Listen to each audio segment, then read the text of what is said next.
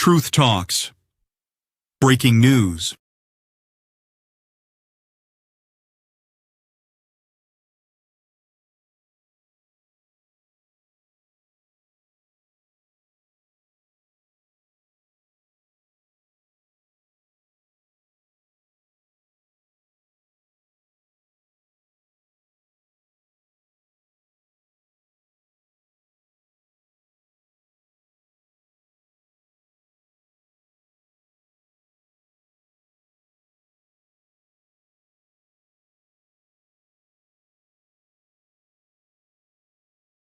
It's the top of the hour, and we welcome you to Morning Mic Drop at Truth Talks Live, where your voice matters. Stay tuned for our breaking world news coverage this hour. Like, subscribe, and hit the notification bell for when we go live. And now, breaking news.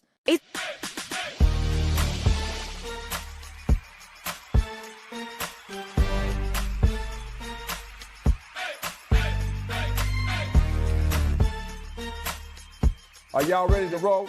Let's go. Good evening. We begin tonight with several breaking stories. One incredible sight, that 7-ton meteor across several states in a moment here. But we begin with the war in Iran. President Trump's top counterterrorism official resigning tonight, saying Iran posed, quote, no imminent threat to the U.S. Late today, the president lashing out after Joe Kent, his hand-picked director of the National Counterterrorism Center, quit his post. Tonight, President Trump also furious. NATO allies are refusing to help protect the critical Strait of Hormuz more than 2 weeks after President Trump started the war. And tonight, Iran now confirming its national security chief has been killed in an Israeli airstrike. And a short time ago, the images coming in, flames rising from the U.S. embassy in Baghdad. What we've learned, Iran-backed groups hitting multiple targets. Rachel Scott leading us off here with this high-level resignation tonight and President Trump's response. Tonight, the administration's top counterterrorism official resigning in protest over President Trump's war with Iran, declaring Iran posed no imminent threat to our nation. Joe Kent, director of the National Counterterrorism Center, writing, I cannot in good conscience support the ongoing war in Iran. It is clear that we started this war due to pressure from Israel and its powerful American lobby.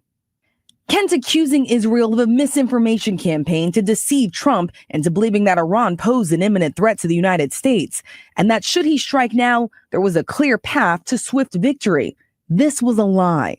President Trump, who has long supported Kent's political career, despite Kent's controversies and past associations with anti-Semites, today brushing off his resignation. And I always thought he was a nice guy, but I always thought he was weak on security, very weak on security.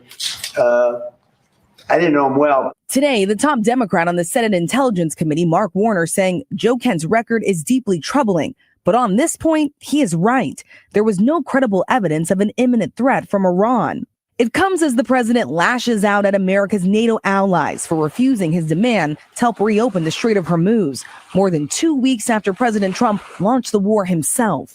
Germany declaring it's not our war. We can't be at every place to support a war which we didn't start it. From the UK, a similar message. And today, French President Emmanuel Macron Nous ne sommes pas partie prenante au conflit. Saying France will never take part in operations to open or liberate the Strait of Hormuz in the current context. I think NATO's making a very foolish mistake. After calling for Europe's help, tonight the president saying he doesn't need it after all.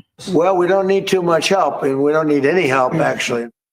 The president clearly frustrated with our NATO allies, but they have been very clear that this is not their war, saying the president did not consult with them before launching those strikes against Iran. And tomorrow, all eyes will be on Capitol Hill. The president's national security team will be testifying before Congress, and they will certainly face many questions about whether Iran posed an imminent threat to the United States, David. And you'll be watching that hearing for us, Rachel Scott, tonight. Thank you. This evening, just in, new images of the U.S. Embassy in Baghdad coming under attack again, what we've learned at this hour.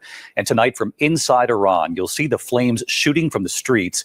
Israel now targeting police checkpoints in Tehran. The Israelis say some Iranians are now helping Israel with the targets. And Iran now confirming tonight its national security chief has been killed. All of this as gas prices in the U.S. are up now about 90 cents a gallon since this war began. James Longman from the region again tonight. Tonight, the dramatic images coming in from Tehran, raging flames in the streets. Videos circulating online show the Israelis turning their focus to local regime targets. The IDF says they've hit dozens of police checkpoints and vehicles in Tehran. An Israeli intelligence source tonight tells ABC News some Iranians themselves are now sharing locations where regime militia are on patrol for the Israelis to strike. This amid a brutal blow to Iran's chain of command, Israel killing Iran's top national security chief, Ali Larijani, calling him the de facto leader of the regime. That same strike also killing the commander of Iran's feared religious militia, the Basij, Gholam Reza Soleimani. That militia behind the bloody crackdown on Iranians in the street protesting against the regime back in January that left nearly 7,000 dead. Israel's tactic to help Iranians take to the streets again, despite enormous danger.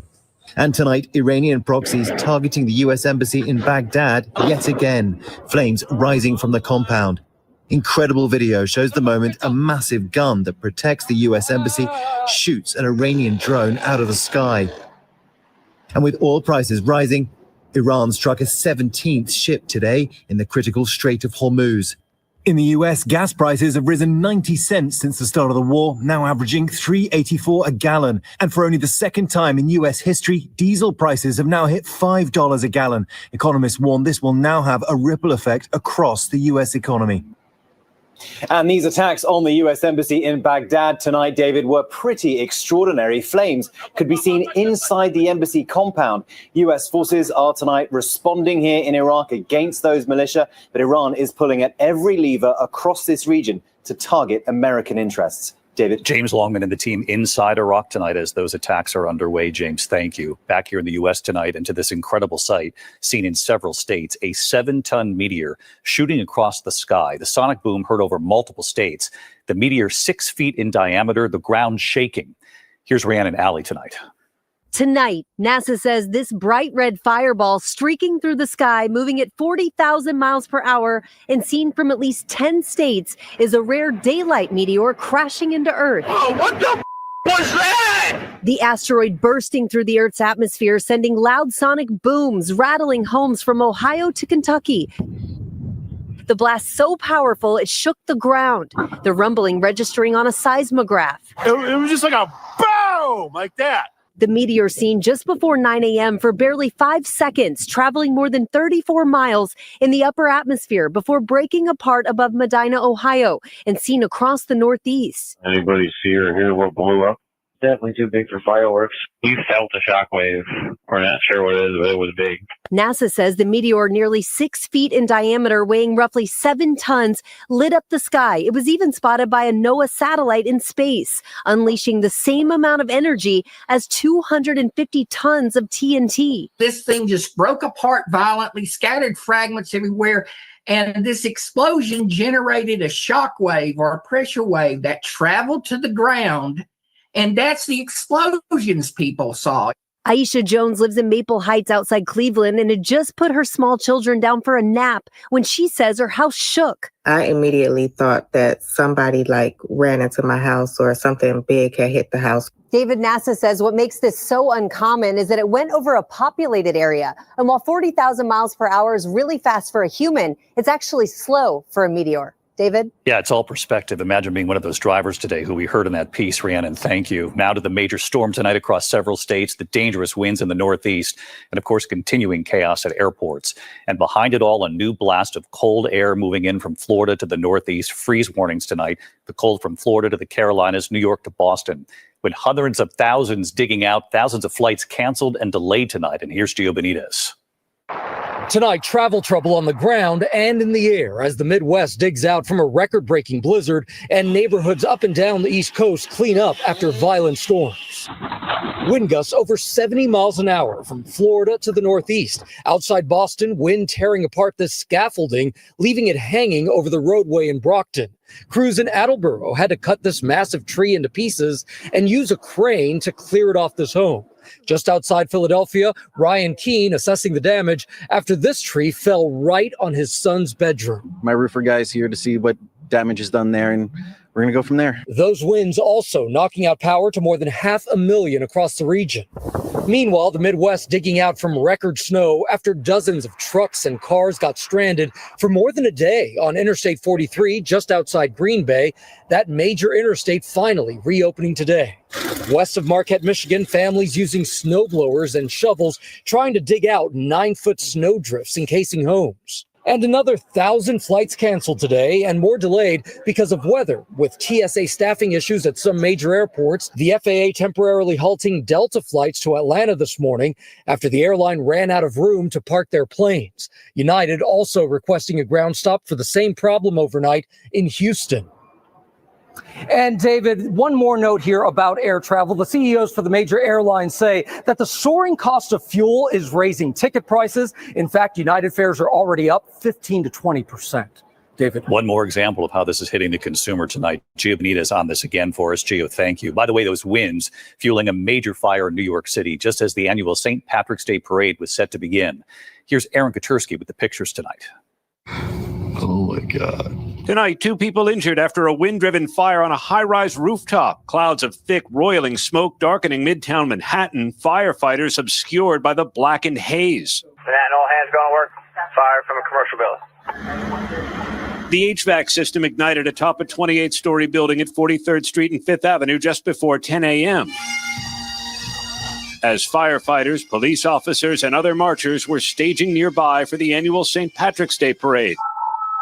It took dozens of firefighters to extinguish the fire, finally dousing the last of the flames after an hour and a half. It was a wind-driven event. The units, it took about 140 fire and EMS personnel to be on scene to take care of the situation. The building was vacant save for the construction workers, turning it from office space into residential apartments. It looks like the EMS. An EMS lieutenant and a police officer suffered smoke inhalation. The damage was contained to the building's roof, David. The cause of the fire is under investigation. David. Aaron Katursky with us. Thank you, Aaron. In North Georgia tonight, a gunman reportedly killed by police after storming a VA clinic and shooting a worker there. Police responding to the Pickens County Veterans Affairs Clinic in Jasper this afternoon, confronting the suspect outside. Police say officers shot the suspected gunman during the encounter. The shooting victim was then airlifted to a nearby hospital. No word tonight on the victim's condition or a motive. We turn now to a case making national headlines. The wife and mother who wrote a children's book about grief after the death of her husband. She's now been found guilty of killing him and how prosecutors say she did it. Here's Trevor Ault. Tonight, vindication for the family of Eric Richins after a jury swiftly convicted his wife, Corey, of his murder. Guilty of aggravated murder. It's been a long time coming, so just very happy that we got justice for my brother. The Utah mother was accused of poisoning her husband with a fentanyl-laced cocktail. And a month before her arrest, she appeared on TV promoting a children's book she said she wrote to help her kids cope with the grief. My husband passed away unexpectedly last year. It completely took us all by shock. Prosecutors say Corey Richins killed her husband for money because she was deeply in debt and wanted to start a new life with a new man. They showed the jury body camera footage the day of the murder, but they claimed Corey was pretending to cry. Corey Richins hides her face because she doesn't know how to react because she is not grieving. She's not grieving because she feels no grief. She just murdered Eric. They also played this video of Corey laughing during a celebration of life party the day after the murder. David, Corey Richins faces 25 years to life in prison. She'll be sentenced May 13th. But what about her husband's 44th birthday? David. Trevor Ault with us tonight. Trevor, thank you. Tonight, disturbing allegations against a civil rights icon, Cesar Chavez, the late co-founder of the United Farm Workers. The union now says it will not take part in this month's celebrations honoring Chavez following allegations of possible abuse involving young women and girls. The union says it has no firsthand knowledge of the allegations, calling them, quote, profoundly shocking. Chavez was credited with organizing migrant farm workers starting in California and helping to improve their quality of life. When we come back tonight, the tributes this evening for a well-known name at the Apollo and the former Syracuse University quarterback who has died at just 28 years old. Also ahead, look at this, the collision on the tracks, an Amtrak train filled with passengers and an 18-wheeler. Also tonight, just days before March Madness begins, a star player now under arrest tonight. This evening, one of the world's most elusive artists, has Banksy been revealed? Well, what the artist is now saying tonight about this, we'll be right back. Tonight, the collision involving an Amtrak train and an 18-wheeler just outside Houston. The train traveling from Los Angeles had 100 passengers when it crashed near a rail crossing. The impact knocking that green shipping container from the truck's bed. Authorities say at least 2 people injured. This could have been much worse. Tonight, Alabama men's basketball star Aiden Holloway arrested on drug charges just days before the NCAA tournament kicks off. Police arresting Holloway Monday after they reportedly found 2 pounds of marijuana at home in Tuscaloosa. Holloway now out on bond. Tonight, Alabama's coach saying the team plans to play without Holloway in Friday's game against Hofstra. When we come back here tonight, the tributes this evening for a well-known name at the Apollo. And one of the world's most elusive artists. Has Banksy been revealed tonight? What the artist is now saying. To the index of other news tonight, former Syracuse University quarterback Rex Culpepper has died at the age of 28. Culpepper played 30 games for Syracuse between 2017 and 2020.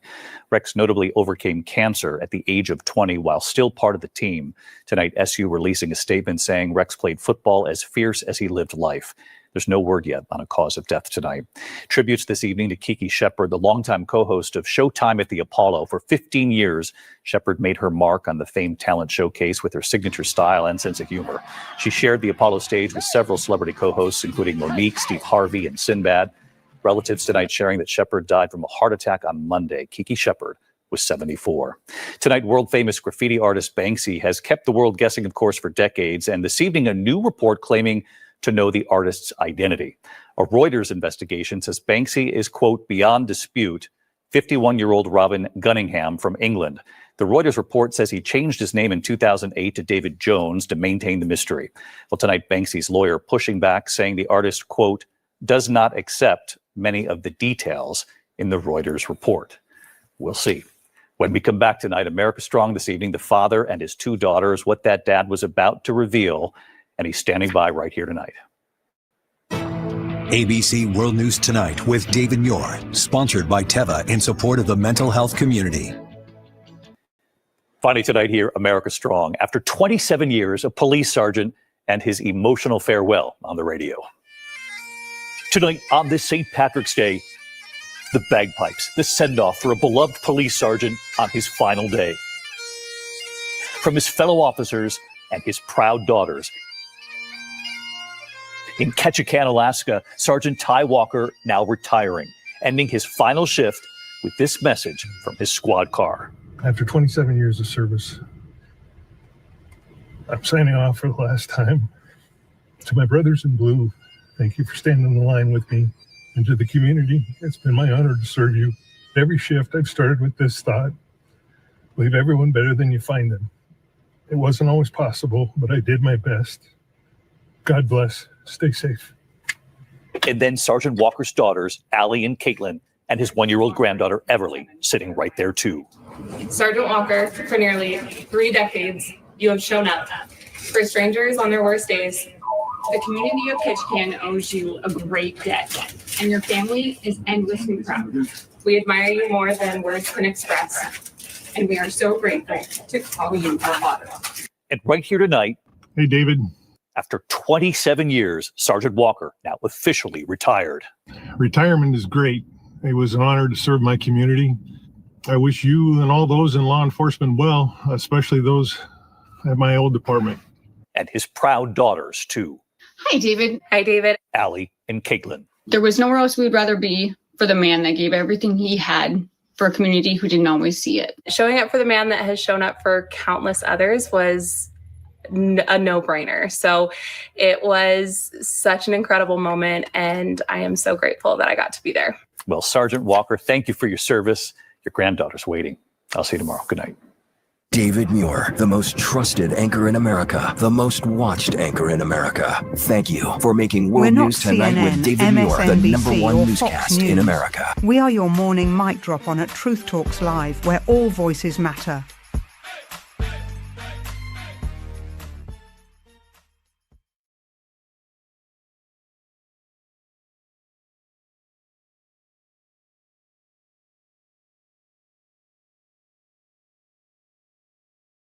It's the top of the hour, and you are watching Morning Mic Drop on Truth Talks Alive. We're FACT at it. And now, breaking news. potentially around 5,000 Marines on board that as well. And there was one analyst suggesting to me, Richard, that this boat could be used as some form of ground invasion on the Strait of Hormuz. Whether, again, we see US military action in these waters will, of course, be something we'll have to wait and see. But this is a big, large vessel coming with plenty of military might to try and get control of the Strait of Hormuz. Inzamam, thank you very much indeed. Inzamam Rashid joining us, just overlooking the Straits of Hormuz. We do have at the moment some breaking news coming through. It's concerning the Iranian intelligence minister, Mr. Khatib. Apparently, the Israeli defense minister, Israel Katz, says that he has been killed overnight. As soon as we have more details on that, we'll bring it to you. Well, in the studio with us is Zaidun Al-Kinani. He's a Middle East politics professor, but we'll get to him in a second because we can get over to Baghdad, and Asad Beg is there. And Asad, when we look at what's happening currently in Baghdad, we've had further attacks on, I believe, the US embassy. Can you tell us more? Yes, there have been further attacks. In fact, there have been a number of drone strikes trying to get or target the US embassy, which is in the green zone of Baghdad. Now, last night, there was the air defenses were activated. We could hear and see them trying to shoot down the drones. Now, what the information that we have is that 2 drones were intercepted near the US embassy, and another one was intercepted near Camp Victory, near Baghdad International Airport. Now, 2 drones came down. The debris from those seemed to cause a fire. The authorities say that's now under control. But the 4th drone they lost it over radar, so they don't know where that went. But there's serious security questions being raised here, which is that these drones are being launched from inside the city. Although the authorities here and the Americans are managing to intercept many of them, but they haven't stopped the launch of them. And we've seen it just not here in Baghdad, but drone strikes across the country as well as US airstrikes. And it just goes to show how the conflict in Iran is really spilling over into Iraq. Asad, thanks. Asad Beg there in Baghdad. Let's get back to Ramallah. And Nida Ibrahim is there on the occupied West Bank. Now, we're getting the Israeli defense minister, Israel Katz, claiming that they have killed the Iranian intelligence minister, Ismail Khatib. Do you know anything more about this? Yes, we've just heard from the Israeli defense minister confirming in what he says the success of the assassination attempt of the Iranian intelligence chief Ismail Khatib. And according to Israeli military journalists and analysts who have been reporting on the story in the past few hours, he's been a target in attacks that targeted Tehran last night, saying that he was close in the Israeli perspective to the new supreme leader, Ayatollah Mujtaba Khamenei. According to the Israeli sources, they say that they have been gathering intelligence information that allowed them now, Rashad, in the past 24 hours to declare the death of 3 senior Iranian officials. We were talking yesterday about Israel's announcement. In fact, it was Katz who announced the killing of Ali Larijani, the top security official in Iran, as well as the Basij commander Ghulam Rida Soleimani. Now we see a second announcement in 24 hours by the Israeli defense minister saying that they indeed killed the intelligence minister. Now, in addition to that, the Israeli defense minister has said to expect surprises on all fronts, saying that this war is going to continue on both fronts, the one targeting Hezbollah and the one targeting Iran. Also, he said that the defense minister, Israel Katz, has him and Netanyahu instructed the military to conduct assassinations without requiring to get approval from the official sources, saying that this day will see even more surprises when it comes to this war. This is seen as yet another target, another success in the Israeli perspective to assassinate and crack down more on the Iranian regime. Since the war started, it started with a major assassination, the supreme leader Ayatollah Ali Khamenei.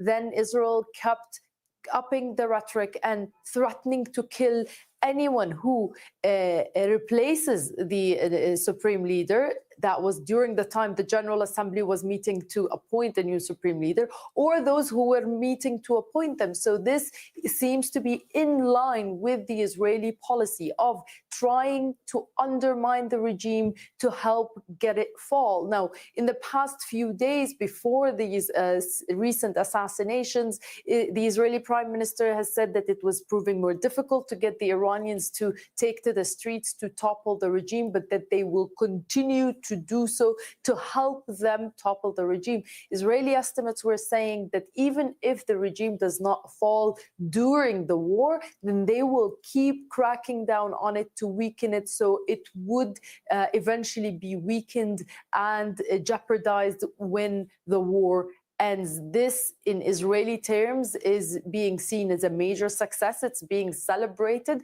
but also let's not forget it's been made possible because of the American and Israeli efforts to have aerial superiority over Iran that had eased the operations, had eased the ability of the Israeli Air Force to operate almost freely after jeopardizing and diminishing and weakening the Iranian defense systems.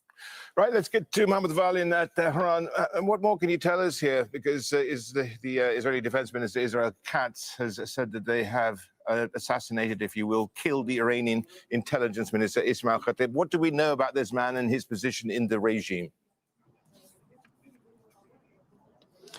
Well, apparently Ismail Khatib is one of the key figures in the regime. He's been around for a long time. He worked in the office of the Supreme Leader. And he even has the title of Hujjat al-Islam, which means like he's one of the highly prominent clerics in the country. He worked also in the IRGC, and he was very close to the late Supreme Leader. So he's one of those figures that Israel and the United States are looking for assassination, because he's considered a hardliner. In 2002, he was put on the U.S. list of sanctions against Iranian officials. So Ismail Khatib fills all the requirements for the Israelis to be after, and that's what they have done. We don't know. We don't have the confirmation yet, but right now there is a pattern. The Iranians do not talk about these assassinations until probably a day or two after. So the likelihood that he has been killed is high. And he is, of course, one of the hardliners, according to the general description of the hardliners, of people who talk, the Americans and the Israelis. And again, a new leader has been taken out, a new figure has been taken out, and that's adding to the count of people. The Israelis are probably, apparently betting on this type of assassinations to finish off all the members of the Iranian government and the Iranian system, even though the Americans have been talking at the highest level. U.S. President Donald Trump has been talking about the possibility or the likelihood or the desire to find someone from among the government who is amenable to negotiations and who can meet the requirements that are needed by the Americans for a continuation for a resumption of ties with Iran. So, we have two approaches here. The Israelis trying to kill off everyone, and the Americans trying to find someone if they are serious about what they are saying. We don't know if there is a kind of coordination between the two sides, but apparently, at least on the face of it, there is no coordination. And the Iranians are watching this. They are saying this is not going to affect the government and the system. But there is fear that, this is going to lead to a situation where we have only young figures who have nothing to do with politics, who are not even interested in politics or negotiations. And by way of revenge or by way of anger of what's going on, they might resort to they might resort to power and just war. That's what they know. Most of them are field commanders in the IRGC or the army. And if the old figures, the wise leadership of the country is taken out entirely, then we will have a generation of people who are probably going to be more of hardliners than otherwise. Mohammed Vali in Tehran, we can see these thousands of people taking to the streets of the Iranian capital to join the funeral for Gholam Raza Soleimani and Ali Larijani, who were killed in Israeli airstrikes on Tuesday. But let's get you back to Nida Ibrahim in Ramallah on the occupied West Bank. And well, we have now a third person being assassinated by the Israelis. And according to at least the Israeli Defense Minister, I should say, Israel Katz.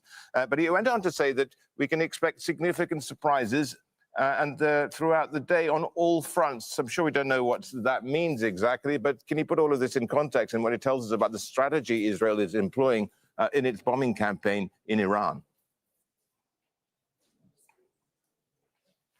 Well, as you said there, Rashad, 3 senior Iranian officials have been killed in the span of 24 hours, according to what we've been reporting on based on the Israeli defense minister's statements. He has been saying that we should expect surprises that would escalate the level of the war on all fronts, referring to the Hezbollah attack on Hezbollah and attack on Iran, saying that him and Netanyahu have instructed the army to conduct assassinations without needing to get pre-approval from the highest levels. What that means is whether we will see more assassinations. It's a matter of if the Israelis have the opportunity, the chance, the intelligence information, but it seems to be preparing for a series of announcements. Now, should the Israeli forces have that ability to do so? It's being called now, this operation in Israeli media, as a triple success, saying that this shows that the regime has indeed taken a blow. Now, yes, we've been saying in the past that Iran is designed and its structure and its system is designed to survive the assassination of certain individuals, but among the Israelis, the estimate is that these major and main personalities being targeted in the beginning of the war, the supreme leader, and now main security officials in the regime, including what the Israelis have been saying, is the fact that Khatib has been a close aide to Mujtaba Khamenei, the current supreme leader, should and would. Nina, this is the scene at the moment in Tel Aviv. This is Israel Katz. He is briefing the press on what has been happening, including, of course, the killing of the Iranian intelligence minister, Ismail Khatib. Assassination operation against the Iranian leaders, Qim Larijani and Soleimani. Also, we have managed to assassinate the intelligence minister, and we will continue these operations in Iran. The Israeli policy is quite clear. No one has immunity in Iran, and everyone must know that. Prime Minister Netanyahu and myself, who asked the army to assassinate any Iranian official in Iran without any prior approval. We will continue assassinating everyone and killing everyone. Today, there are some expected surprises that will increase the level of the war against Iran and against Hezbollah. The الهائلة لكبار النظام الزعيم الإيراني فعلي اللارجاني ورئيس منظمة إعمال القتل الشعب الباسيل السليماني تم هذه. All right, well, we're going to leave that. That was Israel Katz, the Israeli defense minister, announcing that the country had killed the Iranian intelligence minister, Ismail Khatib. Let's bring in our guest, Zaidun Al-Kinani. He is a Middle East politics lecturer at Georgetown University right here in Qatar. What does this really tell us, again, after, of course, 24 hours ago, the killing of Ali Larijani, arguably the most powerful person in the regime since the killing of the supreme leader, and the head of the Basik forces as well, Gholam Reza Soleimani? It's a complete challenge against the existence of the Iranian regime by completely eliminating whatever political elite or class that is at the forefront of this war, obviously without differentiating between who would be considered from the reformist camp and who would be considered from the traditional That was going camp. to be my question, actually, yeah. Yeah, there was also previous political observations whether even the US is considering whether they would differentiate between the different political camps within Iran's political elite. But there is a clear indication that there is a direct targeting of the complete existence of the Iranian regime. There is a complete, clear strategy in continuing this war. However, we're lacking what the plan B would be in the case of the fall of this Iranian regime. And based on what notions do they believe Is that this there a plan regime... B? That's the thing. There wasn't a plan B since the beginning, and it was very obvious given the fact that the assassination of the supreme leader happened from day one, which perhaps takes us back to the assumption that both the US and Israel presumed, particularly Trump's administration, that this may be enough to end the Iranian regime in a similar way to how the toppling of Maduro allowed a complete US control of Venezuela economically and politically.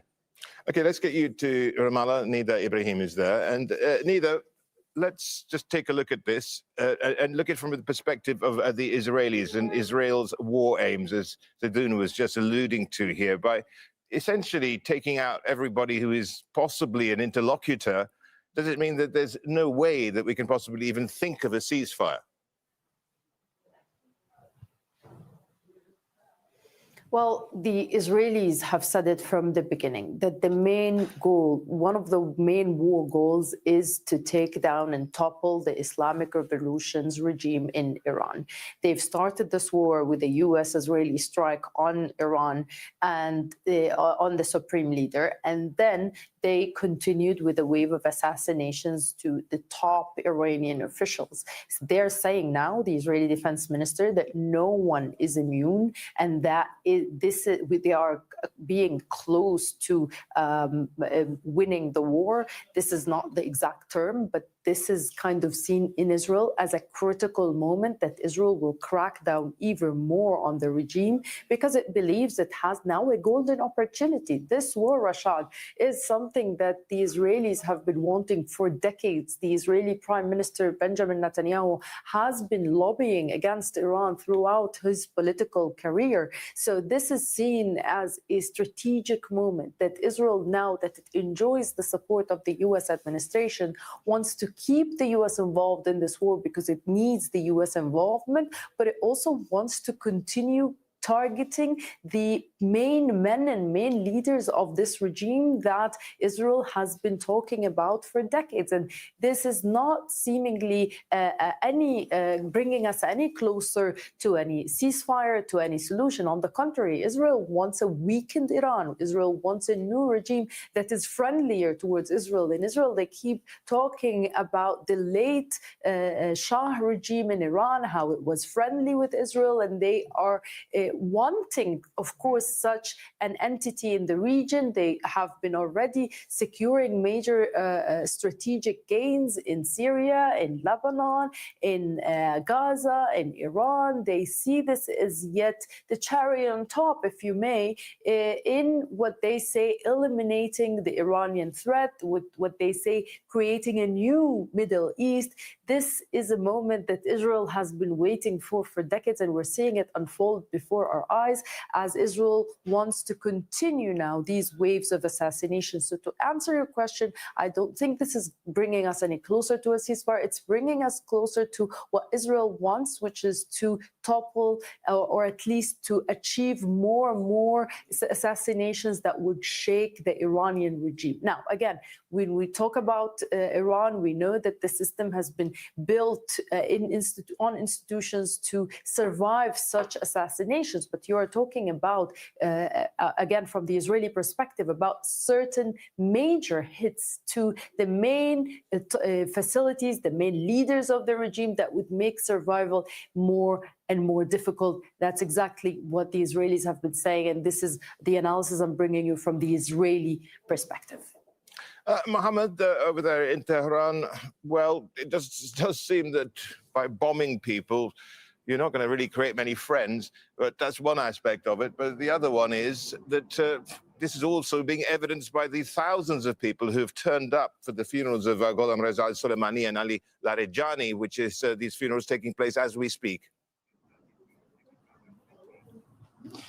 Well, that's right. Iran is divided. Iran is a divided country ideologically and politically, and the people who are visible in the streets are people who support the government. So what you see is more defiance, more people, and the government is doing what it can to take people to the streets. They are responding in thousands, in millions at times, if you in the aggregate across the country. Tehran is where you see more of that, and it's going on right now as we speak. But remember also that there is a silent component of the population who are watching what's happening. And I had a chance maybe to talk to one or two. They are watching what's happening silently, but also they are pleased about it, by the way. As long as it doesn't touch their family, their own safety, and so on, what they are watching now is something they want to continue. They want to see the regime removed. And I'm not talking about the majority. I'm talking about a component of the population. So here you have a complex image here, a picture of things in Iran. But those who are allowed to be in the streets, and they are millions and millions, and they have a very strong weight in the politics of the country, and they may continue to dominate, may continue to rule the country. We're talking about not only about the people in the streets, but also thousands of people who are members of this government, of this movement that is ruling Iran. Talk about the Basij. The Basij are counted in hundreds of thousands. They are paramilitia individuals who are very well trained and ideologically prepared to lead and to continue the fight for this government to continue, or this trend, or this movement, as I said, to continue to rule. It's a very complex picture, and it's not very close to the final disintegration. My assessment, and the assessment of many people here, that it is not yet close to that final disintegration that the Iranians, that the Israelis and the Americans are looking for, despite the sheer amount, a big number of people who have been killed so far. We have seen those senior figures being assassinated, but if you look at their age, they are above 60, most of them. But you have people who are 50 something. You have people between 60 and 50, between 50 and 40, and they are very much ideologically formed and hardened to take the lead. And these are people who are more capable of leading the crowds, more capable of leading the army and fighting on their own bodily if it is necessary. So that means it's a very complex situation, and I don't know if the Israelis understand this, but the Iranians, if you talk to some of them, they tell you this is very difficult. I mean, it's very difficult to remove this government right now. Mohammed Val, thank you so much, Mohammed Val, there in Tehran. Right, let's get back to our guests right here in the studio, and of course we have Zaydoun Al-Kinani with us at the moment. But we also have, but we will be going to an energy guest as well. Now, I mean, what Mohammed was saying there is that this is a regime which has no signs of disintegration just yet. So that brings you to the other point here. Did the Americans and the Israelis miscalculate the resilience of the government in Tehran? I think there has been an assumption that tackling the political elite and the leadership in Iran would be enough to create a self-destruction within Iran, given the indication in previous months and years that there is a strong opposition, a strong protest movement on the ground, a strong exiled opposition in a diaspora that indicates strong signs of a potential replacement of the current regime in Iran. I think the Israelis are very well aware of the different components, the different power structures and agencies within the Islamic Republic, whether that's the religious establishment in Qom, the presidency in Tehran, or the IRGC within and beyond the Iranian borders. The assumption from Trump's administration's perspective may be slightly different from the Israeli perspective. As we previously discussed, the Israelis are interested in a continuous destruction of the Iranian regime, even if it meant that this war might temporarily end, but that it might continue in a few years following years of much more drastic sanctions. Ultimately, if the Israeli government and the revolution survives this, they've in effect won, have they not? It depends on the status quo, economically and politically. One could say the same thing towards Saddam Hussein's regime's survival from the Desert Storm operation in 1991.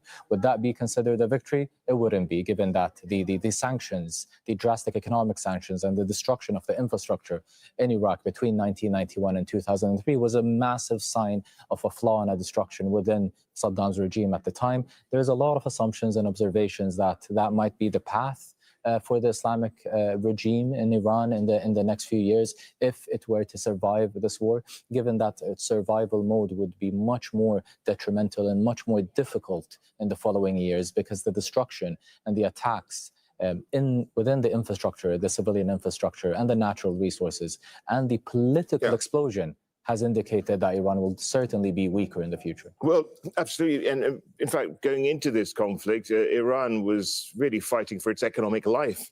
Economic life, political life, existential threat within and beyond its border. Its existential proxy network threat across the region has been going through a massive threat given October 7, following the assassination of Hezbollah's chairman, following the downfall of Syria's Assad regime, which was seen as a massive Iranian standpoint in the region through its array of axis of resistance alliances, the decrease of the influences of many of the Iran-aligned groups in Iraq as well, and the strong opposition they have been receiving from Iraqi political opinion, public opinion and political discourse are all signs of a decreasing regional influence of Iran. This war in particular has been a direct target to the Iranian domestic, a direct target to the status quo of the Iranian regime in Tehran. Now, one might not deny that the continuous survival of the Iranian regime until today might come as a surprise given the military and the political capabilities of both the US and Israel, but only time and the next few days will tell us to what extent will they be continuing the survival. I just knew we're going to get to Ramallah, Nida Ibrahim. Nida, we've been hearing from Israel Katz, of course, the Israeli defense minister, about the killing of the intelligence minister, Ismail Khatib, in an overnight airstrike. What else did he have to say? Because he was tantalizing his audience by suggesting there's more to come. Yes, he says that we are at the peak of a decisive phase.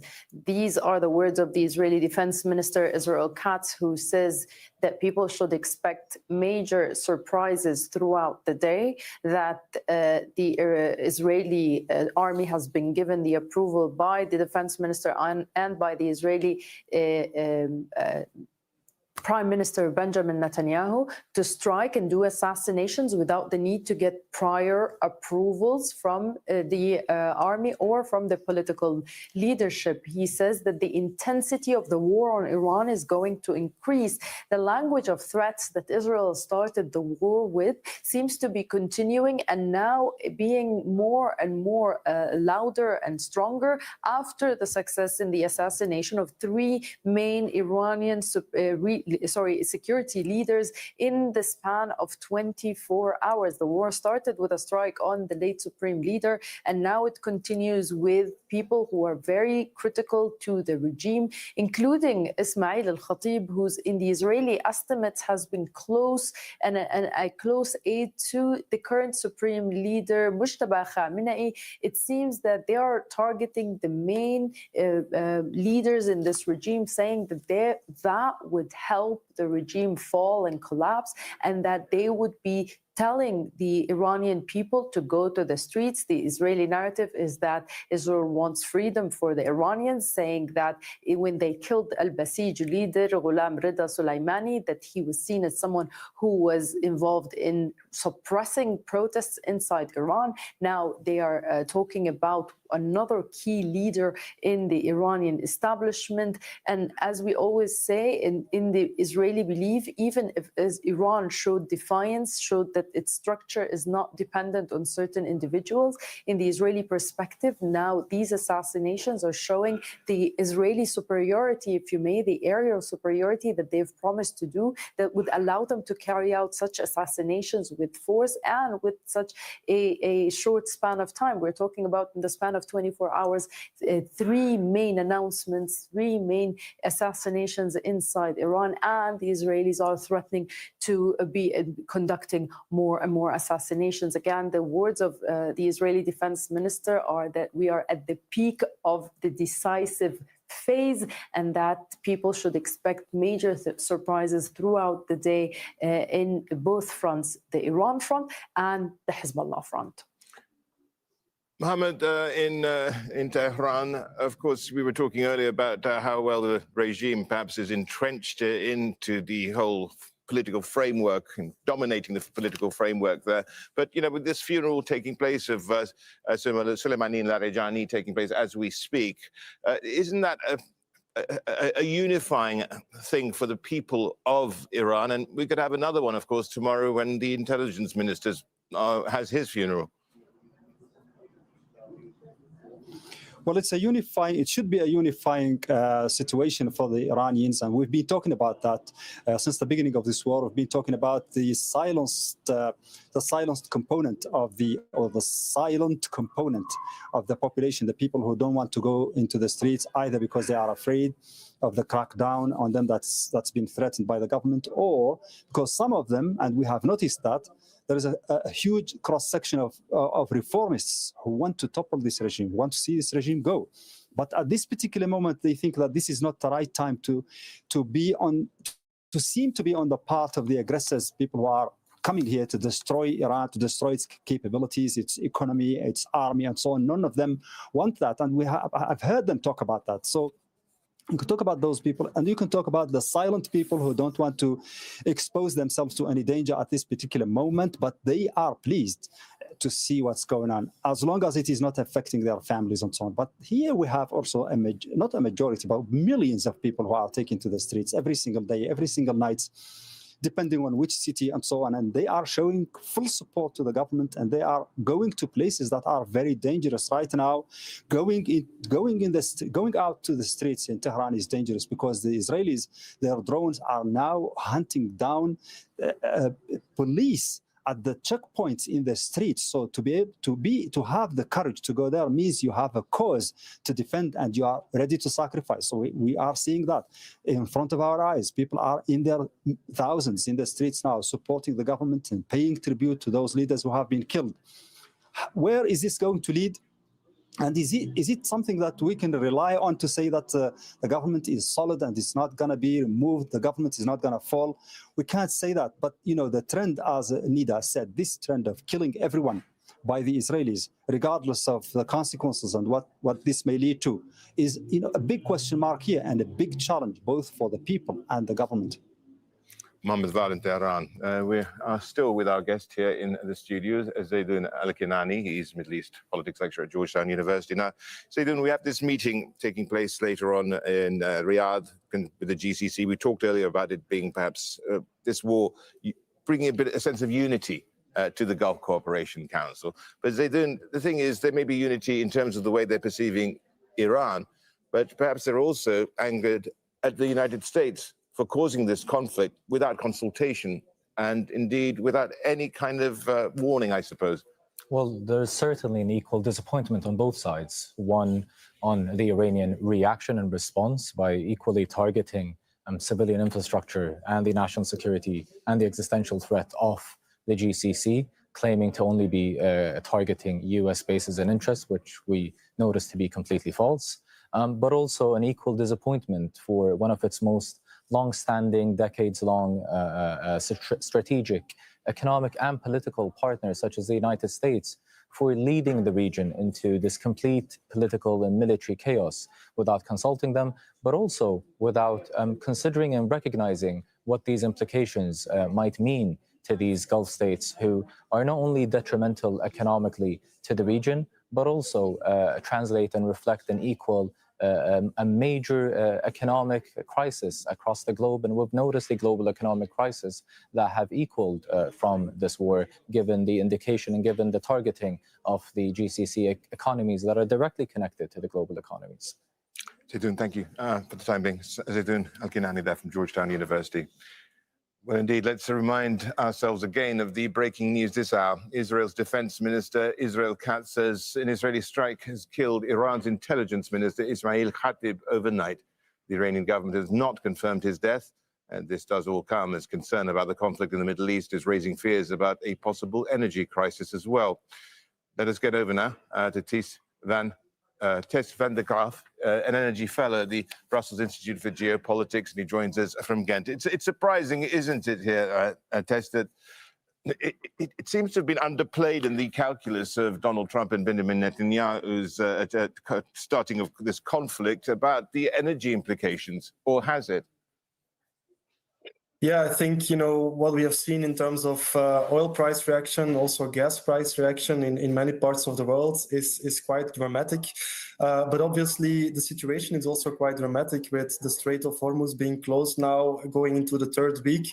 A crucial waterway that normally brings 20% of world oil supplies and 20% of liquefied natural gas supplies to world markets. So in terms of, the magnitude of the disruption, these price effects could have been foreseen. And I think, from some of the reactions that we've seen from the Trump administration, I'm not sure whether they calculated all of this into their calculus before engaging in this offensive. Tess, I mean, a lot of this is really also going to be contingent to the economic damage on how long the conflict lasts. And that's absolutely the center of this. Absolutely. I think, with each day that passes, the supply gap is growing. And we have some ways of mitigating the impacts. There is an east-west pipeline, a crude oil pipeline that traverses Saudi Arabia and ends in Yanbu, the port at the Red Sea, which can divert some of Saudi crude, but not all of it. The UAE also has a pipeline that bypasses Hormuz, but it ends in the port of Fujairah, where the oil terminal has basically been shut down because it has been hit by missiles or drones. So, it's really a matter of reopening that strait. And I think until that happens, we will see lingering price effects and also the supply gap growing. So the upward pressure on both oil and gas prices will then continue. And talking of pipelines, Tess, just bear with me because I want to just read something to you. It's about Iraq and how it's resumed oil exports through Turkey's Ceyhan terminal. This is really down to a breakthrough deal between the Iraqi and Kurdish regional governments. They've agreed to form a joint committee. Revenues will go to the federal treasury. New security measures are going to be put in place to protect the oil fields. The move coming as Iraq faces a production crisis here as well. So, Tess, can this make up for any of the shortfall, if you will? So I think every additional injection of oil into the world market is welcomed at this stage, but you have to put these things into perspective because what we are talking about now is perhaps an additional injection of 200,000 barrels a day, maybe 250,000 barrels a day, but looking at just Iraq, its oil production has plunged since the beginning of the war by 70%. So Iraq was producing at a level of 4.3 million barrels a day before the war, and it has now reduced its production by shutting in production from oil fields directly to perhaps 1.3 million barrels a day. So we're looking at almost 3 million barrels of production that have been lost. So if you look at the volumes, 200,000, 250,000 barrels that could be rerouted through that northern pipeline that ends in the Turkish port of Ceyhan, then you're looking at less than 10% of Iraq's lost supplies that could still find a way to the market. So that's a negligible volume overall. Tess, we had an interview with Kush Desai, who's a special assistant to Donald Trump. He's also a senior deputy press secretary. And it was very interesting in our interview with him that he mentioned Venezuela twice as filling a gap. Surely its infrastructure is also shot. Yeah, I mean, the situation in Venezuela is very clear. It's a country with massive oil reserves, but it doesn't live up to that potential because of years of underinvestment. So Venezuela's oil production cannot provide any solution or any relief compared to the magnitude of disruption that we're seeing now from the Middle East. Just to remind everyone, this is the biggest oil supply disruption in history, according to the International Energy Agency. It's larger even than the oil disruptions of 1973 and 1979. So this is a massive shock, and we've seen some efforts to increase supply. We've seen the announcement of the release of emergency oil stocks last week to the tune of 400 million barrels. We've seen the US also temporarily relaxing sanctions on Russian oil so that Russian oil can also reach the market. We see them referring to Venezuela. We see them calling on other countries in the world to help police the Strait of Hormuz. And I think, all of these things show that there is really genuine concern in the White House over the energy price effects of this war. Tess, thank you. Tess van der Graaf, the energy fellow at the Brussels Institute for Geopolitics, joining us from Ghent. Well, let us remind you of our breaking news this hour. Israel's defense minister, Israel Katz, says an airstrike has killed Iran's intelligence minister, Ismail Khatib, overnight.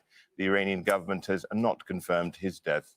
Well, Zaydun Al-Kinani is still with us. He's a Middle East politics lecturer at Georgetown University. And thanks for sticking around, Zaydun. Now, okay, let's start again. You've had time to perhaps digest this more. So what is the Israeli strategy? How damaging is this loss of this man for the Iranian regime? And really, does it really move the dial? It's a continuous strategy in ensuring that there's a complete political destruction within the Iranian regime, ensuring that they can continue to undermine its political and military capabilities, which is certainly the case.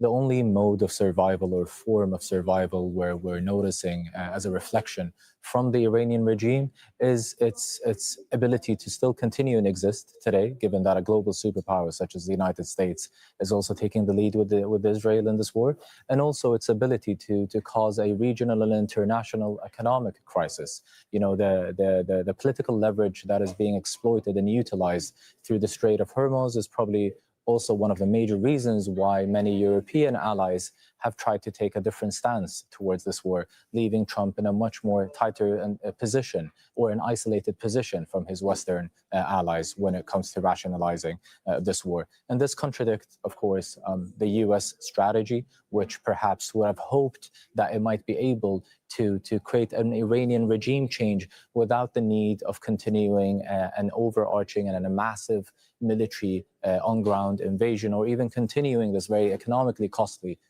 US military airstrikes. Zaydun, thank you very much for the time being again. Zaydun Al-Kinani there from Georgetown University.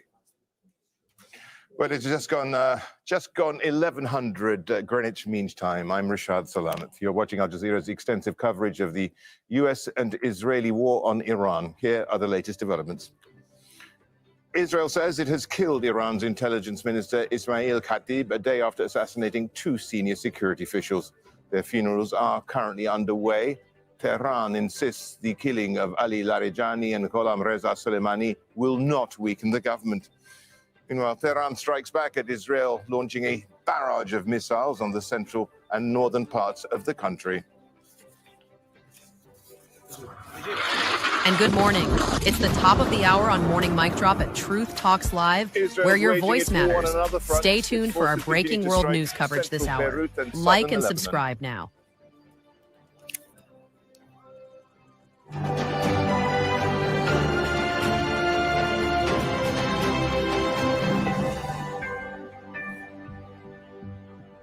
Israel's defense minister, Israel Katz, says Iran's intelligence minister, Ismail Khatib, has been killed in an Israeli airstrike. Iran is yet to confirm Khatib's death. Katz says he and Prime Minister Benjamin Netanyahu have authorized the military to target and kill other senior Iranian officials.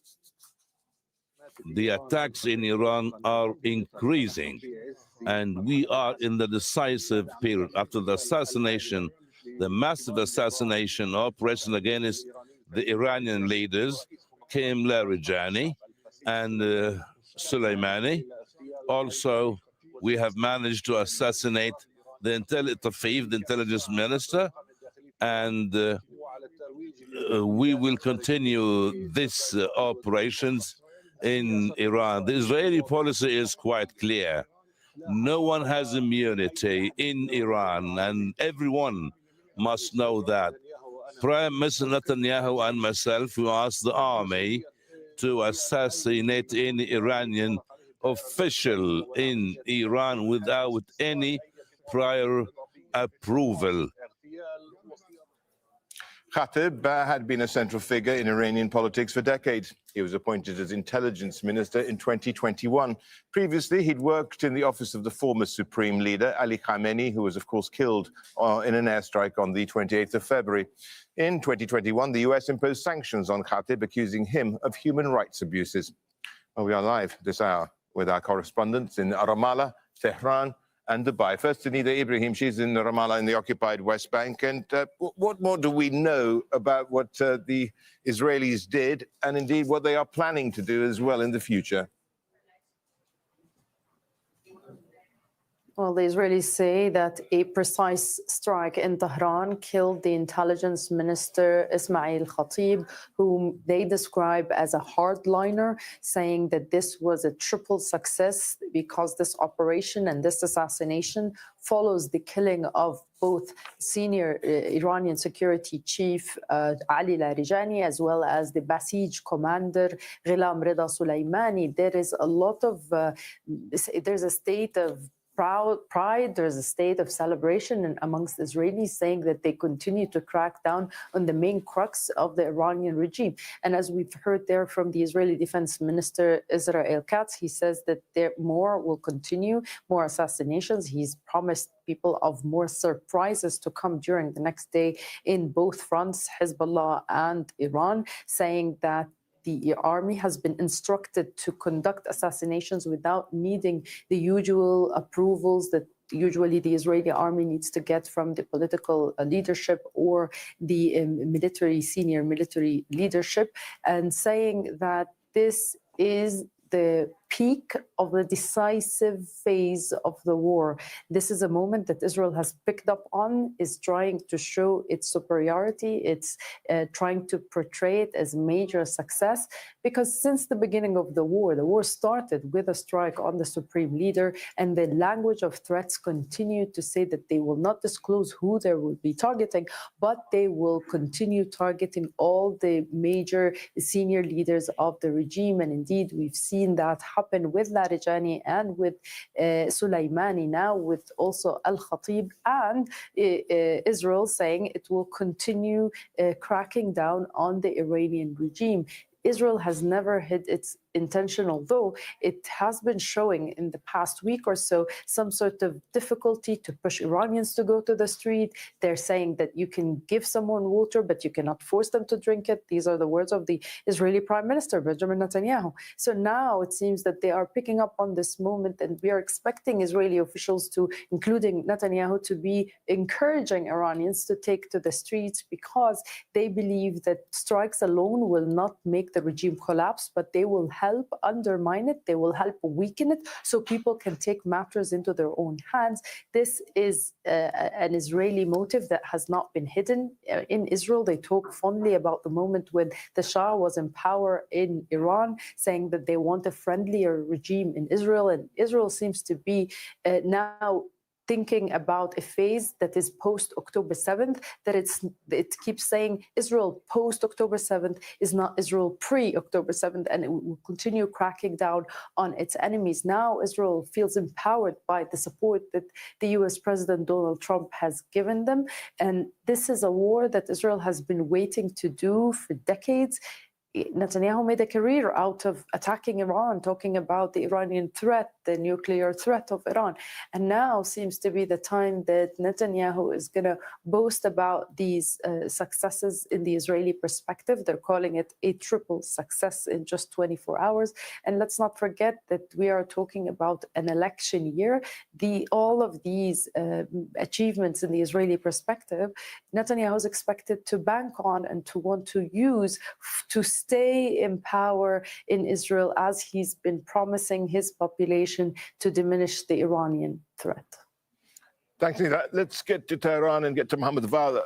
Mohammed, can you give us a sense of the intelligence minister and where he fits into the administration of Iran, and his relative importance, of course, here too? Well, Richard, in terms of his position in the power structure, he ticks every box, and he has been he's a graduate of Qom, and he studied even under one of his teachers was the late Supreme Leader Ali Khamenei. So he's really one of those top clerics, and he has also even the title of Hujjat al-Islam, which means the proof of Islam. That's one of the highest titles in the country. So he is really well placed religiously, ideologically, and also he has decades of experience in the circles of intelligence, particularly civilian intelligence. And one of his goals when the last time he was appointed to this position, he said that he would crack down on corruption inside the government institutions. So he's seen as a hardliner by the Israelis and also by many people. And he's a man who's killing, no doubt about that. His killing is going to cause a kind of dent in the structure, the remaining structure of the regime, of the government. So that's what the Israelis are capitalizing on, what the Israelis are counting on. They are counting on removing every single individual who can be of interest or of importance, or who can play a role in solidifying and maintaining the existence of this government. But I don't know, the Israelis, I mean, maybe some people are saying that this is a revolution. Iranian revolution was a popular revolution when it took place in 1979, and it gained momentum over the years because of the amount of challenges that it has been through the wars and so on. And that's how it gained a lot of popularity over the years. And now it is not one of its weakest. I mean, before this war, it was not at its weakest, despite economic problems and so on. In terms of popular support, it still has millions and millions of supporters, including the ideologically formed Basij and the army and so on. So do the Israelis know how difficult the task is? Nobody knows. And do Iranians now see the government as shaky and about to fall? No, they don't see that. If you talk to many people here, they tell you, look, this is going to take time and it is going to be bloody if the Israelis continue. And if they are insisting on continuing until the end, it's going to be bloody, and it's going to take a civil war before they can be all boots on the ground in numbers that can really change the equation. And all of that is really very grim prospects for the country. Nobody wants to see that here in Iran. Mohammed, stick around, because we did have this exclusive interview with Iran's foreign minister, who insists the deaths of the two of Iran's senior security chiefs, of course not including the one that's been reported today, saying that the deaths of Soleimani and Larijani will not weaken the government. I do not know why the Americans and the Israelis still have not understood this point. The Islamic Republic of Iran has a strong political structure with established political, economic, and social institutions. The presence or absence of a single individual does not affect this structure. Of course, individuals are influential, and each person plays their role, some better, some worse, some less. But what matters is that the political system in Iran is a very solid structure. Mohammed, you were saying earlier on that the regime is nowhere near collapse just yet, but surely these killings, these assassinations must be doing something to the political structure here. Oh, there is no doubt about that. You know, the American calculus and the Israeli calculus was, I mean, it has progressed during the last 18 days since the beginning of this war. At the beginning, there were reports that they were thinking that they could reproduce a Venezuela scenario in Iran by taking out the supreme leader, because they know that in the Shia ideological and religious system, the supreme leader is everything, he's all in all. He's the head of state, he's the commander-in-chief of the armed forces, he's the one everyone listens to, and he's the unifier of everyone in the country. So that calculation didn't work, and the government continued.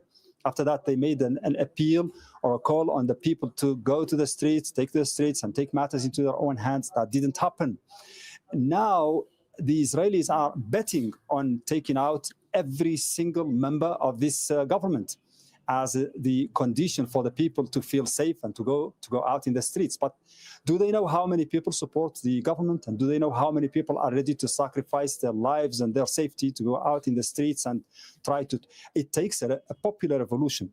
As I said before, this government came in a popular revolution in 1979, this system of government that is in place right now. It might take another bloody or bloodier popular revolution for it to be removed. Do the Israelis know this? Do the Americans know it? We don't know, but apparently they're not aware of it, or they don't know it.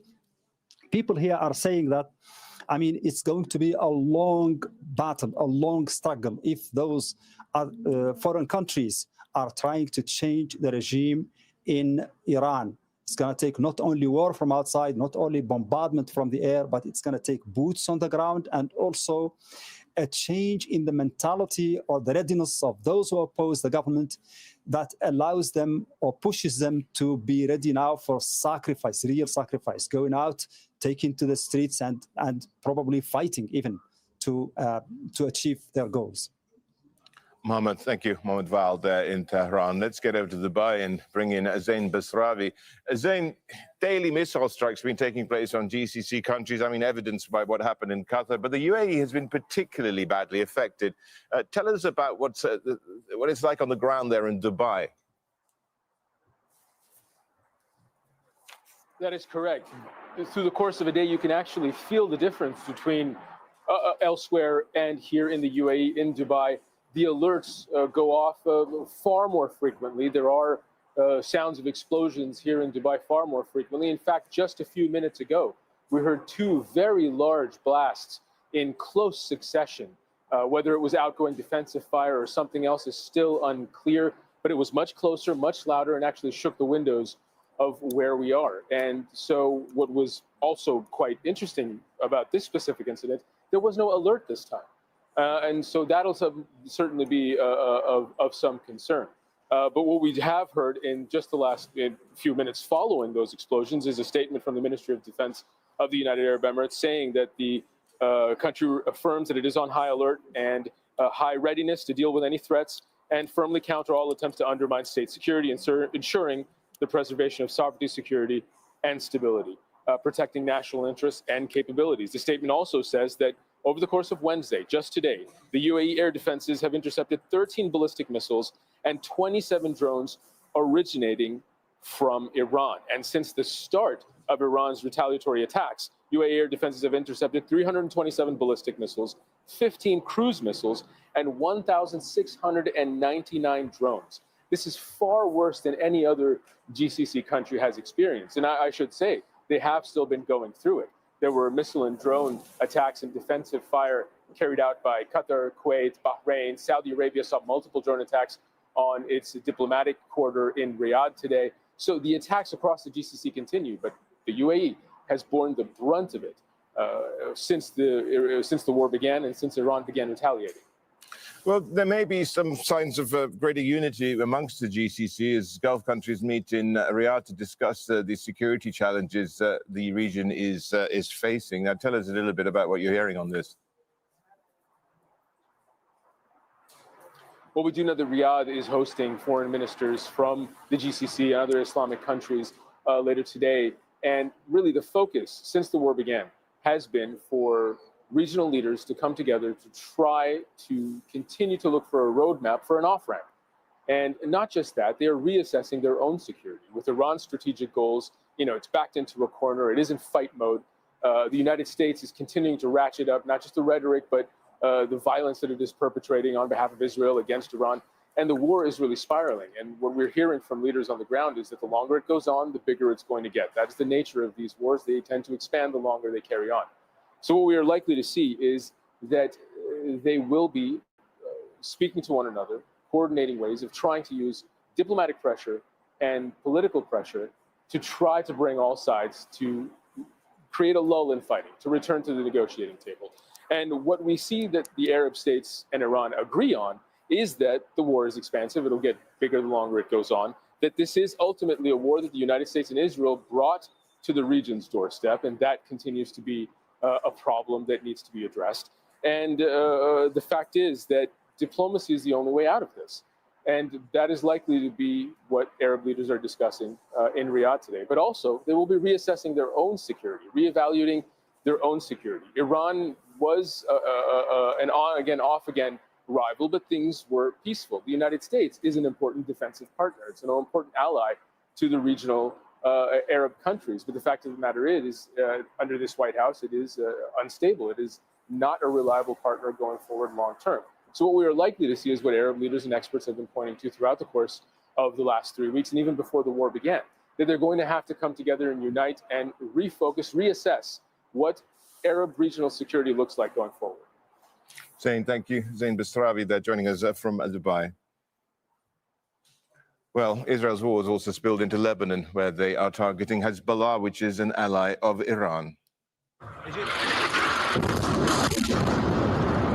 military has carried out a series of airstrikes in heavily populated areas of Beirut, killing at least 10 people and wounding dozens more. More than 900 people have been killed in Israeli attacks since hostilities with Hezbollah resumed more than 2 weeks ago. Al Jazeera's Zaina Khodar reports from the Lebanese capital. The Israeli military escalating its attacks, expanding their scopes, targeting buildings in central Beirut. It appears to be part of a maximum pressure campaign being exerted, not just against Hezbollah, but the Lebanese government. Israel's defense minister has told the government to stop Hezbollah's attacks against Israel, or else Israel will take control of territory. The Israeli Prime Minister Benjamin Netanyahu saying that the Lebanese government has been told it will pay a price if it does not confront Hezbollah. The Lebanese government in a difficult position. It has taken what has been described really as unprecedented decisions against Hezbollah, outlawing its military wing, and the Lebanese government reaffirming that it is committed to reclaiming state sovereignty. But the Prime Minister has said that they cannot enforce these measures at a time of war, during wartime. But it seems that the army, the Lebanese army, has been treading carefully. The army chief has come under some criticism for taking a conciliatory approach toward Hezbollah and focusing instead on, quote, national unity. That's the word he has been the words he's been using time and time again, the need for national unity, because the army chief is concerned that taking on Hezbollah or confronting Hezbollah could split the army along sectarian lines and cause internal divisions. So very dangerous times for Lebanon.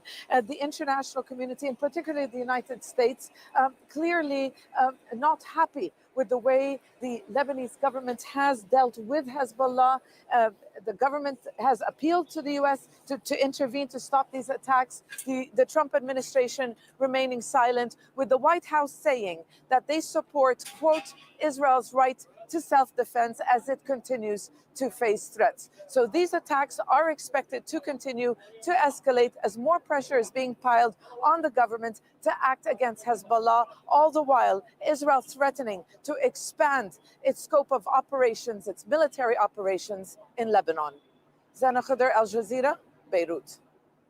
Well, as we've been reporting, oil prices have been rising as the Strait of Hormuz remains largely closed. The waterway is a vital maritime trade route. Around 20% of global supplies pass through it. Iran has threatened to target vessels linked to the United States and Israel.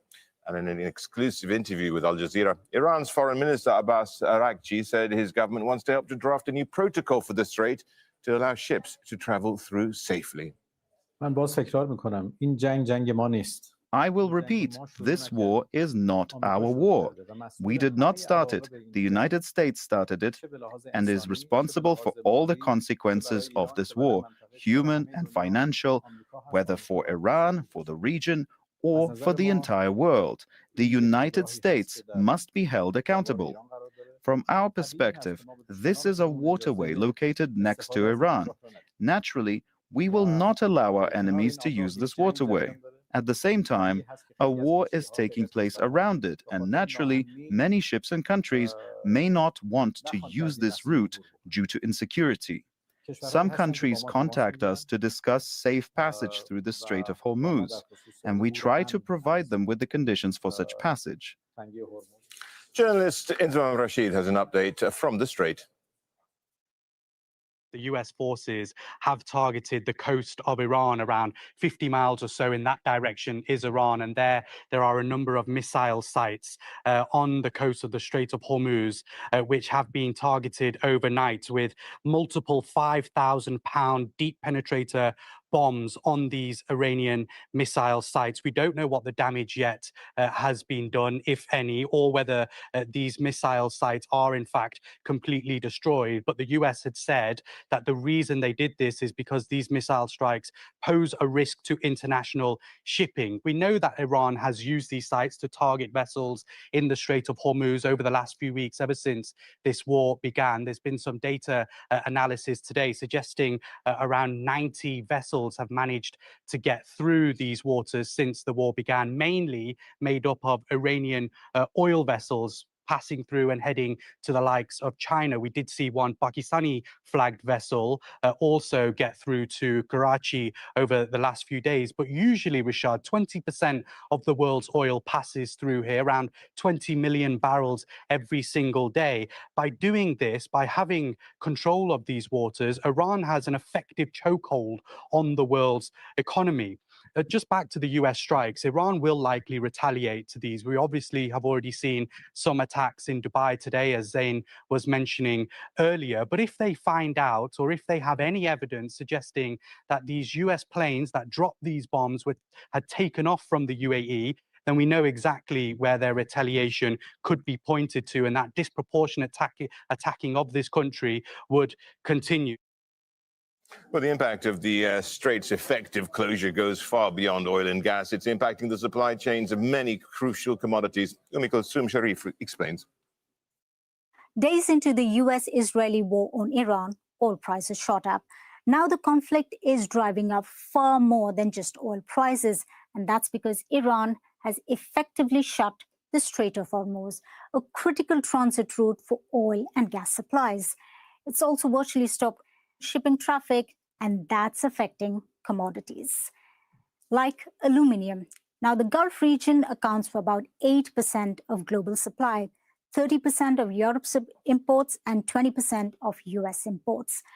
Now, low cost and vast energy resources have helped the countries here set up huge smelting factories, but they rely on raw material imports, and this choke point here is not letting that happen because those shipments are also getting stuck here. So now this is driving up aluminum prices, and it's the highest it's been in years.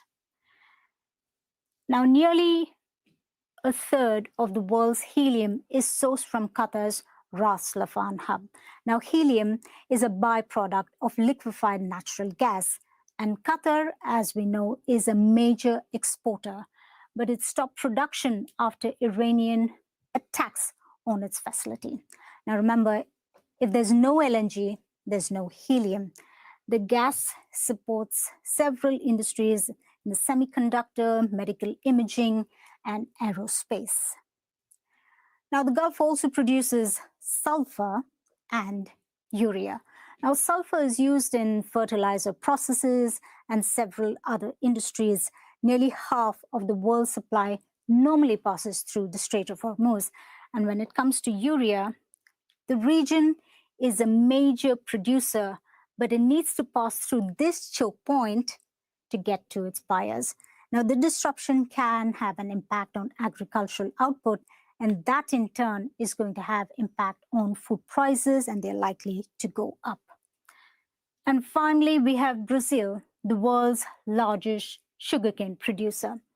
And mills here can either produce sugar or ethanol, which is fuel used for cars in the country. Now, because of high oil prices, the producers are choosing to make ethanol fuel, and that's driving up sugar prices. Now, analysts say longer the disruption, greater the chaos across industries. Meanwhile, Iraq has resumed oil exports through Turkey's Ceyhan terminal after a breakthrough deal between Iraqi and Kurdish regional governments. They've agreed to form a joint committee. Revenues will go to the federal treasury, and new security measures will be put in place to protect oil fields. The move does come as Iraq faces a major production crisis. Now, the Iranian women's football team has arrived in Turkey on its way home after competing in the Asian Women's Cup in Australia. Several players had initially applied for asylum, but later withdrew their applications and chose to return. 2 players have remained in Australia. The team faced criticism in Iran after some players refused to sing the national anthem during the tournament. Right, well, let's just recap our breaking news this hour, and it is that Israel's defense minister, Israel Katz, says Iran's intelligence minister, Ismail Khatib, has been killed in an Israeli airstrike. Iran is yet to confirm Khatib's death. Katz says he and Prime Minister Hill are the senior Iranian officials. Meanwhile, funerals are being held for the 2 senior security officials killed in an airstrike on Tuesday. Ali Larijani and Gholam Reza Soleimani were being buried. These are live images coming through from Tehran, where thousands of mourners are attending the ceremony there Iran's foreign minister has told Al Jazeera that despite statements from the US, the assassinations are not a setback to his government. Well, just to remind ourselves here, the Iranian intelligence minister Ismail Khatib was killed in a targeted airstrike during the night. This is what the Israeli defense minister Israel Katz told newsmen in a press briefing. There's been no initial confirmation from Iran. And what we say, Israel Katz said that Khatib was responsible for repression within his own country as well as external threats. We're going to take a short break. Do stay with us. The news continues at the top of the hour. Up next, it's Inside Story, and today's edition looks at the impact of the war against Iran on Israeli Prime Minister Benjamin Netanyahu's political future in an election year.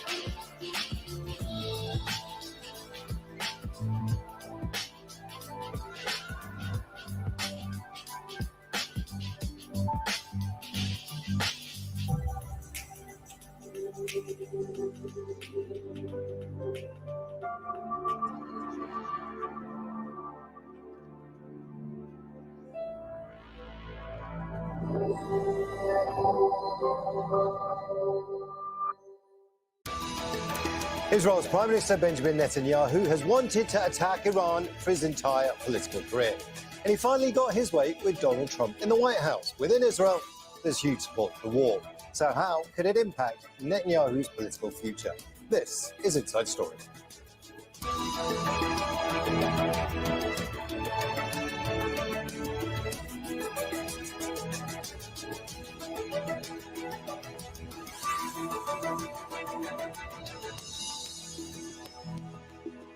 Hello and welcome to the programme. I'm Imran Khan. Throughout his 4 decades in politics, Prime Minister Benjamin Netanyahu has declared Iran to be Israel's greatest enemy, a view mirrored in Tehran since the 1979 revolution.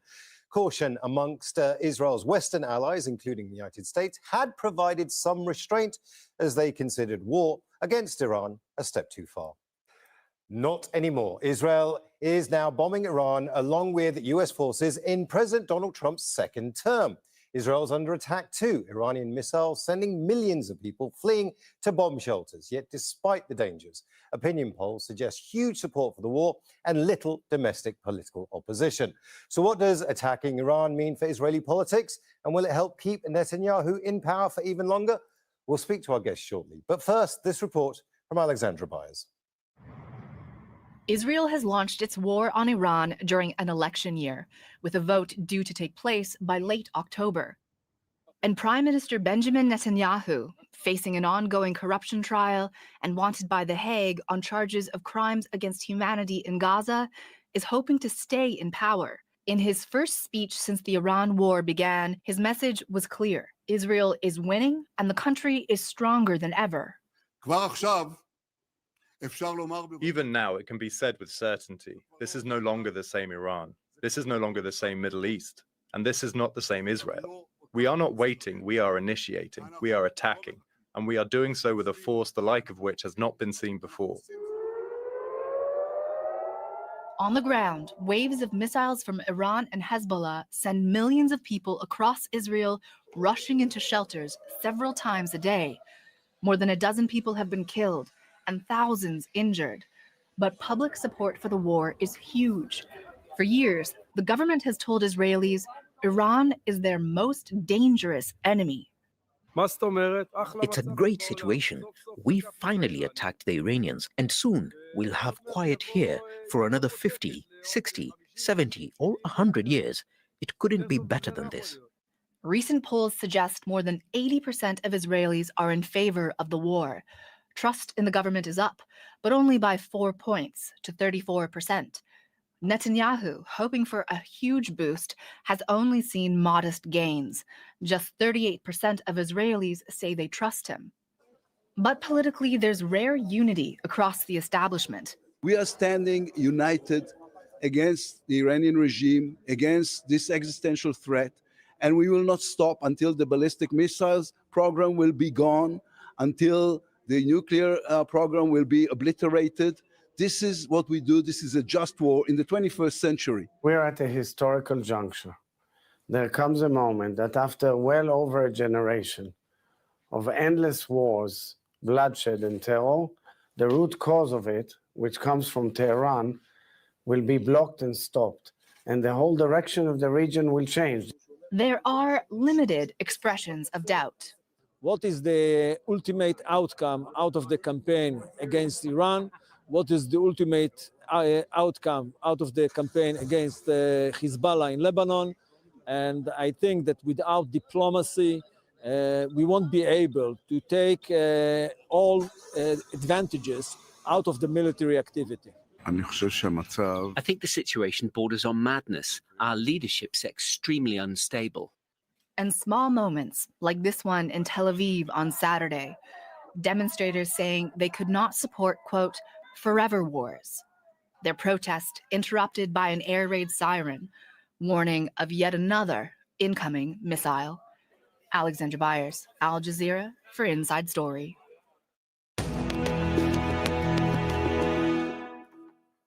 Let's bring in our guest. Alan Pinkhouse is a former ambassador and consul general of Israel in New York. He joins us from Tel Aviv.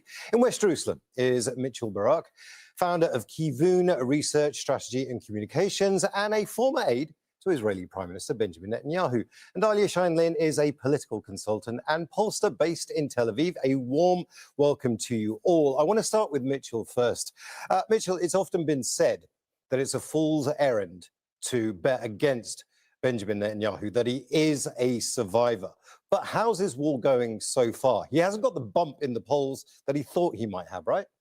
Well, I remember after he lost becoming prime minister and Bennett became prime minister, I got an urgent phone call from one of the leading newspapers in the world working on Mr. Netanyahu's obituary.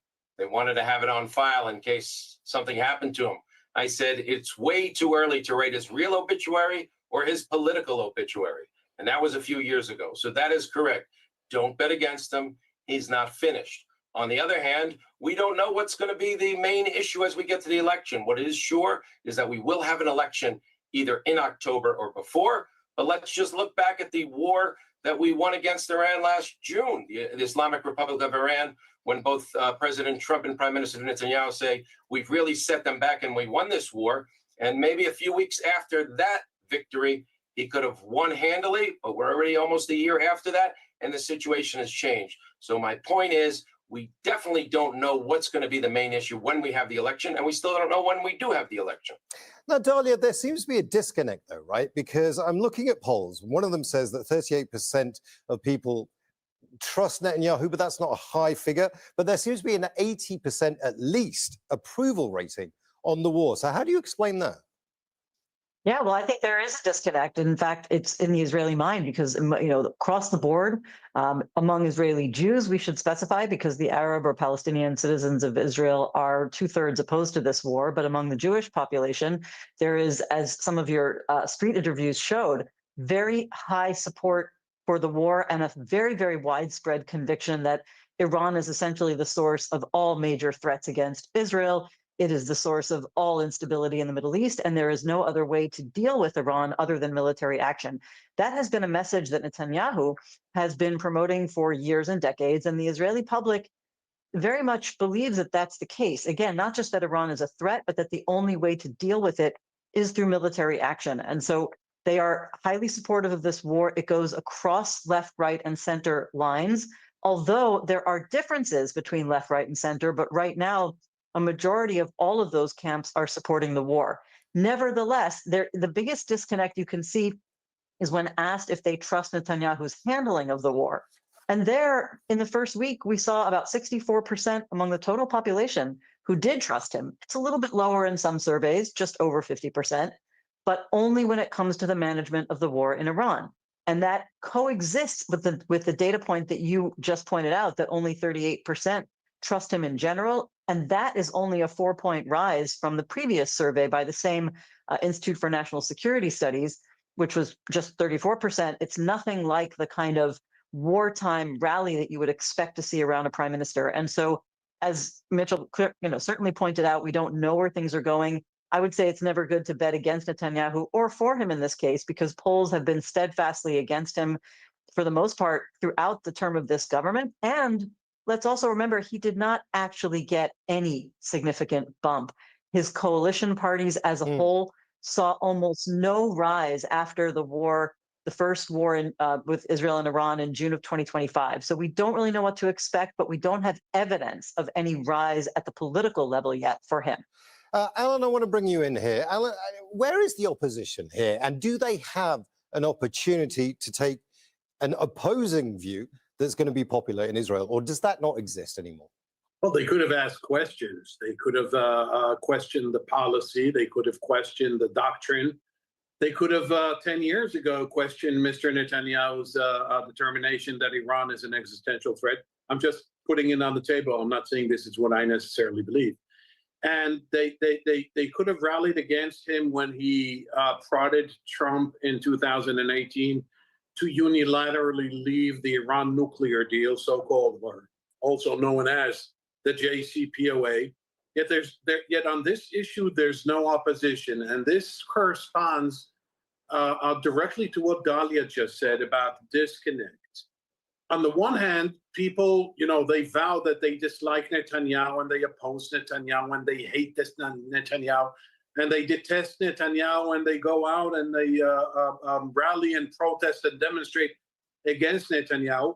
But on the issue of Iran, they seem to be like a herd of sheep that just go along with each other and go and follow each other's steps. I have not seen that since the beginning of, not just this war 3 weeks ago or 18 days ago to be exact, but even going back to June 2025. By the way, Mr. Netanyahu's policy on Iran is perfectly legitimate. We can argue the merits, we can argue the pros and cons, we can argue the political wisdom, but that's beside the point. Since June 2025, per your question, Imran, I have not seen one opposition leader raise the question of, is this smart strategy? Is this what needs to be done? Is this really what Israel needs to do? What are the consequences? What is the end game? What does Israel want to get out of this? Instead, you see, as you presented in the footage just before we came on, you see, opposition leaders, Yair Lapid and Yair Golan, basically like parakeets, reciting what Netanyahu's talking points. So either they think he's right, which is legitimate, or they're just clueless and spineless. I don't know. But the fact of the matter is, on this issue, forget public opinion. I'm talking about the justification for the war in Iran. On this issue, there seems to be a wide consensus that, in my mind, is intriguing and surprising. Mitchell, I want to bring you in here. Look, it's good for Netanyahu that he has this kind of almost universal support from all political parties for his war against Iran. But it's not good for democracy, for those voices not to be heard. Now, the question is to you very simple. Is it legitimately that they support him, or are they just too afraid of the political deal-making that has to go on to form a government to really speak out? Well, I think in general, there's a feeling in Israel, when we're at war, you've got to stick with the program and give backing to the government and the country. You know who's fighting this war is most of our kids, meaning anyone who's middle-aged, who has, teenagers and early 20s and 30s-year-olds, our kids are fighting these wars. So you don't want to be criticizing when we're at battle. That's definitely number one. I wouldn't put too much weight on what they're saying now, because now is the time to be unified, or at least not to confront or to be against what's going on. As soon as it's finished, those same people are going to say Netanyahu did a fantastic job, and therefore we don't need him anymore. He spent his whole life warning us about Iran, the Islamic Republic of Iran, and the terrorism that they do. And you know what? He spent 15 years in office and he took care of the problem. Thank you so much. Now it's time to move on. So that's probably going to happen. And once we finish, the question is how long is this going to happen? And I think that one of the bigger issues coming up, there's two bigger issues coming up that the opposition is not talking about. And that is, one, we really are not in control here. Right. We're doing what the United States' timetable. And also we have to look at public opinion in the United States and elsewhere. There's also the diplomatic component has to be included in the assessment of the opposition and Israeli citizens. And it's not at this point. Well, that's actually a very good point. It was a question I was going to bring to Dalia anyway. Let's talk about international public opinion. There, once again, it's that word again, disconnect between how Jewish Israelis are thinking about the war against Iran and, for example, American Jews are thinking about the war against Iran. Is Israel losing considerable support from the international Jewish community because of Netanyahu's policies over the years? And that's just been compounded now by the war in Iran. Yes, to a large extent, that's true. But I just want to go back very quickly before I answer that and express one more voice in Israel from the opposition that we have not mentioned yet, and that is the opposition parties led by Ayman Odeh, who has been openly opposed to the war. And I think we should put that out there because it's not entirely accurate to say that no opposition voice has expressed any criticism or questions about this war. It's just that so often in Israeli political discourse, we only think of the Jewish or Zionist opposition parties.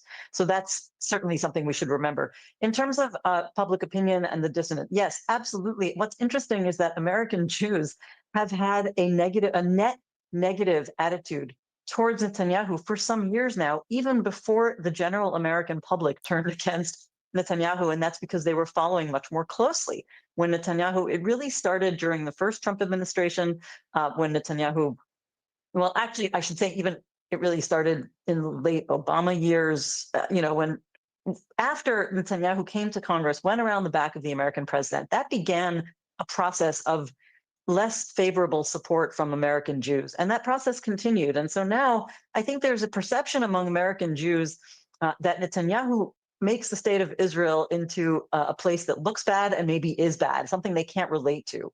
I shouldn't say bad entirely, because I think most American Jews still feel very strongly, pro-Israel on some level.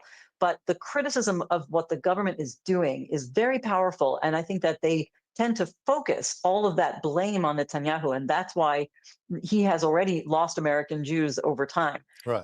In terms of general opinion and general American opinion, we can go beyond American Jews, because the American public, of course, was a majority against starting a war in Iran under what Trump has done. Now, the fact is, it wasn't an overwhelming majority. And more importantly for Trump, the overwhelming majority of Republican voters does support the war, certainly after it started, which I think, sort of went against these expectations of a big split within the Republican Party and the MAGA split, and certainly went against some of the prominent voices in the MAGA elite, Tucker Carlson and Nick Fuentes, Joe Rogan, who were very critical of this and have been. But the public so far, Republican voters, at least as they're expressing themselves in surveys, have shown quite a strong consensus in favor of what Trump is doing because they're so loyal to Trump. And so, we talk about majority opinion being against it. First of all, that is evening out somewhat in polls in the US in the second week of the war, but also I think Trump primarily is interested in his base to begin with. So I don't know if that will, be something that he sees as a constraint. Alan, I want to bring you here. You were shaking your head there at the mention of Ayman Odeh. He's a Palestinian-Israeli member of the Knesset, a very serious man and a man with a voice. Do you not think he has that voice, or am I getting this wrong? Oh, no, he definitely does. I was shaking my head because I think our average viewer, if I know our average viewer, thinks of the Arab vote in Israel, though it should constitute 20%, in the Knesset it is represented by 10%, even less than that. So while Dalia is technically absolutely right in pointing to Ayman Odeh as an opposition to this, Mr. Netanyahu for many years has been making a compelling intellectual case about Iran. You can disagree, and I disagree with him. The opposition, the Jewish Israeli opposition, has never met the challenge. They never confronted him on that issue.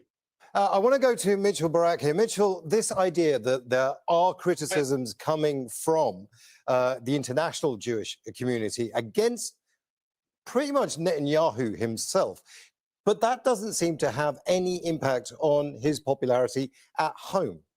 Why is that? Well, first of all, I don't think it's such a significant group of international or American Jews. The majority of them are solidly behind this. There are Israeli policies that are not popular with them. There are those that are more to the left of center that are not so comfortable. But when it comes to support for Israel at the end of the day, I think that, we have that Jewish community solidly behind us. There are definitely voices of dissent, and that's fine. It doesn't have really any impact here because we're living it here. We're in the bomb shelters. We were in the bomb shelters in Jerusalem already twice today. We're dealing with this. So it's nice for anyone, whether they're citizens anywhere in the world of any religion, to be against this war. But you know what? Netanyahu has been crying wolf now with the Islamic Republic of Iran for probably 10 years solid. And you know what? Now's the time to kill the wolf. And that's what he's doing. And so everyone here is behind that. And it doesn't matter what criticism there is, and it doesn't matter who's against us. And even if we lose support among, political friends in the United States and elsewhere, at the end, most of us here believe it's an existential threat because the Iranians have been saying for many years that they want to wipe out Israel and that one day Israel will not exist and Israel has no right to exist. So that's fine. Right now, everyone is Israel is doing the job to get rid of that. So it doesn't really matter what anyone says. But you have to, Mitchell, you have to think about, the idea that there is a root cause of all of this. Iran wouldn't be Iran if the occupation wasn't taking place. If the occupation of the Palestinians was as brutal as possible, I mean, you can laugh, but you get rid of the occupation. Is that really their main? I know that the PLO was founded in 1964, before the occupation, so that Palestinians can return to Jaffa and Jerusalem and Ramla and all these other places. The Islamic Republic of Iran is not concerned with the Palestinian issue. That's not why they support terror all over the world, because of the occupation. Really? Right, Mitchell. I mean, that's they're against the United States also. You've made your point beautifully, but I do want to come to our other guests as well. The last month in Britain, there were 10 attacks carried out by them. It doesn't have to do with the Palestinians. It's great that you're now saying we caused the Iranian regime to want to annihilate. I mean, the occupation is a big part of it. I mean, Alan wants to jump in here. Just one second, Mitchell. Come on. You've been on the show a lot. Alan, what do you think? Or what do you think of what Mitchell's saying? Well, I'm not here to argue with Mitchell, but I know where he's coming from. This self-righteous, pontificating, sanctimonious, interpretation of history. We probably agree on 90% of the issues, but on 10%, he reverts back to going a Netanyahu parakeet. Oh no, this is not about the occupation. Oh no, the PLO was formed in 1964. That's before occupation. Yes, Mr. Barak, but it's after what the Palestinians consider as Nakba, which I'm okay with, but you need to recognize that they don't think it's okay. And as for the Iran existential threat, stop using it as if this is 1938 Nazi Germany, like your mentor, Mr. Netanyahu, does, because it is not. It is a sign of weakness. You're forgetting how strong we are. You look at what we're doing militarily in Iran, and you have evidence, proof, and irrefutable demonstration of how strong we are. Yet you still play the victim. They're out to get us. They're out to destroy us. I'm going to stop you there because we are running out of time. All this to circumvent the Palestinian issue. Let's be honest about this. Okay. And I want to bring in Dalia here. Listen, Dalia, I want to give you one of the kind of street level opinions that I kept hearing when I was based out of Jerusalem, which was Netanyahu needs a forever war just to keep him in power, that this is the be-all and end-all of that. And that was coming from, the streets of Tel Aviv. It was coming from the streets of West Jerusalem. So it was an Israeli opinion. You have any sympathy with that argument? Do I have personal sympathy with the argument? In other words, do I support it? Do I think it's correct? I mean, I think we have to get away from a lot of these kind of very, sorry to say this because I really respect all of my colleagues here, but I think that there's, so much of Israeli discussions about politics, becomes very reductionist. And let's just admit that this is a lot more complex and some of this is multi-causal. Netanyahu truly believes that the Iranian regime needs to be restrained and that it can only happen militarily. He truly believes that. I think that the threat that it can annihilate Israel is completely overblown, and yet there is a threat. I think the biggest thing Netanyahu has brought to this is the idea that it can only happen militarily. Is he saying that purely in order to stay in power? No, he truly believes it. Does he want to stay in power at all costs? Absolutely. Is Iran exploiting the Palestinian cause for its own mobilization so that it can expand its power or what it sees as build its strategic depth through its proxies over the years? That's also true. I do not believe that Iran's aggressive posture in the Middle East over all of these years is purely because of the occupation. That would be completely reductionist. And yet the occupation is a very significant mobilizing factor, I think, in anger at Israel around the Middle East that helps it rally support for its proxy networks over the years. All of these things are true. And I do think that Netanyahu, of course, wants to stay in power.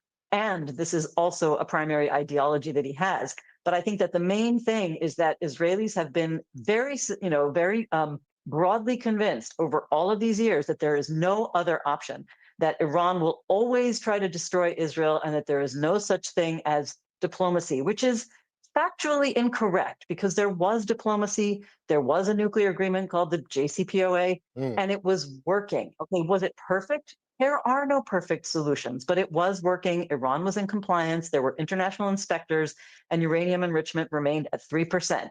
Ever since President Trump in his first term pulled out of that deal, the situation has become immeasurably worse. Iran took a much more aggressive posture, enabling and trying to build up its proxies to be stronger and more emboldened, accelerated the ballistic missile program, and accelerated uranium enrichment. And so I fail to see why in all of this complexity, Darling, we are running out of time. aren't focusing on another possibility. We are running out of time. I want to come to both Alan and Mitchell Barak for a very quick answer because we are running out of time. This idea that Netanyahu wants to stay in power, Mitchell, that's, got to be damaging for Israeli democracy. Look, at the end of the day, I don't think anyone really wants ongoing war, and certainly not after the last 2.5 years that we've experienced. What I think we're missing here, this is not about staying in power for Netanyahu. Whether he wins the next election, retires, wins, and then leaves, this is going to be his legacy. I mean, think about the last 2.5, 3 years. We had the worst defeat on October 7th. Sorry, Mitchell, I'm going to leave it there at legacy because that's quite important. That's quite important. We are running out of time. This is how we will remember Netanyahu, how the Middle East has changed. Alan, very better, we think. Alan, very quickly, do you think he needs a war to stay in power? Yes. You said quickly. Yes. Certainly a solid answer. I want to thank all our guests. I want to thank all our guests, Alan Pinkhurst, Dalia Schneidlin, and Mitchell Barak. And thank you too for watching. You can see the program again anytime by visiting our website, aljazeera.com. And further discussion, go to our Facebook page. That's facebook.com/AJ Inside Story. And you can join the conversation on X. Our handle is @AJ Inside Story. From me, Imran Khan, and the whole team here, thanks for watching. Stay tuned now for more of Al Jazeera's continuing coverage of the war.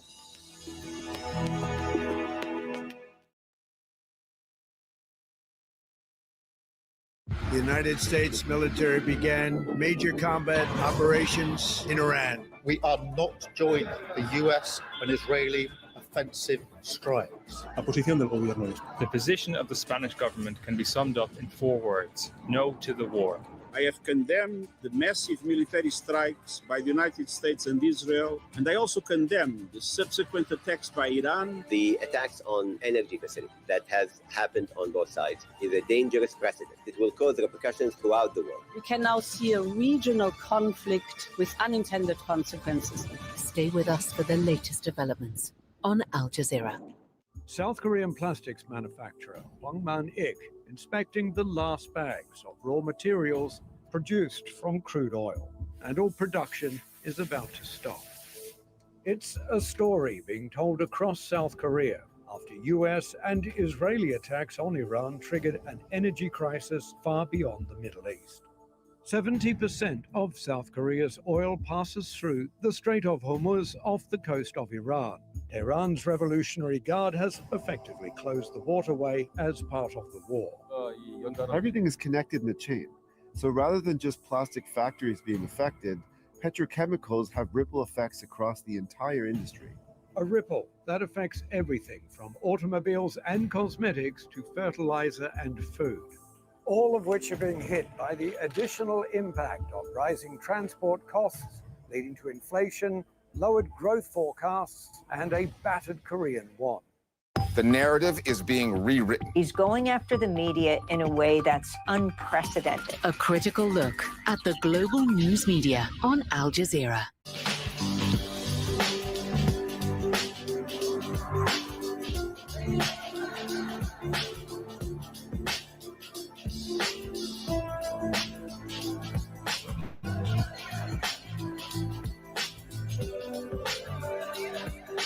Wow. Thank you for the super chats coming in.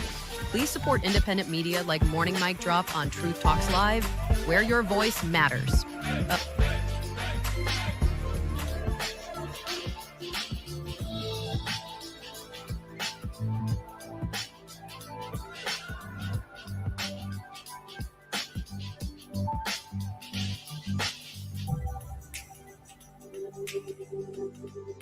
This is breaking news on Morning Mic Drop on at Truth Talks Live, where your voice matters. Like and subscribe now.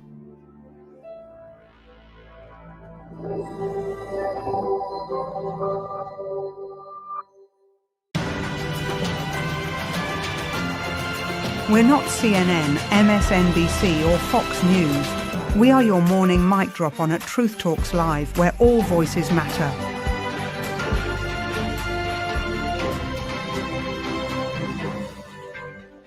Hello, I'm Rob Matheson here with Al Jazeera's extensive coverage of the US and Israeli attacks on Iran. Here are the latest developments. Israel says it's killed Iran's intelligence minister Ismail Khatib a day after assassinating 2 senior security officials. The funerals are currently underway for Ali Larijani and Qalam Reza Soleimani. Tehran insists their killings will not weaken the government. Iran strikes back at Israel, launching a barrage of missiles on the central and northern parts of the country. Israel's waging its war on another front. Its forces continue to strike central Beirut and southern Lebanon.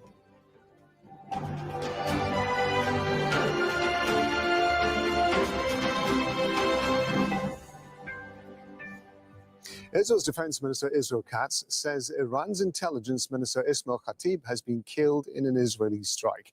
Iran is yet to confirm Khatib's death. Khatib has been a central figure in Iranian politics for decades. He was appointed as intelligence minister in 2021. Khatib previously worked in the office of the Supreme Leader, Ali Khamenei, who was killed in a strike on February the 28th. In 2021, the US imposed sanctions on Khatib, accusing him of human rights abuses. Israel Katz says he and Prime Minister Benjamin Netanyahu have authorized the military to target and kill other senior Iranian officials.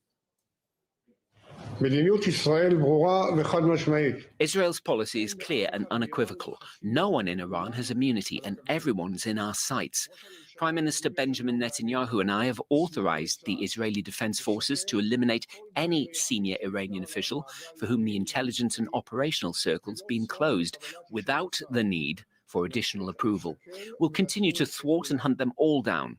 Over the course of this day as well, significant surprises are expected in all arenas that will raise to a new level the war we're waging against Iran and Hezbollah in Lebanon. So we're going to go live this hour with our correspondents in Baghdad and Dubai and Tehran. First, we're going to go to Nida Ibrahim. She's in Ramallah in the occupied West Bank. So Israel talking more about the death of the Iranian intelligence minister. What else has Israel been saying?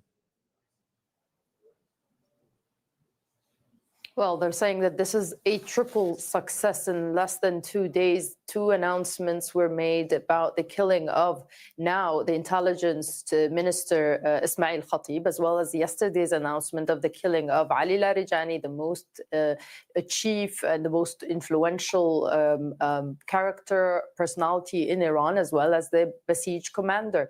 We are talking about this sense of delight and pride in Israel, where the Israeli defense minister says that we should expect more surprises that would elevate and escalate the war on all fronts, saying that the army has been given the instructions to conduct assassinations without the need to resort back to the political and military leadership. This is a sense of, there's a sense of pride, according to Israeli military officials and Israeli military analysts, rather. They're saying that since the last war with Iran in June 2025, that the more than half of the Iranian leadership has been eliminated. Half of the most senior leadership has been eliminated. They say that, yes, the Iranian regime has shown resilience, but at the same time, they believe that it is going to be difficult for the Iranians to continue leading their country with these many blows to the regime.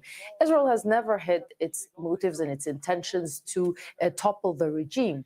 They admitted that that would not be achieved merely by striking individuals and officials, specifically that Iran has been putting a system in order that would be able to survive the assassination of certain individuals. But they believe that the continued crackdowns will weaken the regime and would allow for more people to take to the streets. That did not happen yet. And Israeli Prime Minister Benjamin Netanyahu had last week said that you can bring someone water, but you cannot force them to drink it. But at the same time now, the language in Israel, the rhetoric is different. They believe that this is now an opportunity to call for people in Iran to take to the streets to topple the regime. This is a strategic moment in Israel's history. They believe that they have now the backing of the US administration, something they did not have before. You know, Netanyahu made a career out of attacking Iran, talking about the Iranian threat, and now he feels empowered by the current US administration allowing this war to continue. The Israeli officials want to extend and expand this war until they achieve what they say their targets, not just in Iran, but also in southern Lebanon. There's a sense of superiority that the Israelis have been feeling lately. They're talking about this major military successes, but we know that it has been made possible because of the aerial superiority that they have in the skies of Iran after diminishing and destroying most of the Iranian aerial defenses that allowed them to conduct these assassinations and these strikes. And now they are talking about the intensity of the war, that it will increase, and that to expect more and more surprises.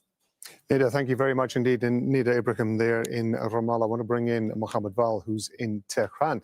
But just talk to us about the intelligence minister. What kind of impact is this having in Iran?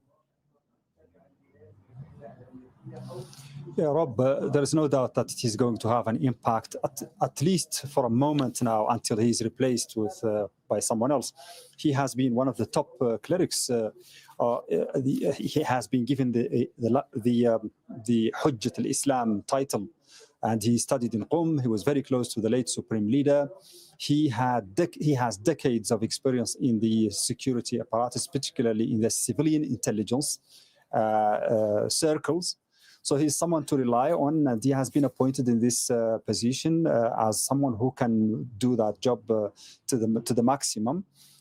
He's being taken out. Surely will present a challenge for the leadership here in Iran to replace him with someone who has the same credentials and pedigree. But also, as you heard the foreign minister saying yesterday, they have lots of people who can replace this man and any other man who is killed.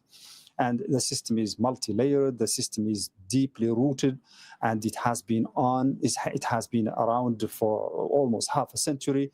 It works as per a plan and as per the constitution of the country.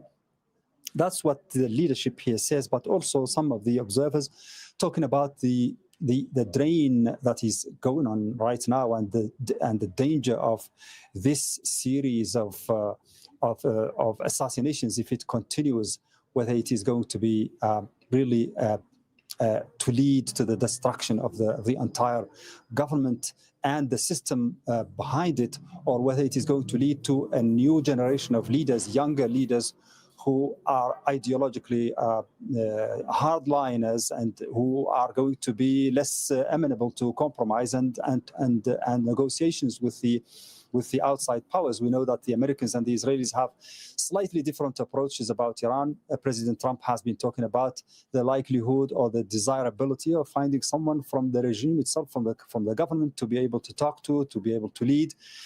Probably he had in mind the scenario that looks like what happened in Venezuela, but now we have the Israelis, on the other hand, talking only about total destruction and annihilation of all the members of the government. So those are two different approaches, and it's clear that by killing these three prominent leaders, the Israelis have created a new momentum, and that's something that the Americans would like to see happening, particularly President Trump. When days go by without a major development or a major progress in this war against Iran, that's not something that President Trump would like to see happening, because he has speeches every single day talking about realizing what he wants, getting closer to the achievement of all the goals. And the Israelis are creating these scenes of achievements, and that's something that probably is very, very much desirable for Donald Trump. So, I mean, the war is going on. The Israelis are not about to finish it. Their leaders are talking every single day about thousands of other objectives or targets that are still to be hit. But the Iranians, on the other hand, are talking about resilience, resolve. They are waging this war in a very consistent manner so far, using launching new rockets every single day, and that's the Iranian perspective on this war, saying that it's going to continue. They can continue it no matter what happens. Well, let's talk about the killings of two of the other leaders that you were referring to there, Ali Larijani and Gholam Soleimani. We can see in our top right hand of our screens there some of the crowds that have been gathering inside Tehran for the funerals that are taking place. Tell us about those. Well, the crowds are a fixture, a permanent scene since the beginning of this war here. We see them taking to the streets by night even, and also on many occasions during the day. So that's something that the Iranian leadership is still capable of doing, calling thousands in the streets and creating that scene of support. We know that Iran, even before this war, and mostly before this war, was a divided country ideologically and politically. We know that there are several millions of Iranians who are just silent and watching. Many of them want to see a regime change in the country. And some of them are saying that right now it's not the right time to be vocal or very outspoken about this, because the country is under attack. A cross-section of those who oppose the government also say that they don't want to see the total destruction of their country economically and militarily and so on. But there is a big number of Iranians who are staying in their homes and just watching and pleased about what's going on, by the way. So as long as it is not touching them and their families and so on. But that support in the streets, very visible also. We're talking about millions. When we talk about the aggregate number of Iranians who take to the streets, millions of people are still showing support to this government. Mohammed Val in Tehran. Mohammed, thank you very much indeed. Well, joining me here in Doha is Mohamed Saloom. He's an assistant professor of international politics at Doha Institute for Graduate Studies. Really good to have you with us on Al Jazeera. Israel's Prime Minister Benjamin Netanyahu has said from the outset that Iran's leadership is going to, as he put it, be decimated. It's going to be, the leadership is going to be destroyed. And yet we are seeing repeatedly successors step into the places of those who are killed. The suggestion has always been by Israel, or at least the Israeli government, that they are trying to create the circumstances under which it would allow the Iranian people to rise up against the government. Given the circumstances that we've seen, how realistic is that? Well, I don't know about change. That would be up to the great people of Iran. But what we are looking at here is the counterintelligence of Iran seems to be punctured in many places, and that Israel and the United States, they are making a lot of success when it comes to the decapitation of the leadership of Iran. If we step back now and we look at Iran today, after 18 days of this war, we really would not recognize who are the leaders of Iran. The top leader of Iran, Ayatollah Khamenei, has been killed along with other, if you like, lesser important leaders under that bunker, 39, I think, the total. They have assassinated most recently Larijani, the national security advisor, along with Ali Rida Ghulam, the director of Basij, or the leader of Basij, which is the local force tasked with keeping order in all Iranian cities. And just before coming to the studio, I hear that the assassination of the director of intelligence, who is a minister in Iran, has been confirmed. So what we are looking at here is that a whole line of leadership, first line and second line at least, have been decapitated.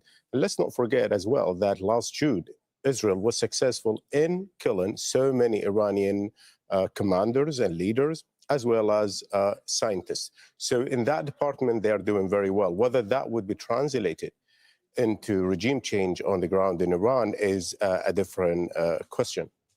One of the issues is, of course, that the IRGC, the Revolutionary Guard, said fairly early on that if there were any protests that were going to be against the government, they would be dealt with as severely as they were dealt with in January. Let's not forget, several thousand people were killed in those protests.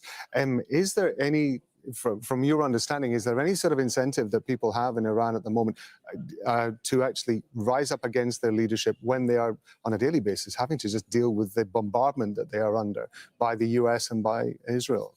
What I see in front of me is that the US and Israel, they have a strategy at the moment. And I think it is, we're not there yet. Trump said this very clearly. He said the Iranian people are not capable now of rising against the regime. The regime is still very powerful. But maybe I comment on who said that we would be dealing with the people severely if they would rise up. Everybody who said that, I think they have been neutralized, killed already. So the regime itself is now busy with two things: trying to keep the momentum of the war, controlling what the IRGC is doing, a response to the Israeli and US attacks, and also pressuring GCC countries by attacking, Qatar, UAE, and other countries in the region, as well as busy keeping its leadership safe. After the assassinations are continuing, and they are killing the leaders and the top leaders of the country. So I think, and I think that is what's keeping them busy. But also that is a familiar Israeli tactic. I remember one of the former Mossad directors once said in an interview that this is one of our tactics, and it's part of our doctrine. We threaten in names who we are going to kill, and this would keep them would occupy 50% of their time trying to protect themselves and evade our surveillance. And now, the Israeli intelligence and U.S. intelligence services, they have established a credible threat to every leader in the country. So what we are looking at here is a strategy that is led by both countries, trying to degrade Iran's force and also disrupt command and control, with the hope, I think what they hope is that in the near future, the regime would be weak enough for the people to rise against it. I want to talk about timelines with this, because we understand that Israel's military has been given the authorization to go after other Iranian senior leadership, just target and kill them without seeking authorization further up the chain. In terms of the timelines that Israel and the US are working to, we get the sense that Donald Trump is, to some degree, trying to find a way out of this, trying to find a victory that would draw a line at this. The sense that we're getting from Israel is that this is a longer-term game. What's your assessment of where those two timelines are going to work, and, of course, what that means for the conflict broadly?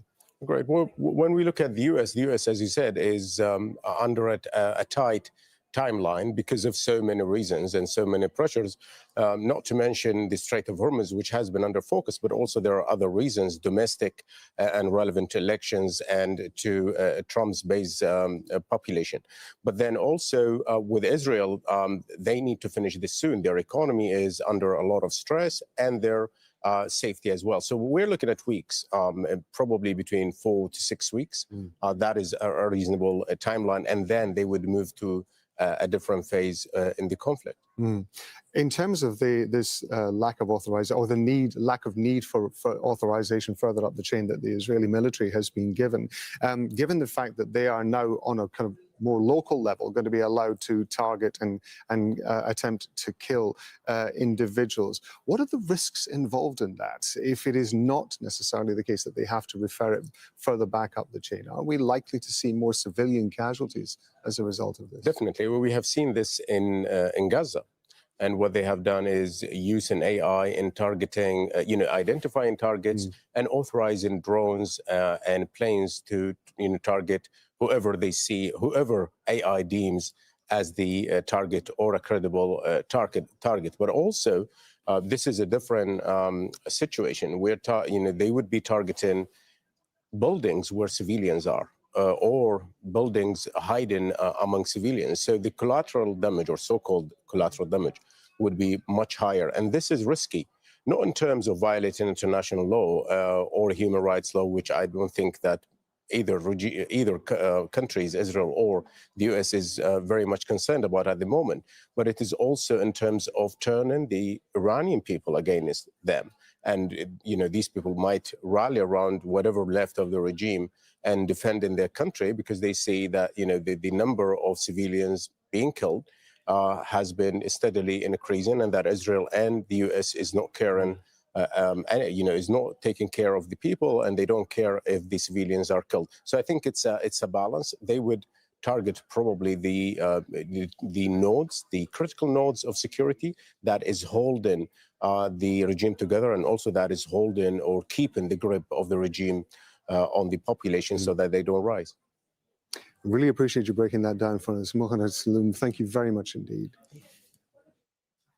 Well, Israel has carried out 5 strikes on central Beirut within a few hours. The attacks targeted densely populated residential areas of the capital, killing at least 10 people. The Israeli military has also struck southern Lebanon's largest city, Sidon. Israel's bombing campaigns displaced more than 1 million people in Lebanon. Al Jazeera's Zina Khadr reports from Beirut. The Israeli military escalating its attacks, expanding their scopes, targeting buildings in central Beirut. It appears to be part of a maximum pressure campaign being exerted, not just against Hezbollah, but the Lebanese government. Israel's defense minister has told the government to stop Hezbollah's attacks against Israel, or else Israel will take control of territory. The Israeli Prime Minister Benjamin Netanyahu saying that the Lebanese government has been told it will pay a price if it does not confront Hezbollah. The Lebanese government in a difficult position. It has taken what has been described really as unprecedented decisions against Hezbollah, outlawing its military wing, and the Lebanese government reaffirming that it is committed to reclaiming state sovereignty. But the Prime Minister has said that they cannot enforce these measures at a time of war, during wartime. But it seems that the army, the Lebanese army, has been treading carefully. The army chief has come under some criticism for taking a conciliatory approach toward Hezbollah and focusing instead on, quote, national unity. That's the word the words he's been using time and time again, the need for national unity, because the army chief is concerned that taking on Hezbollah or confronting Hezbollah could split the army along sectarian lines and cause internal divisions. So very dangerous times for Lebanon. The international community, and particularly the United States, clearly not happy with the way the Lebanese government has dealt with Hezbollah. The government has appealed to the U.S. to intervene to stop these attacks. The Trump administration remaining silent, with the White House saying that they support, quote, Israel's right to self-defense as it continues to face threats. So these attacks are expected to continue to escalate as more pressure is being piled on the government to act against Hezbollah, all the while Israel threatening to expand its scope of operations, its military operations in Lebanon. Zina Khadr, Al Jazeera, Beirut. And Barney Smith has more from near Sidon.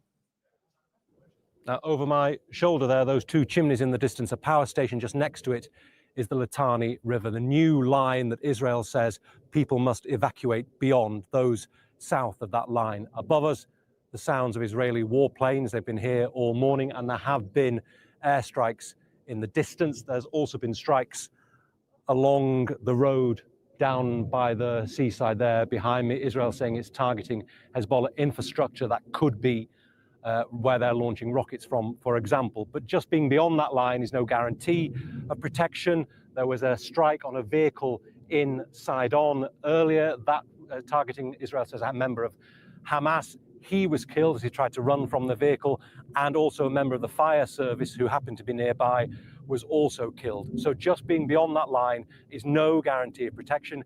Israel is targeting wherever, whoever, and whenever it wants. Bernard Smith, Al Jazeera, near the Litani River, Lebanon. Earlier, the spokeswoman of the Lebanese presidency held a news conference outlining the issues the government has discussed during a security meeting.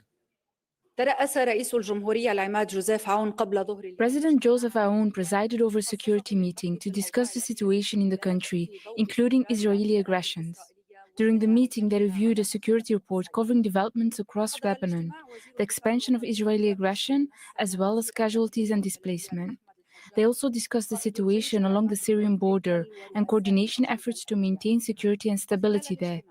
The issue of Syrian displaced persons was addressed, including the return of 100,000 individuals and the facilities provided to them.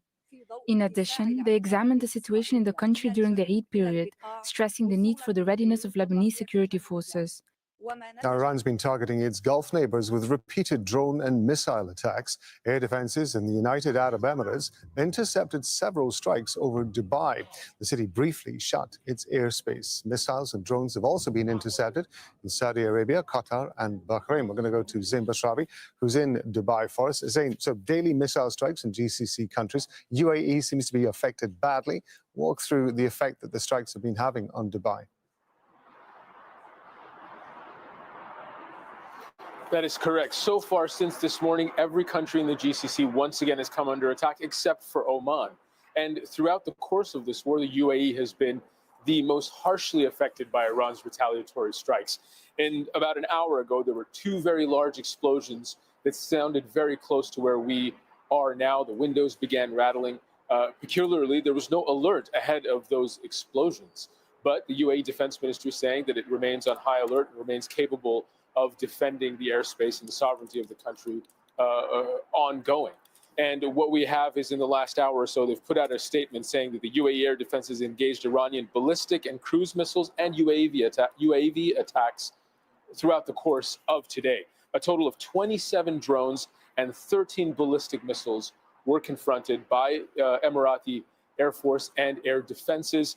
And what we do understand is that at least in one circumstance, there was an impact. The Australian Defence Forces that are based at the Al Minhad Air Base here in the UAE, not far from where we are here in Dubai, saying that, and again, the Australian Defence Forces have had a long-standing presence at this base, as have ISAF and NATO forces throughout the years. No personnel were injured. The Australians saying that minor damage was caused to an accommodation facility there, as well as medical facilities at that base. And once again, the UAE has borne the brunt of Iran's retaliation, of around 3,000 or so projectiles that have been launched since Iran began attacking its Arab neighbors. Well over half of that, around 1,699, according to the UAE Defense Ministry, have targeted sites in the United Arab Emirates. I understand, Zain, Gulf countries are going to be meeting in Riyadh and Saudi Arabia later on. I would imagine the agenda is going to be dominated by the security issues the region's facing. What are you hearing about that? That is correct, especially over the course of the events of just today. More assassinations. Once again, we're hearing reports of Israel targeting Iranian energy infrastructure. These are going to be major concerns for the foreign ministers meeting in Riyadh. They're going to be from the GCC, other Arab countries, other Islamic countries. And what we are seeing is Crown Prince Mohammed bin Salman, who is laser focused on the issue of stability in the region, will be trying to steer everyone's attention back to getting to a place where we can stabilize the region's security and thereby the region's economy. And that has taken a major hit since this war began. With those targetings that we've seen of Israel assassinating Iranian leaders, targeting energy infrastructure again, leaders in this region are going to be concerned that that retaliation that is inevitably going to come from Iran is going to reach out to their energy infrastructure once again, as Israel continues to say that it will target anyone it wants in the Iranian leadership. And Iran says that it will start using ammunition and weapons that are more precise, more potent, and more difficult to track. That's going to be of serious concern for the countries here in the GCC that are literally caught geographically and politically in the middle of the US and Israel on one side and Iran on the other. What we're likely to see them say is that war is inherently expansive. The longer it goes on, the worse it's going to get. And ultimately, they are criticizing Iran for these retaliatory attacks, but there is a political nuance there. They do see the gray area, where they see this as something that the Israelis and the United States began, a war of their choosing. So there is still appeal to try to get back to a place where we can negotiate. But what leaders have been telling Iran all the time, Arab leaders from here, from this region, have been telling Iran that until there is an end to Iran attacking its Arab neighbors, there can be no forward momentum in terms of trying to find a negotiated solution. What they'll be trying to do is use diplomacy and political pressure to try to bring an end to the fighting. Reporting for us from Dubai, that's Zain Basravi. I want to bring in Asad Beg, who's in Baghdad. Baghdad is one of the places in Iraq that has been under attack. So, of course, have areas in Erbil as well. Can you just bring us up to date with the latest that's been going on? Yes, Iraq is one of those countries, like the other regional countries, that has been caught up in this conflict. It's spilling over onto its territory. Now, the green zone where the U.S. compound is based, U.S. Embassy compound is based here in Baghdad, has come under repeated drone and missile attack. Now, last night, we understand a number of drones targeted the embassy. According to authorities, 2 of those were intercepted. We understand 1 fell near the embassy and started a fire. Another one was targeting the Victory base near the Baghdad International Airport. Again, that was intercepted, we're told. And again, debris fell down in the vicinity and started a fire. In Erbil, in the north of Iraq, in the semi-autonomous Kurdish region, we understand that Iranian Kurdish opposition groups' headquarters were targeted by 2 drones. We're hearing reports of casualties. And again, this is a continued strategy by armed groups, factions here in Iraq, aligned with Iran, that are targeting US assets and interests and bases, as well as Iranian opposition Kurdish groups. Now, those groups are being targeted because US President Donald Trump, at the start of this conflict, said he would like to see them possibly mount a ground operation. Then he backtracked that the support hasn't materialized, but Iran and groups aligned to it are taking no chances. And just to give you the broader context, Iraq is the only country that's been hit by multiple sides, by Iran, by the United States carrying out strikes against armed factions, and those armed groups inside the country in Iraq carrying out attacks inside its own borders. So it puts Baghdad in a very difficult position and trying to balance between these different powers. Yeah, Asad, just as you've been talking to us, been looking at some of the pictures that have been happening in Baghdad of those strikes that you've been talking about. It's worth remembering, of course, as well, Iraq, a major oil producer. It stopped exporting oil when there were a couple of tankers that were hit off its southern coast. But I understand those oil exports have now resumed to some degree. What more do we know about that? Well, what's happened is that they've agreed with the semi-autonomous Kurdish region in the north of Iraq to use the pipeline to take oil to Jiyan, in the Turkish port. Now, there was some issues going on and some to and fro and some debates going on between the semi-autonomous region. But now what it does is puts Iraqi oil back on the market and a time where oil exports are needed. And it's significant for a number of reasons. It allows Iraq to recoup some of those finances that they've lost because they haven't been exporting. And politically, it means that the dispute has been put aside because of the wider issue going on in this conflict. But internationally, there was pressure too. The US ambassador to Turkey had spoken to authorities in Erbil, tried to facilitate this deal to try and get this oil flowing. So it doesn't fix the entire issue, but it does put Iraqi oil back on the market at a time where the energy sector really needs it. Asad Beg talking to us there from Baghdad. Asad, as always, thank you very much indeed. Well, the US says it's carried out strikes on Iranian missile sites near the Strait of Hormuz. The waterway is a vital global trade route, and it's largely been closed since the conflict began. My colleague Rishad Salamat spoke to journalist Insamam Rashid about the situation in the strait.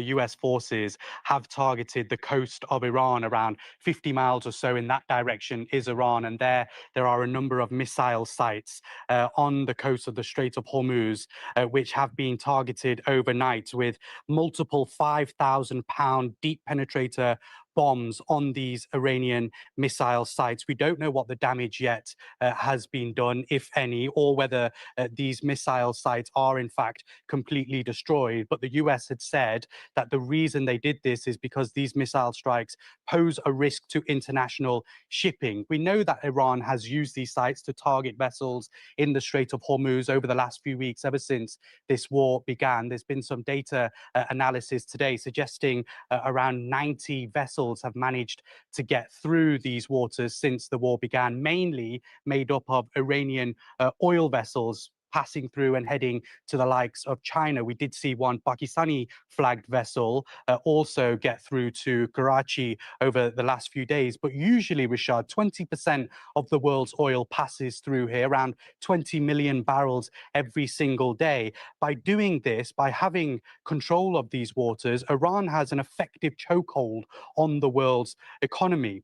Just back to the US strikes, Iran will likely retaliate to these. We obviously have already seen some attacks in Dubai today, as Zain was mentioning earlier. But if they find out, or if they have any evidence suggesting that these US planes that dropped these bombs had taken off from the UAE, then we know exactly where their retaliation could be pointed to, and that disproportionate attacking of this country would continue.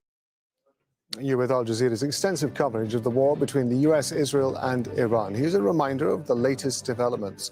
Israel's Defense Minister Israel Katz says an Israeli strike has killed Iran's intelligence minister Ismail Khatib overnight. The Iranian government has not confirmed his death. Funerals are being held for two senior Iranian security officials, Salih Larijani and Khorramreza Soleimani, were killed in Israeli strikes on Tuesday. Thousands of mourners are attending the ceremony in the capital, Tehran. Iran has continued to launch retaliatory strikes towards Israel. Two people were killed after a missile attack on a building near Tel Aviv. Several other locations in central Israel were also hit overnight.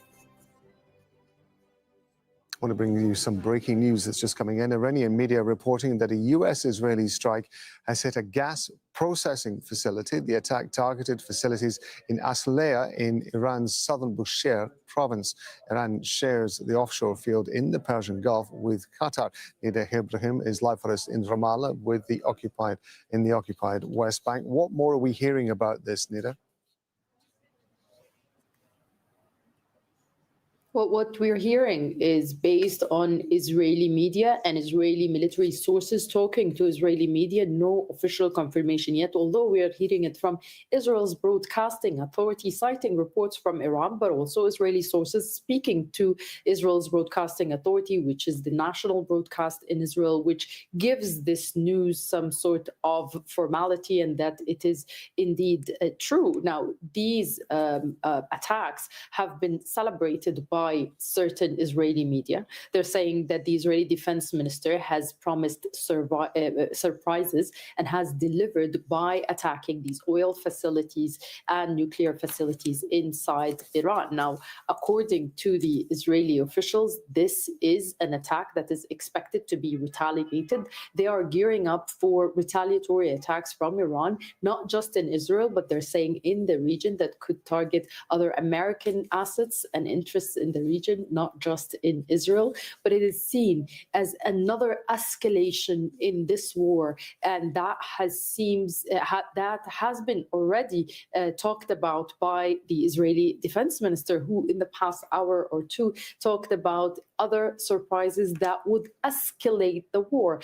The war now seems to be targeting the economy, putting more pressure on the Iranian regime to push people to go out on the streets, this is something that the Israeli political echelon, including the Israeli Prime Minister Benjamin Netanyahu, have been talking about, have been actually surprised, saying that the Iranians have not been going to the streets. And this is yet another attack, this time not targeting the regime itself, but targeting facilities that are for the state, that are for the people. But this shows you that Israel now feels emboldened by the success of 3 assassinations in around 24 hours, including top security officials in Iran.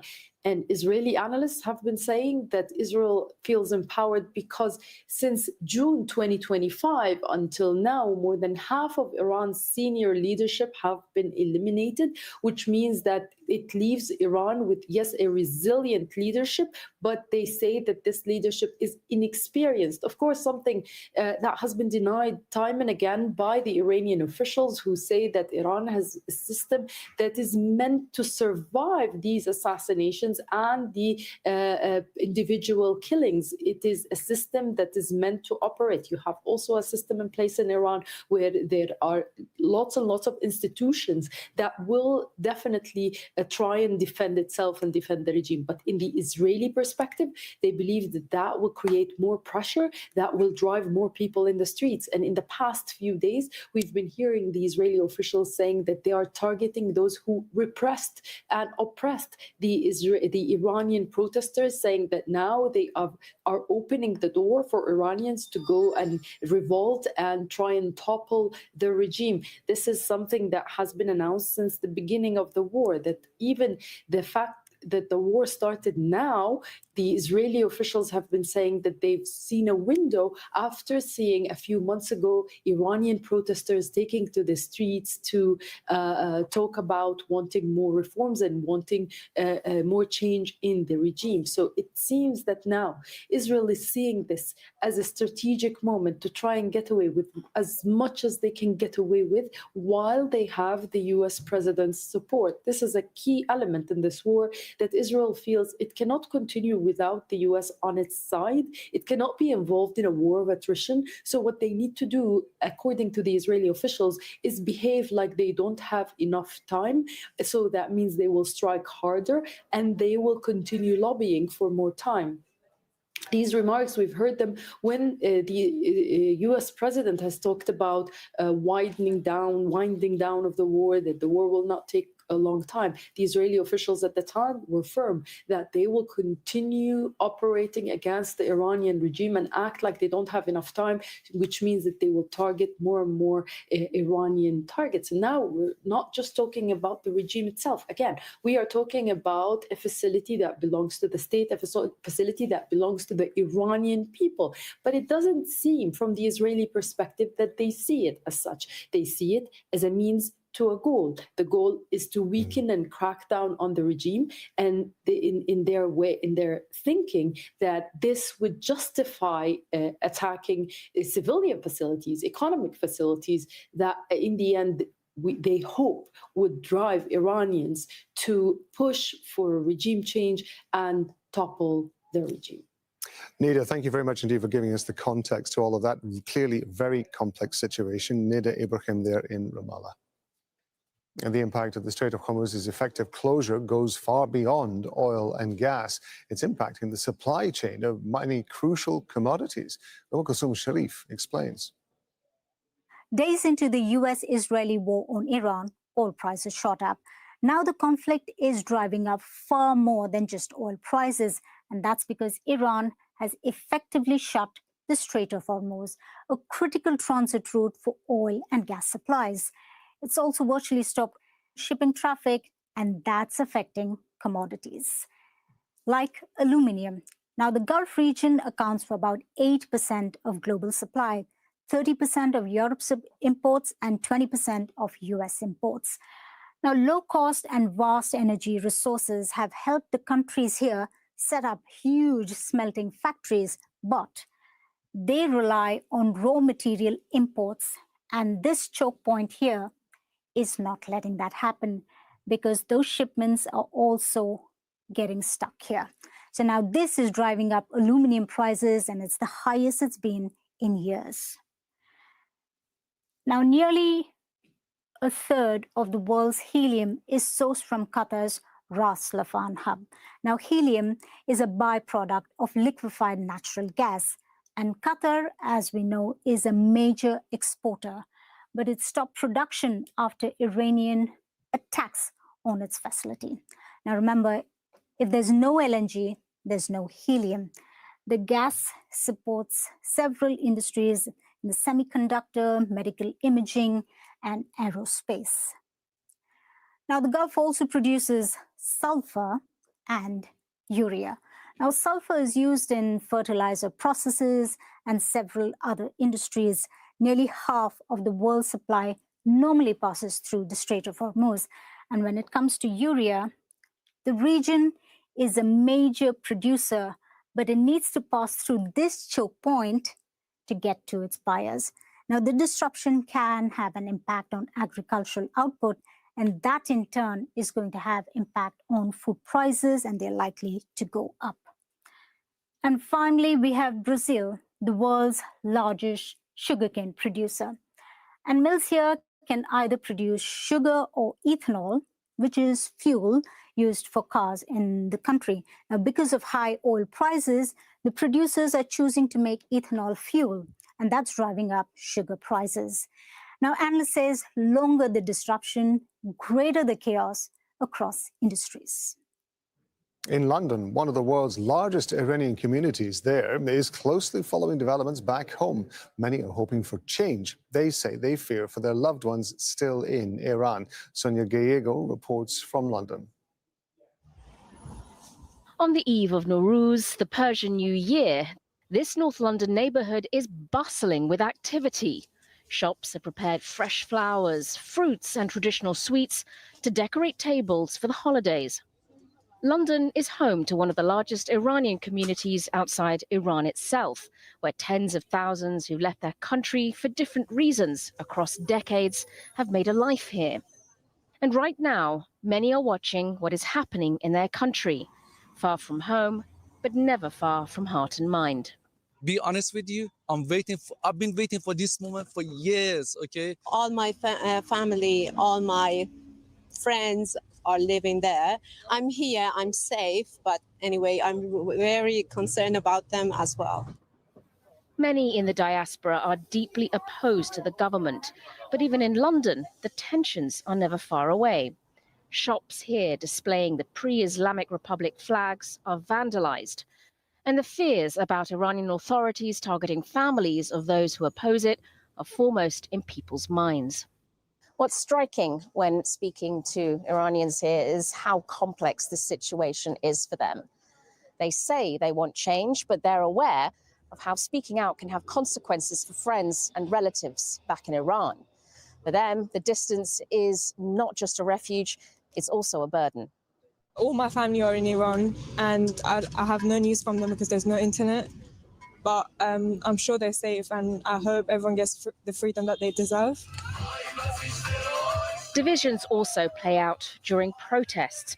Those who openly support the authorities are often encountered by its opponents. What unites nearly everyone here? The pain of loving a country and fearing for it from thousands of kilometers away, but beneath the weight of it all, the persistence of hope. Sonia Gallego, Al Jazeera, London. The Iranian women's football team has arrived back home after competing in the Asian Women's Cup in Australia. Several players had initially applied for asylum, but later withdrew their applications and chose to return. 2 players have remained in Australia. The team faced criticism in Iran after some players refused to sing the national anthem during the tournament. Going to take a look at some of the other stories making the headlines now. Israel has again delayed reopening Gaza's border crossing with Egypt. As part of the ceasefire agreed with Hamas, the Israeli military had promised to allow limited travel through the Rafah crossing in the south of the Strip. The crossing is seen as a lifeline for Palestinians, and it's been closed since February the 28th. It's limited medical evacuations of severely ill and wounded patients and prevented Palestinians from returning home. Doctors have warned that medical supplies in Gaza are also running low. Hani Mahmoud is live for us now in Gaza City. So this must be, of course, a disappointment for Palestinians who had been hoping for the crossing to open, Hani.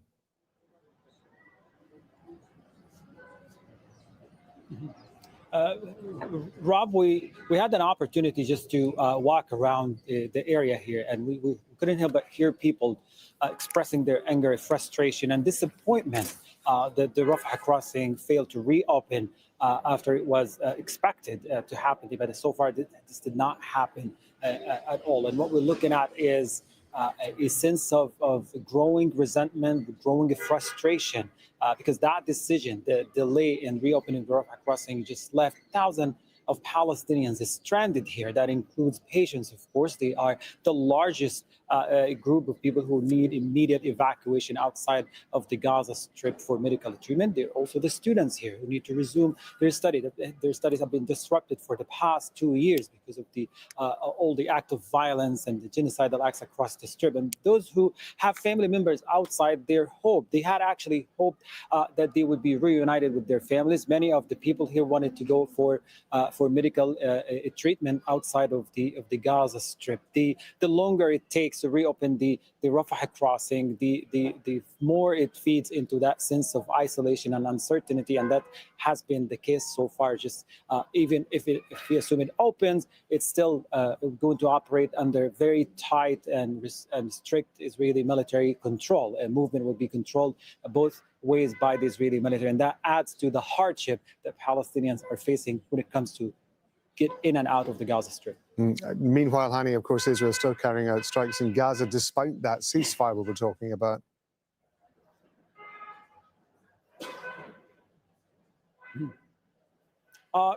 In fact, I don't remember in the past few hours if we actually stopped hearing the sounds of the heavy artillery, the drones that buzzed in the background, including also the attack that happens in Khan Yunis city, both inside the Yellow Line area and outside the Yellow Line area. Inside the Yellow Line area, the Israeli military continues systematic demolition of remaining homes and public facilities, and more actively during night time, just causing more panic and fear to people who live in an area adjacent to the Yellow Line area. Outside the Yellow Line area, the Israeli military is carrying out what it has described as surgical attacks, but so far we've seen a large number of casualties arriving to hospital, either being transported by civilian vehicles or by ambulance vehicle in the area. So far, one person reported killed and close to about 7 of injuries in different attacks in the city of Khan Yunis. Also here in the northern part of the Strip, the sounds of a heavy machine gun did not stop since early hours of this morning. Hani, thank you very much indeed. Hani Mahmoud there talking to us from Gaza City. In Afghanistan, families are continuing to search for their relatives 2 days after a Pakistani airstrike on the capital, Kabul. Afghan officials say at least 400 people were killed. Many of them were patients at a drug treatment center.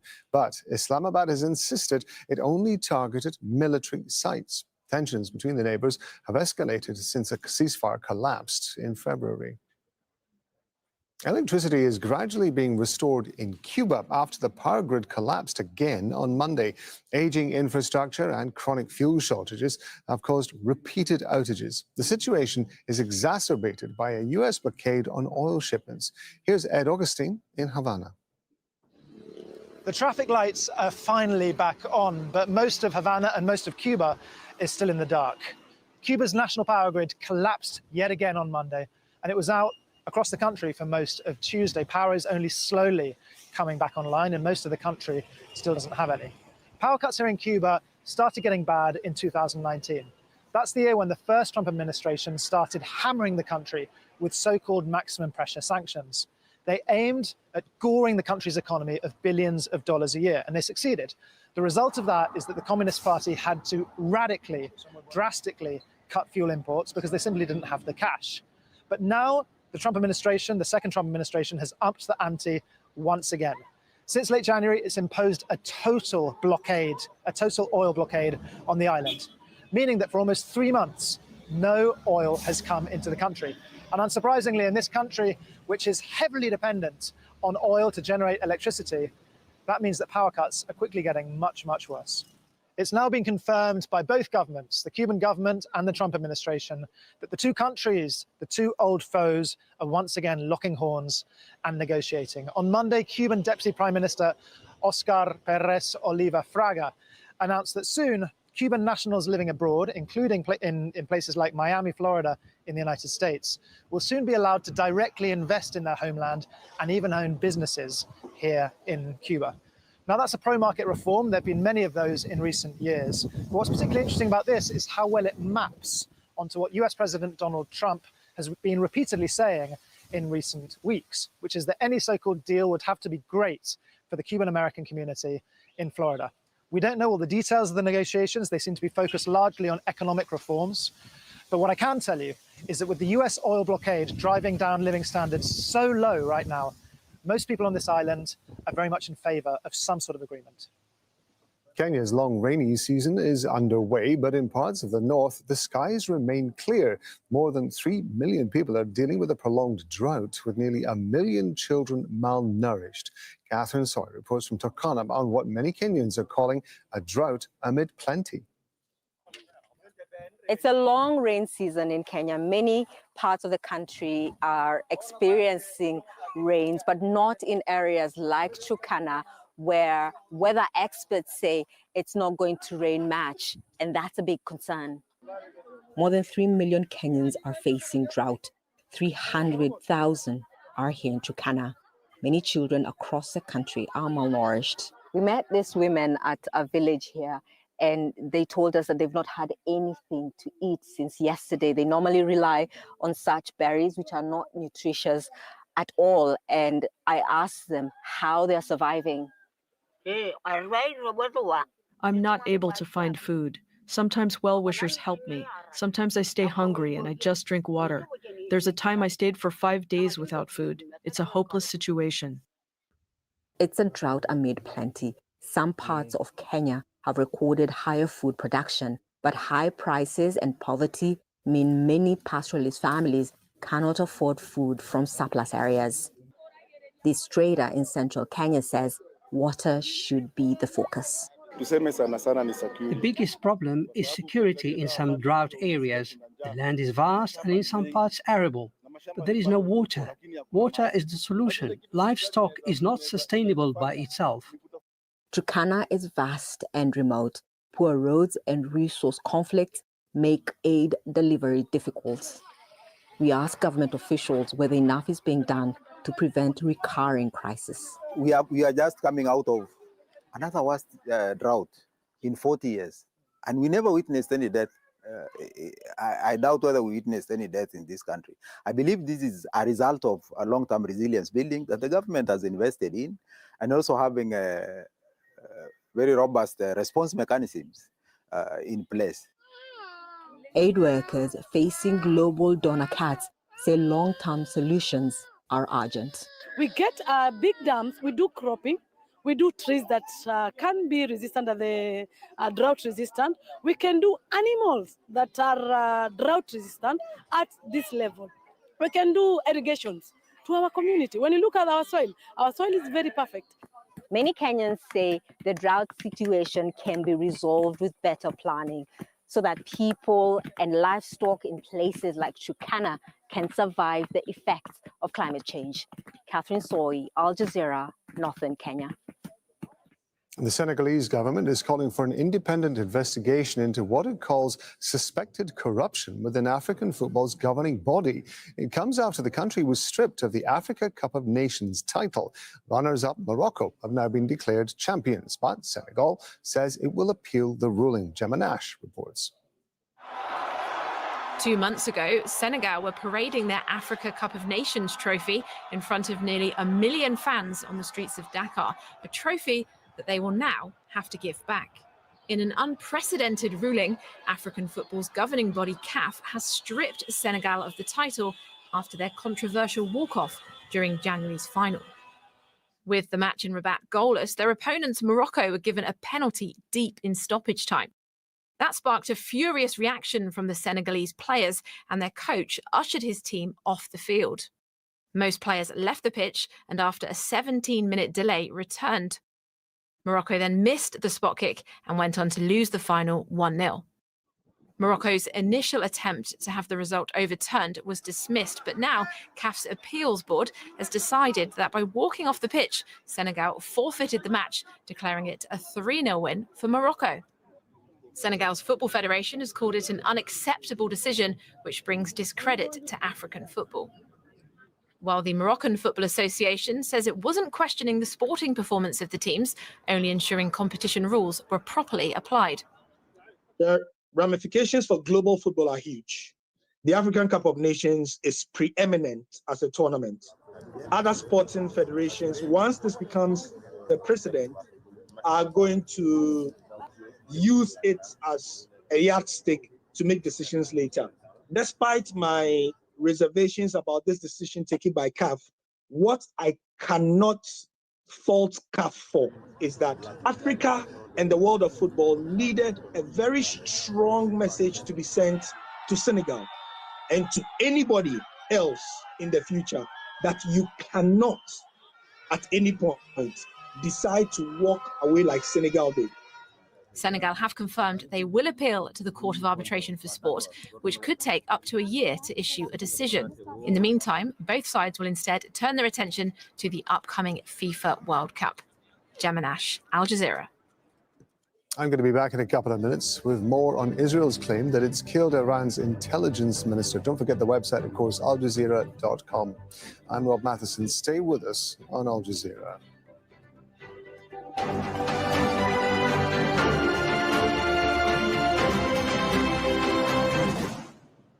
The latest news as it breaks. The war has even split Trump's MAGA base, with some of his hardcore supporters saying he's gone from America first to Israel first. With detailed coverage. The Sri Lankan Navy have been working in the seas to try and recover as many survivors and bodies. From around the world. Bangladesh's new government may soon be facing serious economic challenges caused by a distant war. That would precipitate an attack against American forces. To prevent Iran from getting nukes. There is no coherent strategy, and you can see that's reflected in the media coverage. Many American media see it like a video game. From the graphics on the screen to who they speak to, war for them is big business. We saw this exact same pattern happen in Gaza, the same lazy, flattened reporting that we saw in Gaza when it comes to the war on Iran. The Listening Post decodes the media on Al Jazeera. Hearing the facts. A busy day for Iran today could mean when Iran retaliates, it will be a busy day for cities in the Gulf. With the latest global news and insightful documentaries, Al Jazeera's teams across the world bring you closer to the heart of the story.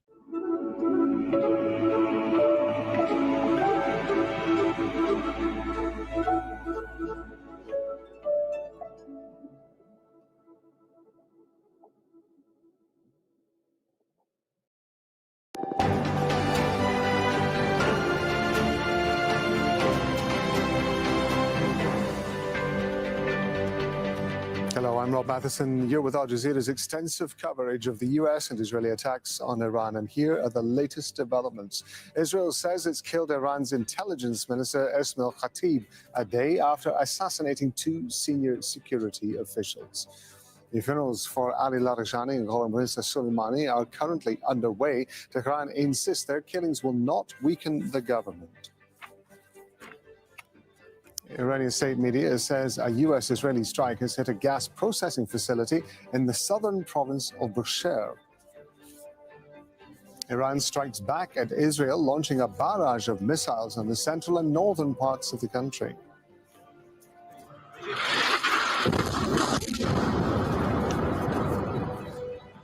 Israel is waging a war on another front. Its forces continue to strike central Beirut and southern Lebanon.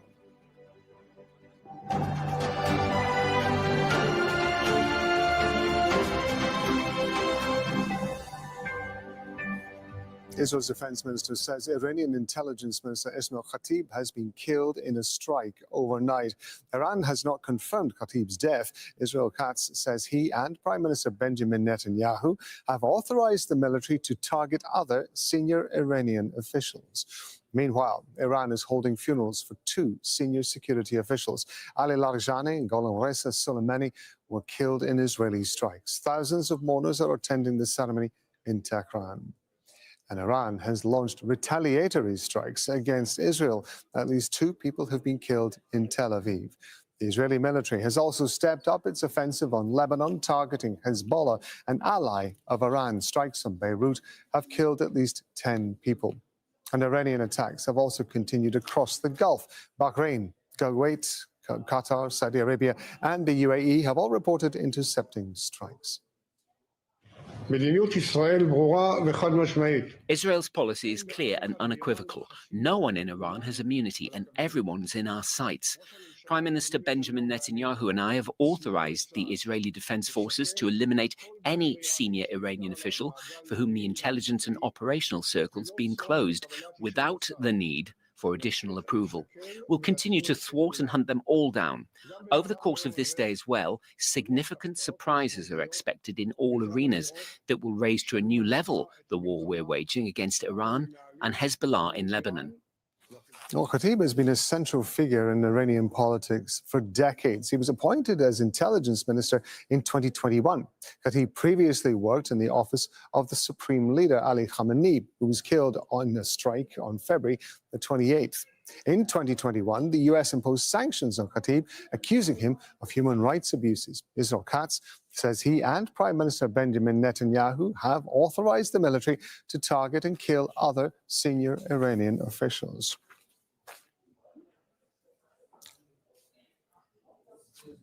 Now we're live this hour with the correspondents in Tehran, Ramallah, Dubai, and the Strait of Hormuz. First, we're going to go to Noor Ode. She's in Ramallah in the occupied West Bank. So Israel saying that the Iranian intelligence minister is being killed. What else have they been saying, Noor?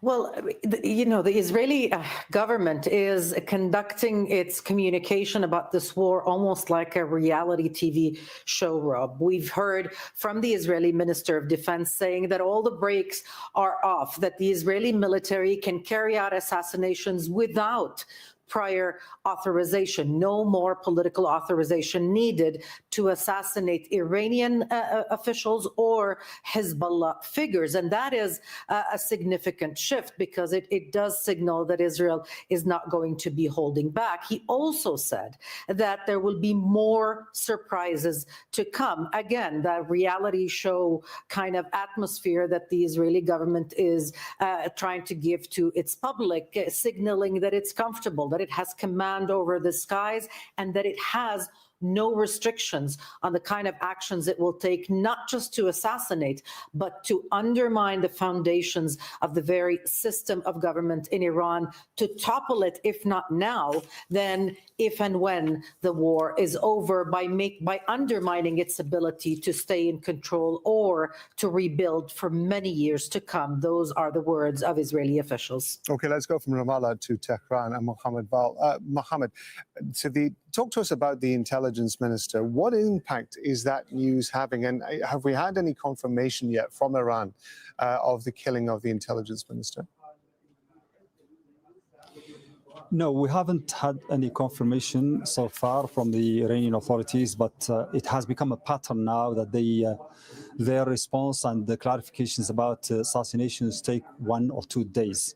So, I mean, people here are not ruling out the veracity of the news coming from Israel. So this man is very important. He's one of the top members of the current government. He has worked with all the government in all its phases during the last several decades.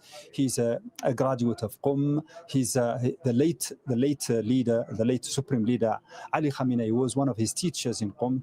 After that, he had decades of experience in the intelligence circles, particularly the civilian intelligence circles.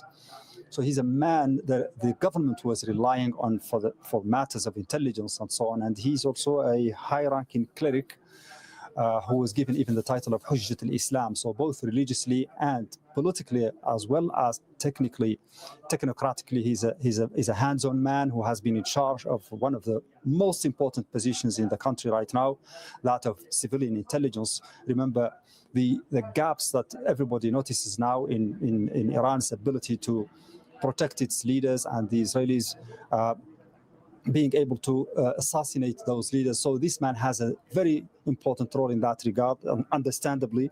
But now he's been taken out. The Israelis are betting on this approach to get rid of all members of the government. But here there is a sense of resolve among the leaders. We've heard the foreign minister yesterday saying that these assassinations are not going to lead to the crumbling of the government or the system that is in place in Iran. We have seen the demonstrations. We have seen the protests, not the protests. We have seen the rally today to give tribute, to pay tribute to those who have been killed yesterday, to other prominent leaders. So there is a sense of defiance, but also there is fear that if this a series of this approach of assassinations goes on and continues, nobody knows what it may lead to. It may lead to more radicalized people taking over, or it also lead to what the Americans and the Israelis are saying, maybe people who are more amenable to talk to the Americans and the Israelis about a kind of rapprochement or a kind of deal. Okay, let's go back to Norodeh in Ramallah. So, you were mentioning before that Israel's defense minister, Israel Katz, said there were going to be, quote, more surprises throughout the day. Do we have any more information about what he was talking about? Well, we have news of that one very significant strike on Iran's natural gas facility, responsible for 40% of production, the Pars field. And this is really a fundamental shift in the dynamics on the ground. Israel had been restrained previously, presumably by the United States, by the US President Donald Trump.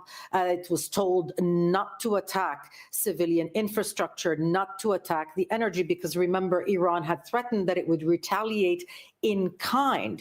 Now the Israeli army is saying that that attack, that strike, that strategic punch, if you will, was done in coordination with Washington. Well, we haven't heard from Washington yet, but certainly the establishment here in Israel feels very confident that this attack had the go-ahead from Washington.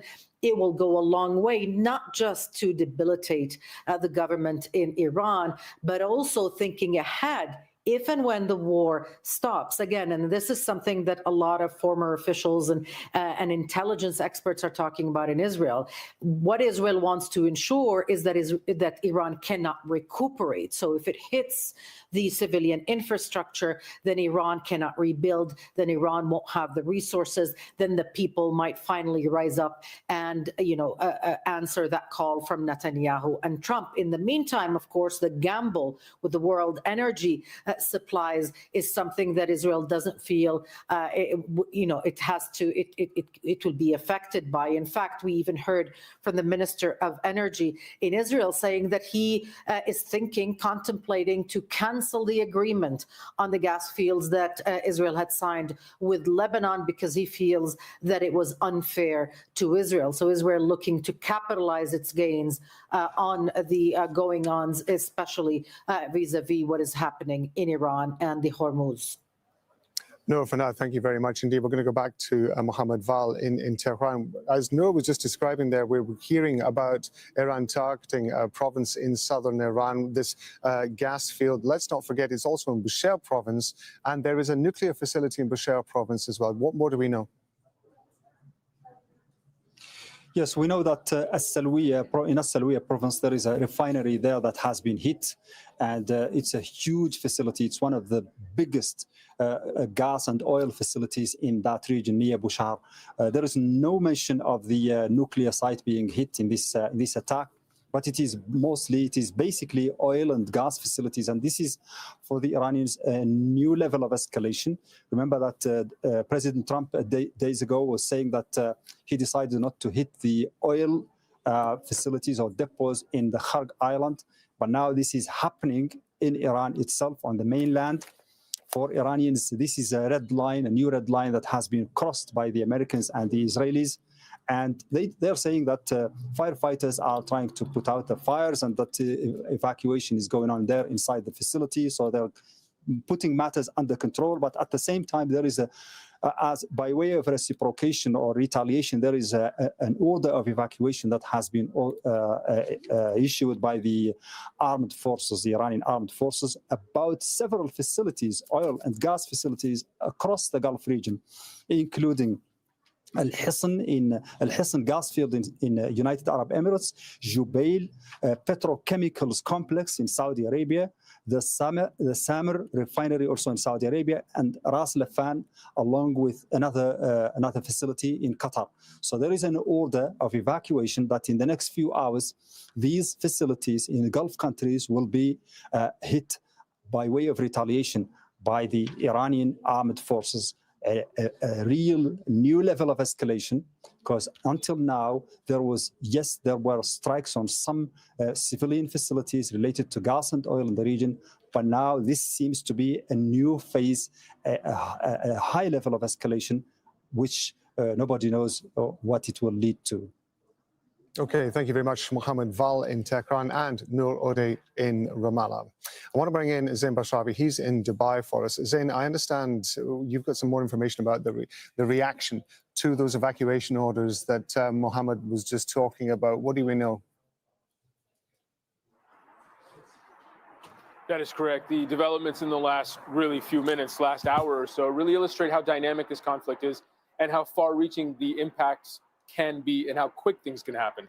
Qatar's foreign ministry spokesman Majid al-Ansari, reacting to the attack on the Iranian energy infrastructure, says Israel's targeting of Iran's South Pars field facilities, which extend into Qatar's North Field gas reserve, is a dangerous step.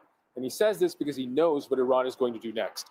Targeting energy infrastructure is a threat to global energy security, the statement says, the peoples of the region and the environment. Now, Qatar knows where Iran is at. It is backed into a corner. It is wounded. Its leadership is under attack, and it is in fight mode, as its leadership is continuously being targeted for assassination. Iran has said is going to begin using more potent, powerful weapons that are precise and more difficult to defend against. All of this spells doom and gloom, really, for how this conflict is going. It is only continuing to escalate. And as if on cue, Iran announces that it will carry out attacks on several targets, naming energy infrastructure in the UAE, in Qatar, and in Saudi Arabia, exactly the kind of thing that the regional leadership has been worried about happening again. We saw early on in the war, gas fields and oil refineries in Saudi Arabia, in Qatar, were targeted. And this warning is coming once again. And one thing we have learned that the Israelis and the Iranians tend to have in common is if they say they're going to do something, they say it and then they follow through. So it is very, very likely that there will be attacks in the coming hours at these sites in the Gulf region. Zain, stand by for us. I want to go to Insamam Rashid. He is overlooking the Strait of Hormuz for us. What is the latest from where you are, given the fact that we're also getting alerts about these evacuation orders with regard to some of the gas processing facilities in and around the Gulf?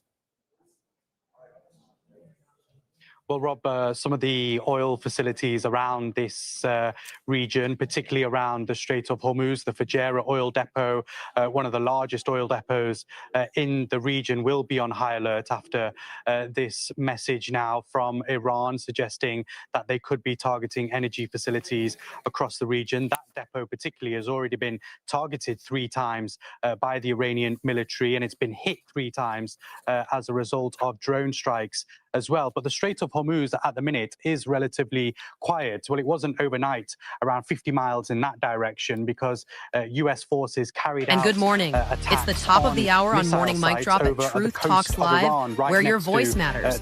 Stay tuned for our breaking world news coverage this hour. The US said that like and subscribe now. Multiple 5,000-pound deep penetrator bombs, these bunker-busting bombs, some of the most destructive in their arsenal along the coastline, targeting missile sites that Iran has been using to target vessels in the Strait of Hormuz. The US said that these missile sites that Iran have been using pose a risk to international shipping. Now, obviously, Iran has got control of these waters. The military has. Usually 20% of the world's oil usually passes through here, around 20 million barrels every single day. But right now, there are hundreds and hundreds of vessels, of cargo tankers, of oil tankers anchored down in these waters around me, not being able to get through. They're just waiting for the green light to pass. Effectively, Iran has got a chokehold on the world's economy by keeping this waterway shut. There hasn't been any formal retaliation by Iran to these attacks by the US. Obviously, we've seen what's happened in the UAE, which I'm sure Zain can give us more information on. But if they have found out that the US have launched these attacks from the likes of the UAE or other Gulf regions, these attacks on Iranian missile sites, then we know exactly where that retaliation will be coming to. This standoff remains as it is right now, with dozens and dozens, if not hundreds of ships in the water. We've been seeing some data by the Associated Press, which suggests that around 90 ships have passed through these waters since the war started. Usually it's around 138 a day, but we've only been seeing a trickle of ships passing through. That main bulk of that has been Iranian oil heading through the Strait of Hormuz to the countries like China and India. We also saw that a Pakistani vessel managed to pass through yesterday, going through the Strait of Hormuz and ending up in Karachi. What the Iranians have said is that ships from countries we consider hostile cannot pass, and ships from neutral or friendly countries can. Whilst all this is going on, it has caused huge economic pressure around the world, Rob. And that's why now President Trump is essentially building some form of global coalition to send warships to these waters. He wants to essentially try and take back control of the Strait of Hormuz. And he thinks he can do that by sending military might to these waters. We know that the response hasn't been great, particularly from European countries, Australia and Japan also saying that it's something that they're not willing to commit to. They don't want to escalate this conflict. But yesterday, Rob, I think this is an important point, that the UAE said that they could join the US mission to try and ensure safety and security on these waters, because as we know, they have been hit very hard economically by the Strait of Hormuz remaining shut, and now potential further strikes on energy infrastructure around this country. Insamam Rashid, overlooking the Strait of Hormuz, thank you very much indeed. We're going to go back to Zain Basravi, who is in Dubai for us. On top of all of this, I understand Gulf countries meeting in Riyadh later. They're going to be discussing the security challenges facing the region. What are you hearing about that?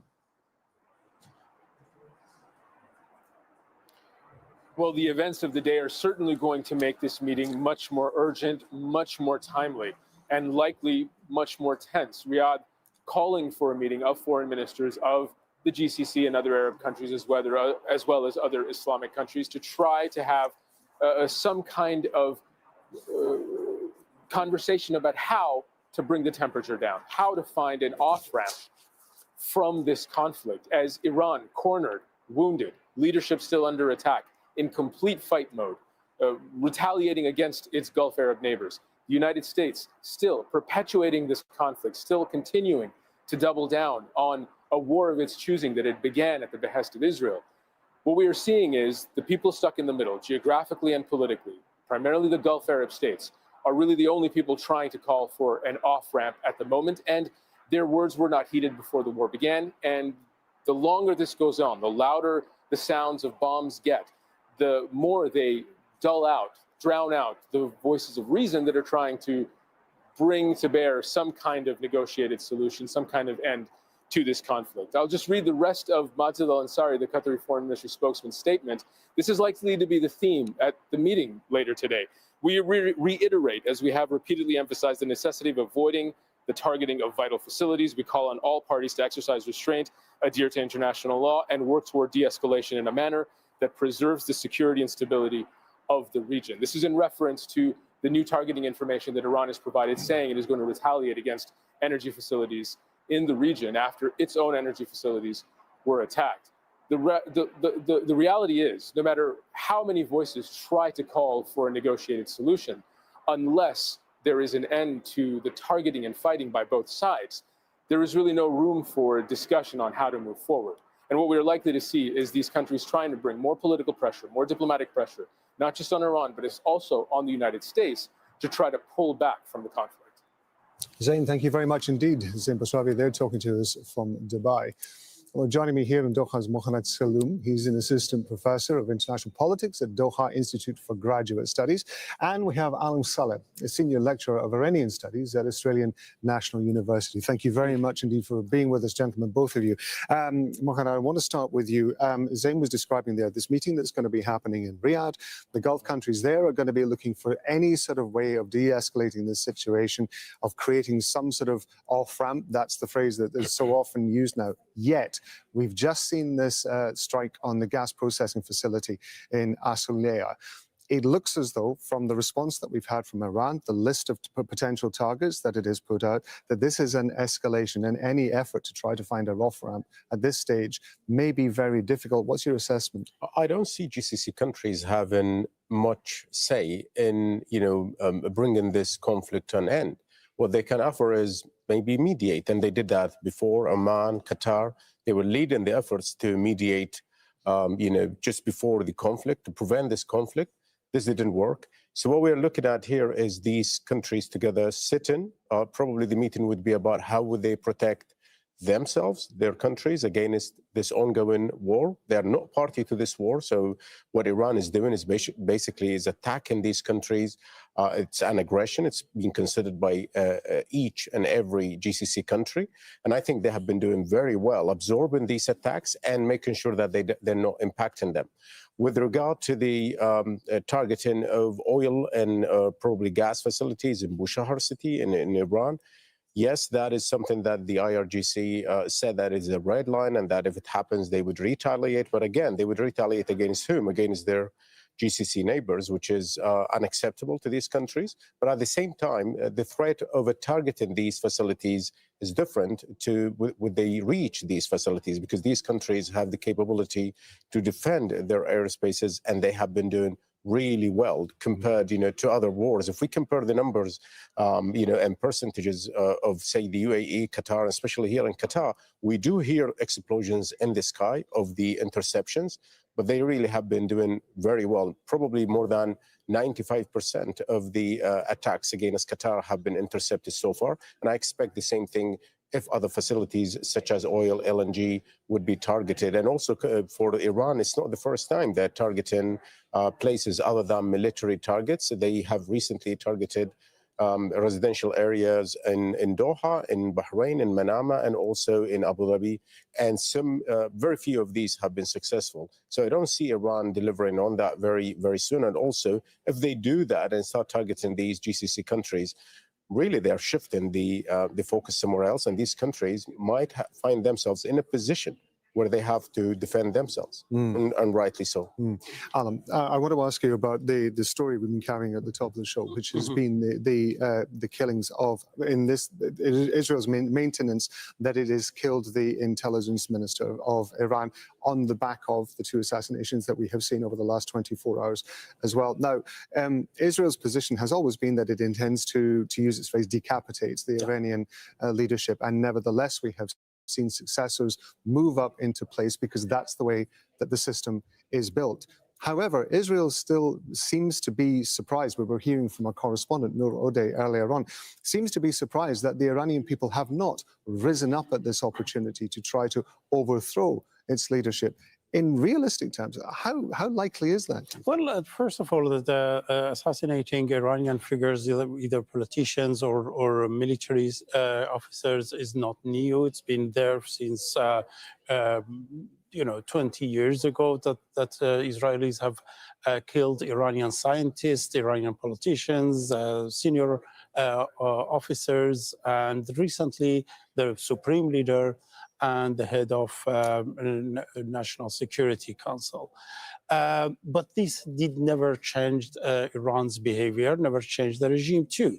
We know that usually any external threat, any external war, it unifies not only different political factions within the political system, but also people, the society, especially Iranians that are deeply concerned about Syrianization of Iran and about anything that happened to Iraq and Afghanistan to happen to Iran. They are deeply concerned also about the territorial integrity of the country, particularly when we see that both President Trump and Prime Minister Netanyahu talk about weaponizing the opposition groups outside and inside the country. So that is a wrong strategy. And this is particularly important since we know now from Omani diplomats and British diplomats that the agreement was absolutely achievable a day before the war erupted. But we see that this war started with almost no or any kind of particular strategy or goal or aim to achieve.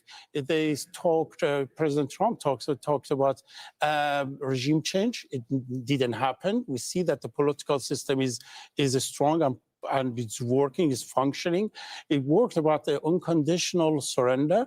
It didn't work. We see that they are now more determined to act against this kind of aggression. And also it was about weakening of the regime. But we see also that the Iranians actually maintain their missile capabilities. They're somehow responding quickly to any kind of escalation. And they've been kind of following this escalation ladder quite logically until today. And this was a red line not only set by the Iranians, but also by President Trump when he said that the oil facilities will not be targeted. And he even talked to Israelis when they have targeted several oil facilities, civilian one in Tehran, including the airport one. So what we see today is that as a kind of behavior which is irresponsible, because the Americans are not paying for this price anything. The people in the region, the countries in the region are paying the price. And this shows that this war, it wasn't about the nuclear bomb, as they have mentioned. It wasn't about Iran's military might or strength. Actually, it's about changing the geopolitics of the region once and forever by weakening Iran and actually fragmenting Iran internally, probably actually even separating Iran into different pieces. And this is what concerns people. This is what kept people quite suspecting the aim of this war from the very beginning. Alan, while we have you, I want to ask you as well. We've seen a change in the nature of the targeting that both Israel and the US have carried out. Initially, it was against leadership, it was also against senior military figures, but also, of course, the military infrastructure as well. But in the course of the conflict, we've seen over the last 18 days, it's moved on to civilian infrastructure. We've seen oil terminals hit, but we've also seen gas facilities hit, as we've just been reporting in the last hour or so. Again, how do you think that is going to impact the way that the Iranian people are seeing this conflict? Yeah, this is the escalation dilemma. I mean, the Americans and Israelis hit almost many kind of military targets, and they have finished. But the regime is still there, is there and is functioning. So now they either need, this is the dilemma, either need to step further to escalate further, and this would actually flashback against their own strategy because it will increase the oil price. It will affect, and this is what Iranians are using, which is the economic war, and using a Strait of Hormuz as a geo-economic kind of weapon. But in the end of the day, from the very beginning, actually, they have started to target a civilian targets in Tehran, in different cities in Iran, including the school that killed 168 children in Minab city. So from the very beginning, they have started targeting civilian kind of facilities, and they started also threatening Iran. Even yesterday, President Trump said that we will target the electricity kind of facilities. And this is even threatening this is a war crime, is even threatening other countries of doing something against people that people would pay the price, would consider illegally as a war crime. So what happens is actually Prime Minister Netanyahu not only dragged President Trump into this war, but also he's teaching him how to be a war crime. And in the end of the day, this, yes, of course, we're living in an anarchic system.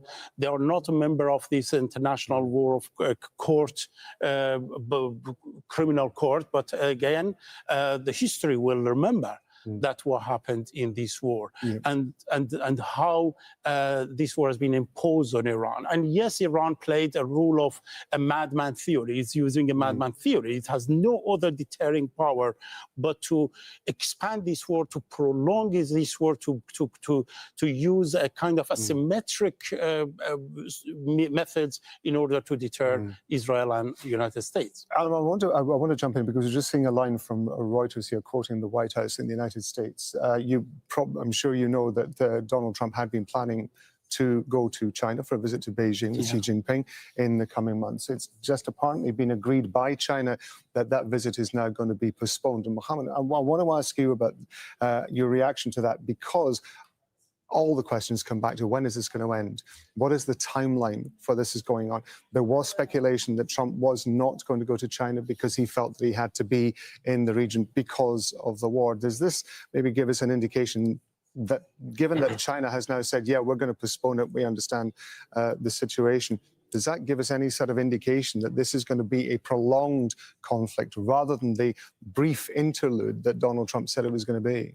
Partly, because also maybe he postponed it, and I heard also other analysis close to President Trump that he postponed the visit because China refused to come to the Strait of Hormuz and to participate in the coalition he called for. And, he said that China is one of the countries that are affected by the closure of the strait, and they should come in to help open the strait, because this is, an international choke point of energy and trade for the whole world, and China has a role to play.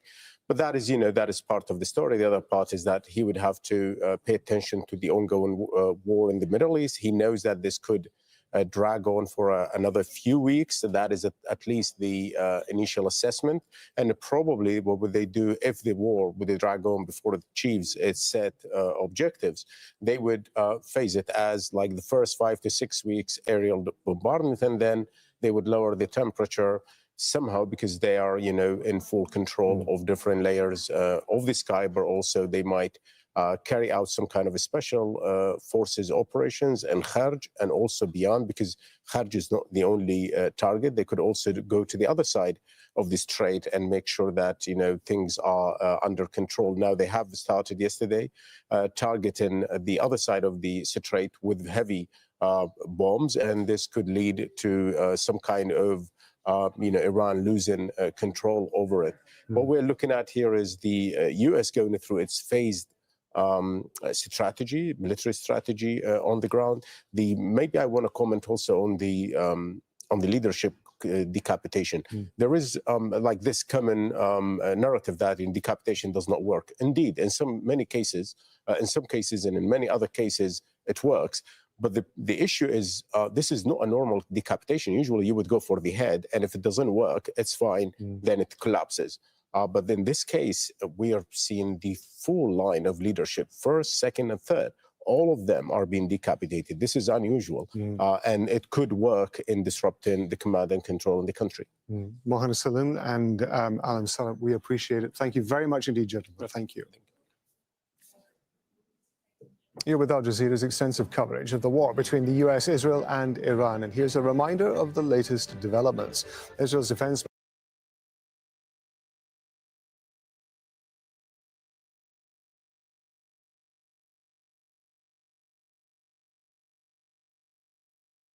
Minister Katz says an Israeli strike has killed Iran's intelligence minister Ismail Khatib overnight. The Iranian government has not confirmed his death. Funerals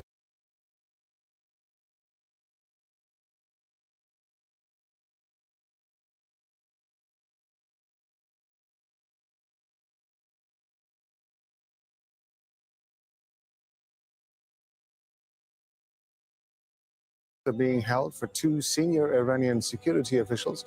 Ali Larijani and Gholam Reza Soleimani were killed in Israeli strikes on Tuesday. Thousands of mourners are attending the ceremony in the capital, Tehran. Iranian media are reporting that a US-Israeli strike has hit a gas processing facility. The attack targeted facilities in Asliya in Iran's southern Bushehr province. Iran shares the offshore field in the Persian Gulf with Qatar. Israel is waging a war on a second front in Lebanon.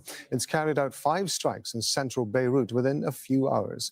The attacks targeted densely populated residential areas of the capital, killing at least 10 people. The Israeli military has also struck southern Lebanon's largest city, Sidon. Now, we're going to hear from Al Jazeera's Bernard Smith in a moment. But first, this report from Al Jazeera's Zina Khoda from Beirut. The Israeli military escalating its attacks, expanding their scopes, targeting buildings in central Beirut. It appears to be part of a maximum pressure campaign being exerted, not just against Hezbollah, but the Lebanese government. Israel's defense minister has told the government to stop Hezbollah's attacks against Israel, or else Israel will take control of territory. The Israeli Prime Minister Benjamin Netanyahu saying that the Lebanese government has been told it will pay a price if it does not confront Hezbollah. The Lebanese government in a difficult position. It has taken what has been described really as unprecedented decisions against Hezbollah, outlawing its military wing, and the Lebanese government reaffirming that it is committed to reclaiming state sovereignty. But the Prime Minister has said that they cannot enforce these measures at a time of war, during wartime. But it seems that the army, the Lebanese army, has been treading carefully. The army chief has come under some criticism for taking a conciliatory approach toward Hezbollah and focusing instead on, quote, national unity. That's the word he has been the words he's been using time and time again, the need for national unity, because the army chief is concerned that taking on Hezbollah or confronting Hezbollah could split the army along sectarian lines and cause internal divisions. So very dangerous times for Lebanon. The international community, and particularly the United States, clearly not happy with the way the Lebanese government has dealt with Hezbollah. The government has appealed to the U.S. to intervene to stop these attacks. The Trump administration remaining silent, with the White House saying that they support, quote, Israel's right to self-defense as it continues to face threats. So these attacks are expected to continue to escalate as more pressure is being piled on the government to act against Hezbollah, all the while Israel threatening to expand its scope of operations, its military operations in Lebanon. Zana Khadr, Al Jazeera, Beirut. And Bernard Smith has more from near Sidon. Over my shoulder there, those 2 chimneys in the distance, a power station just next to it is the Litani River, the new line that Israel says people must evacuate beyond, those south of that line. Above us, the sounds of Israeli warplanes. They've been here all morning, and there have been airstrikes in the distance. There's also been strikes along the road down by the seaside there behind me. Israel saying it's targeting Hezbollah infrastructure that could be where they're launching rockets from, for example. But just being beyond that line is no guarantee of protection. There was a strike on a vehicle in Sidon earlier, that targeting, Israel says, a member of Hamas. He was killed as he tried to run from the vehicle, and also a member of the fire service who happened to be nearby was also killed. So just being beyond that line is no guarantee of protection. Israel is targeting wherever, whoever, and whenever it wants. Bernard Smith, Al Jazeera, near the Litani River, Lebanon. Well, the spokeswoman of the Lebanese presidency has outlined the issues discussed during a government security meeting. President Joseph Aoun presided over a security meeting to discuss the situation in the country, including Israeli aggressions.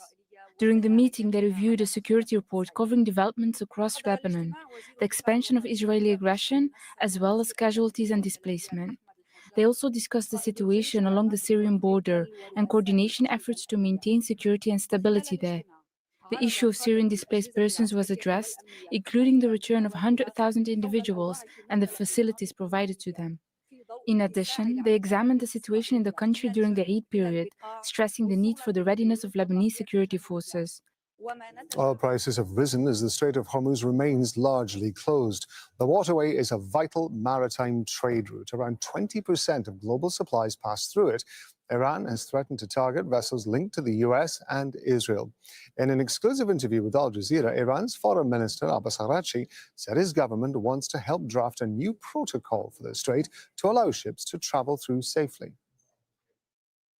من باز تکرار میکنم این جنگ ما نیست. I will repeat, this war is not our war. We did not start it. The United States started it and is responsible for all the consequences of this war, human and financial, whether for Iran, for the region, or for the entire world. The United States must be held accountable. From our perspective, this is a waterway located next to Iran. Naturally, we will not allow our enemies to use this waterway. At the same time, a war is taking place around it, and naturally, many ships and countries may not want to use this route due to insecurity. Some countries contact us to discuss safe passage through the Strait of Hormuz, and we try to provide them with the conditions for such passage. Iraq has resumed oil exports through Turkey's Sinan terminal after a breakthrough deal between the Iraqi and Kurdish regional governments. They've agreed to form a joint committee. Revenues will go to the federal treasury, and new security measures are going to be put in place to protect oil fields. The move comes as Iraq faces a major production crisis. Output from its southern oil fields has plunged by 70% after Iran effectively closed the Strait of Hormuz.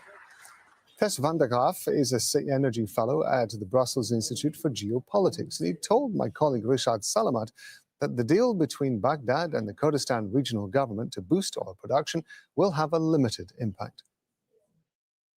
Every additional injection of oil into the world market is welcomed at this stage, but you have to put these things into perspective, because what we are talking about now is perhaps an additional injection of 200,000 barrels a day, maybe 250,000 barrels a day. But looking at just Iraq, its oil production has plunged since the beginning of the war by 70%. So Iraq was producing at a level of 4.3 million barrels a day before the war, and it has now reduced its production by shutting in production from oil fields directly to perhaps 1.3 million barrels a day. So we're looking at almost 3 million barrels of day of production that have been lost. So if you look at the volumes, 200,000, 250,000 barrels that could be rerouted through that northern pipeline that ends in the Turkish port of Ceyhan, then you're looking at less than 10% of Iraq's lost supplies that could still find a way to the market. So that's a negligible volume overall. We had an interview with Kush Desai, who's a special assistant to Donald Trump. He's also a senior deputy press secretary. And it was very interesting in our interview with him that he mentioned Venezuela twice as filling a gap. Surely its infrastructure is also shot. The situation in Venezuela is very clear. It's a country with massive oil reserves, but it doesn't live up to that potential because of years of underinvestment. So Venezuela's oil production cannot provide any solution or any relief compared to the magnitude of disruption that we're seeing now from the Middle East. Just to remind everyone, this is the biggest oil supply disruption in history, according to the International Energy Agency. It's larger even than the oil disruptions of 1973 and 1979. Well, as the war in Iran pushes global oil prices higher, many economies are coming under increasing pressure. China is one of the world's largest oil importers, and it's heavily dependent on supplies from the Gulf. But as Katrina Yu reports from Beijing, the country's shift to electric vehicles is cushioning the impact of the conflict. For 12 hours a day, Liu Xiaolu drives this truck delivering goods around Beijing. With conflict in the Middle East pushing up oil and petrol prices, he's glad his vehicle is battery-powered. Now there is a war in Iran. The price of petrol is getting more and more expensive. Everywhere it's the same. It's better to have an electric truck. China is one of the world's largest oil importers and relies heavily on supplies from the Gulf. Beijing has instructed refiners to limit exports of gasoline and diesel and raised price caps on petrol to conserve supply. But in China, millions of drivers no longer rely on petrol, insulating them from sudden price spikes. 1 in 4 new heavy vehicle sales and half of all new car sales are electric. Before the Iran war, China's demand for transport fuels was already peaking, with gasoline use plateauing and demand for diesel starting to decline as electric trucks took off. The country is still exposed to global oil markets, especially for the construction and manufacturing industries, as well as aviation and petrochemicals. Up to 50% of China's crude oil imports come from the Middle East, and most of it passes through the Strait of Hormuz. Chinese officials have called for a ceasefire and a return to diplomacy, while trying to leverage Beijing's strong ties to Iran to secure safe passage for its tankers through the strait. This is a war that should never have happened, and one that benefits no party. But when it comes to everyday transport, China's electric vehicle fleet is estimated to have saved more than 1 million barrels per day of oil. As the Iran war pushes energy markets into turmoil, the electric transition is helping to cushion the blow. Katrina Yu, Al Jazeera, Beijing. Japan's Prime Minister Sani Takaichi is heading to Washington for talks with President Donald Trump as unease grows among U.S. allies in Asia. Japan and South Korea have faced pressure from Trump to send warships to the Strait of Hormuz. South Korea has also seen a reduction in the deployment of U.S. defense systems, raising questions about the reliability of Washington's security guarantees. Jack Barton reports from Seoul. U.S. artillery and anti-missile systems defending South Korea have been quietly redeployed to the Middle East, despite Seoul's objections. While we have expressed opposition to such a move, the reality is that we cannot fully enforce our position. U.S. President Donald Trump has also pressured South Korea and Japan to send warships to the Strait of Hormuz, which had been a major oil transit route before the war and which Iran has effectively closed. South Korea is considering Trump's request, though many politicians in the ruling party say sending ships would be illegal under the country's laws. There is also concern about the U.S. pivot to China dragging Seoul into an unnecessary conflict with Beijing. For those advising the South Korean government, the mounting demands are testing the alliance. There's a general line that South Korea should cooperate with the United States, but the real question is, whose war is this? It feels less like America first and more like Israel first. And I think there is a fundamental question as to why South Korea should have to cooperate in a war that is for Israel. The crisis is also reviving charged debate over whether South Korea should acquire nuclear weapons. This is not something emerging only in South Korea. It has already begun to surface in Japan as well. Japan is a country with 3 non-nuclear principles and a pacifist constitution. South Korea and Japan together host more than 80,000 U.S. troops, a presence long regarded as the bedrock of regional security, a bedrock that is starting to crack. Jack Barton, Al Jazeera, Seoul. The Iranian women's football team has arrived back in Iran after completing the last leg of their journey home via Turkey. They had been competing in the Asian Women's Cup in Australia. Several players had initially applied for asylum, but they later withdrew their applications and chose to return. 2 players have remained in Australia. The team faced criticism in Iran after some players refused to sing the national anthem during the tournament.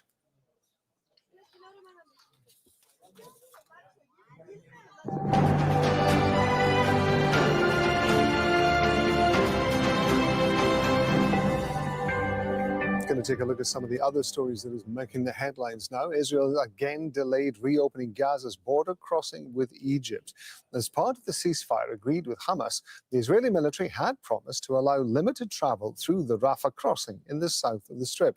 Now, the crossing is seen as a lifeline for Palestinians, and it's been closed since February the 28th. It's limited medical evacuations of severely ill and wounded patients and prevented Palestinians from returning home.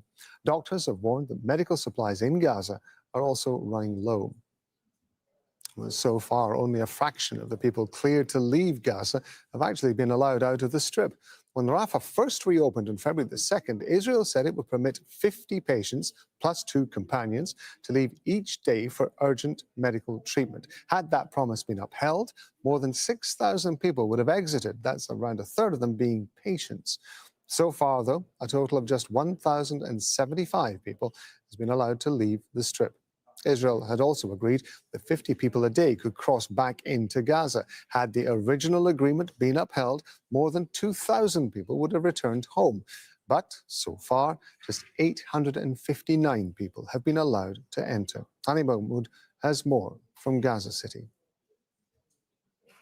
Opportunity just to walk around the area here, and we couldn't help but hear people expressing their anger, frustration, and disappointment that the Rafah crossing failed to reopen after it was expected to happen, but so far this did not happen at all. And what we're looking at is a sense of growing resentment, growing frustration, because that decision, the delay in reopening the Rafah crossing, just left thousands of Palestinians stranded here. That includes patients, of course. They are the largest group of people who need immediate evacuation outside of the Gaza Strip for medical treatment. They're also the students here who need to resume their study.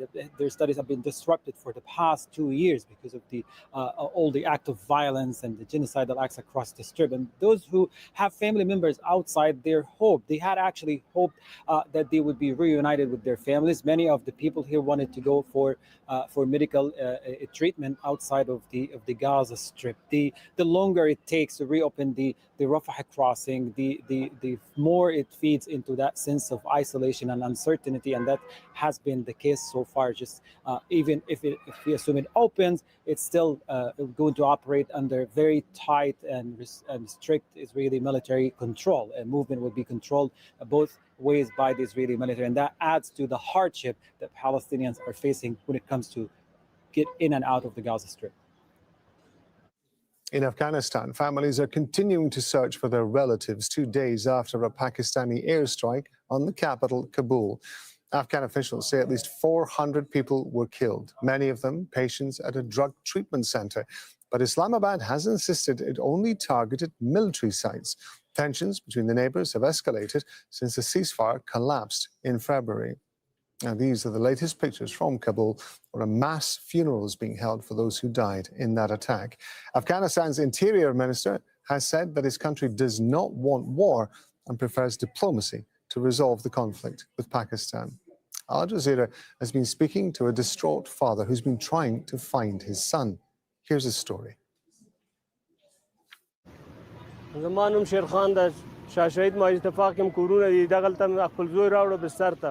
خرچه مرچه مونږ سره نو پیسې نو چې نو دلته مجبوري نه پوه شو شفاخانه دولتي وه ما ته کوټ سنګینه زنګونه یې ووهه چې پوه شو ستاسو کور څنګ سره چې بم غورځېدلی ته لاړ شه زوی د اول دې واخله چې وروره پوه شو که نه دا ستا زوی یم همدلته کیمپ امید کې و او ته لاړ شه دلته چې راغلو کیمپ امید کې پوه شو اور بلېده نیمې شپې مونږ راغلو اوس زما سیاسر ایمانان تلي وو ویلي ده چې هغه ملته ملاقات ته ورته تلي وو مخکې اوس یې چې ولیده نو بس اوس په جړا جړا کور ته لاړ دغه ټول ماماګنې دي دغه ټول راغلي هلکان مات شوي سو هغو کانټینر کې د شهید شو همدا یو زوی مې و نازولی و ډېر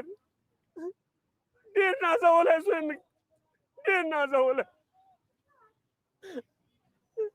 دوه ماشومان یې و نازولي یو 4 کلن دی یو 15 کلن او خپله 22 کلن ته بس باینده به الله ته به سپارو نور چاره نه لرو د الله په دربار کې الله به یې ساتي کراچي وانو سینما په امیر کې کراچي او لاسګاډي چلاو هلته هم نه پرېږدي او روزګار هم خراب ده پوه شوې کاروبار هم کوو هلته هم نه پرېږدي بازار کې هم نه پرېږدي او دلته مجبوري نه دا زوی مې مریض شو جګرخوني وکړه خفګان یې وکړو دغلته اوس بستر ده همدا د دنیا پیښې دي غریبي ده ناچاري ده مسکیني ده دا کار چې کېږي مسکیني نه بېچارګي نه کېږي ټول مسلمانان دي 400-500 مړي دي او موږ ته معلوم نه دي جسدونه معلومیږي نه لاس نشته خپه نشته اول دولت نه نور طالبانو نه غواړو که موږ سره موږ باندې چې هم تړي موږ یې تیار یو ورته پاکستان ته موږ تیار یو په دې حال باندې ټول د اختر ورځې شپې ته ګورئ ټول نازولي بچیان دي خلکو کړولي دي 2,000 کورو کې غمونه یې اچولي دي دا ټول بال بچهدار کوچهدار عیالداره دي داسې حال د څه ظلم ده په افغانستان باندې په دې حال باندې زندگی کیږي ټول مظلوم خلک دي دلته بیچاره خلک دي. The Senegalese government is calling for an independent investigation into what it calls suspected corruption within African football's governing body. It comes after the country was stripped of the Africa Cup of Nations title.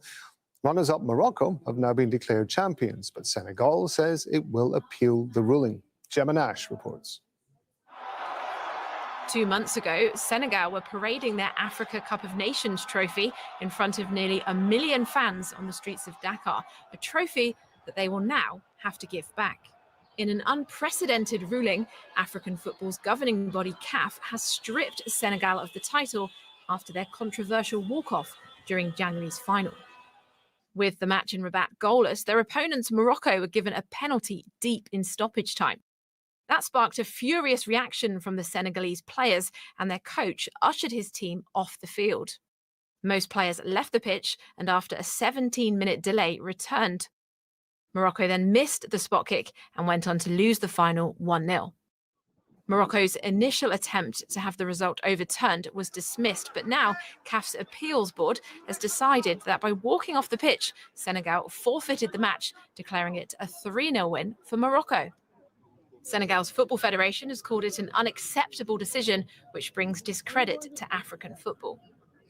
While the Moroccan Football Association says it wasn't questioning the sporting performance of the teams, only ensuring competition rules were properly applied. The ramifications for global football are huge. The African Cup of Nations is preeminent as a tournament. Other sporting federations, once this becomes the precedent, are going to use it as a yardstick to make decisions later. Despite my reservations about this decision taken by CAF, what I cannot fault CAF for is that Africa and the world of football needed a very strong message to be sent to Senegal and to anybody else in the future that you cannot at any point decide to walk away like Senegal did. Senegal have confirmed they will appeal to the Court of Arbitration for Sport, which could take up to a year to issue a decision.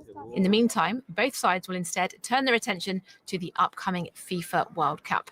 Gemma Nash, Al Jazeera. Democratic Republic of Congo has launched a measles vaccination campaign for children. Healthcare workers have arrived in eastern Congo, where low vaccination rates and insecurity have fueled the outbreak. The Congolese army regained control of the city of Uvira in January after M23 rebels withdrew. I'm going to be back in a couple of minutes with more on the news that Israel and the US have carried out an attack on an Iranian gas processing plant. I'm Rob Matheson. Stay with us.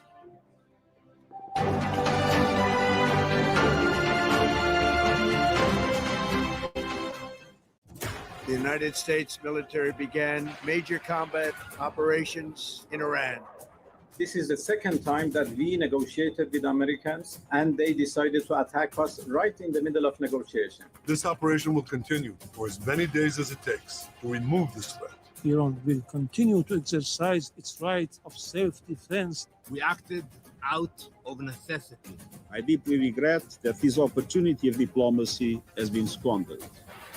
With tensions escalating, stay with Al Jazeera for the latest developments.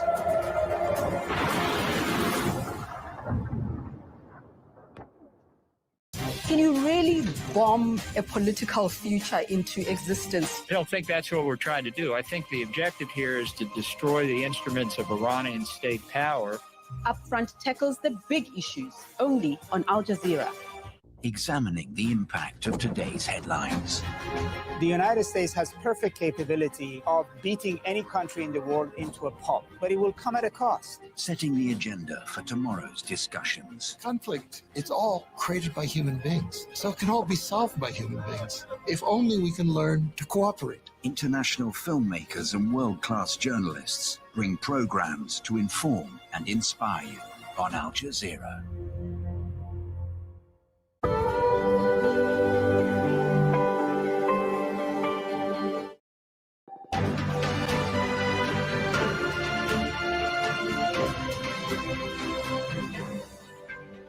Hello, I'm Rob Matheson. You're watching Al Jazeera's extensive coverage of the US and Israeli attacks on Iran. Here are the latest developments. Iran warns of imminent strikes on oil and gas facilities across the Gulf after one of its key gas facilities is hit in an Israeli strike. Israel says it's killed Iran's intelligence minister, Ismail Khatib, a day after assassinating two senior security officials. The funerals for Ali Larijani and Ghulam Reza Soleimani have been held in Tehran. Iran insists their killings will not weaken the government.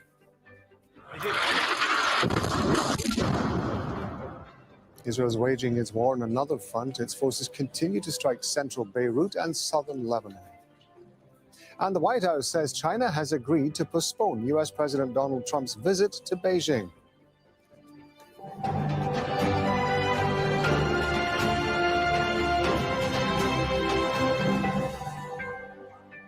Iran's Revolutionary Guard has issued evacuation warnings for several oil and gas facilities across the Gulf.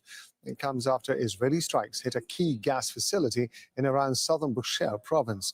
The plant processes natural gas from the South Pars North Dome field, which Iran shares with Qatar. A spokesman for Qatar's foreign ministry has condemned Israel's attack as a dangerous and irresponsible step.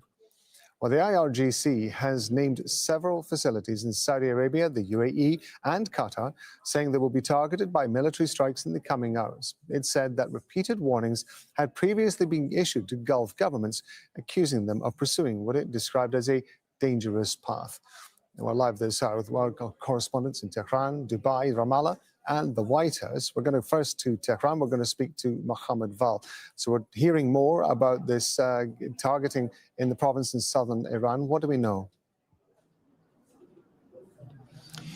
Yes, we know that As-Salwiya in Bushehr has been attacked. That one of the biggest oil and gas facilities in Iran, and that fire broke out in some sections of that facility. The authorities say they are putting the matter under control and that the area has been evacuated of the workers of the factory. But at the same time, Iran says this is a red line. The armed forces have issued an evacuation order for many facilities in the Gulf region. I'm going to tell you some of those, the names of some of those facilities. Al Jubail Petrochemicals in Saudi Arabia. Also the Samarf refinery in Saudi Arabia. You have Ras Gas Lafan in Qatar, and also other facilities in the same countries. So about 5 or 6 oil and gas facilities in the Gulf region are now under threat because the Iranian armed forces have said that in the next few hours they are going to retaliate with attacks on those facilities and that they should be evacuated. Iran has always warned that this war should not take a turn that is going to be destructive and very costly to the region. It has warned the Gulf countries against allowing the Americans to use their airspace and their land and their sea for attacks against Iran. And also it has always been saying that if Iran's oil facilities are attacked, it will retaliate in kind against the same facilities in the Gulf region. Mohammed, just stay with me for a second. I want to go to Zain Basravi from Dubai. So what more do we know about these evacuation orders that Mohammed was just describing there?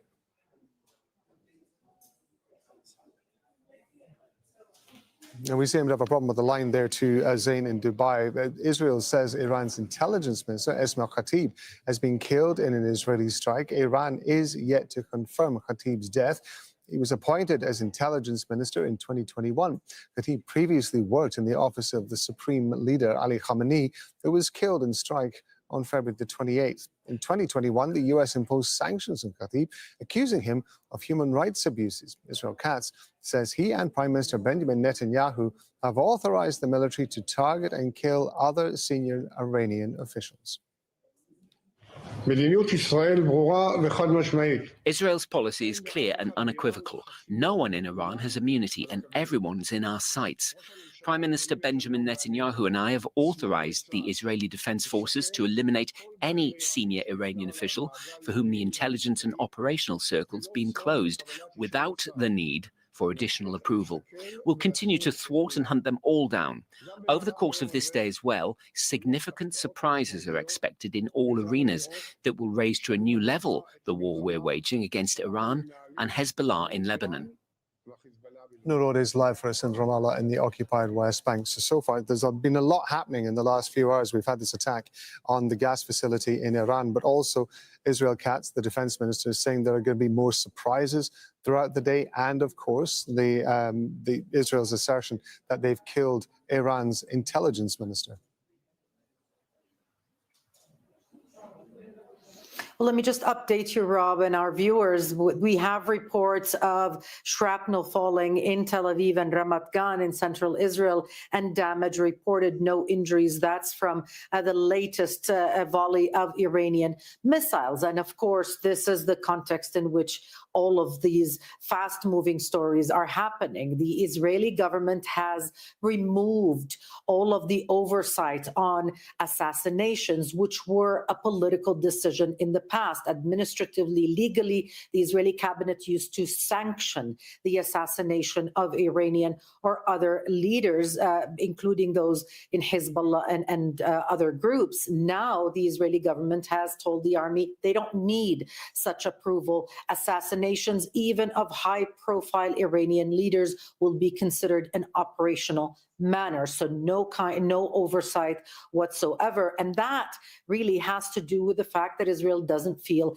any pressure. This reality TV kind of dynamic of promising more surprises, well, now we're there with the Israeli bombing of the gas field in Iran, a strike that everybody had considered to be a red line. And previously, we had heard from the US president saying that such infrastructure must not be targeted. Israel now says that this strike, this very strategic strike, was carried out in coordination with Washington and with its consent. And it ties to the Israeli narrative that the objective is not just to take out and assassinate leaders.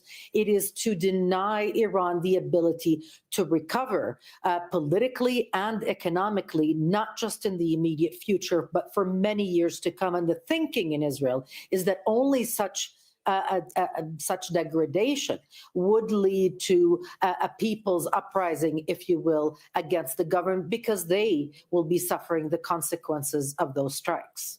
No, for now, thank you very much indeed, Nurod, there in the occupied West Bank. Let's go back to Mohammed Val in Tehran.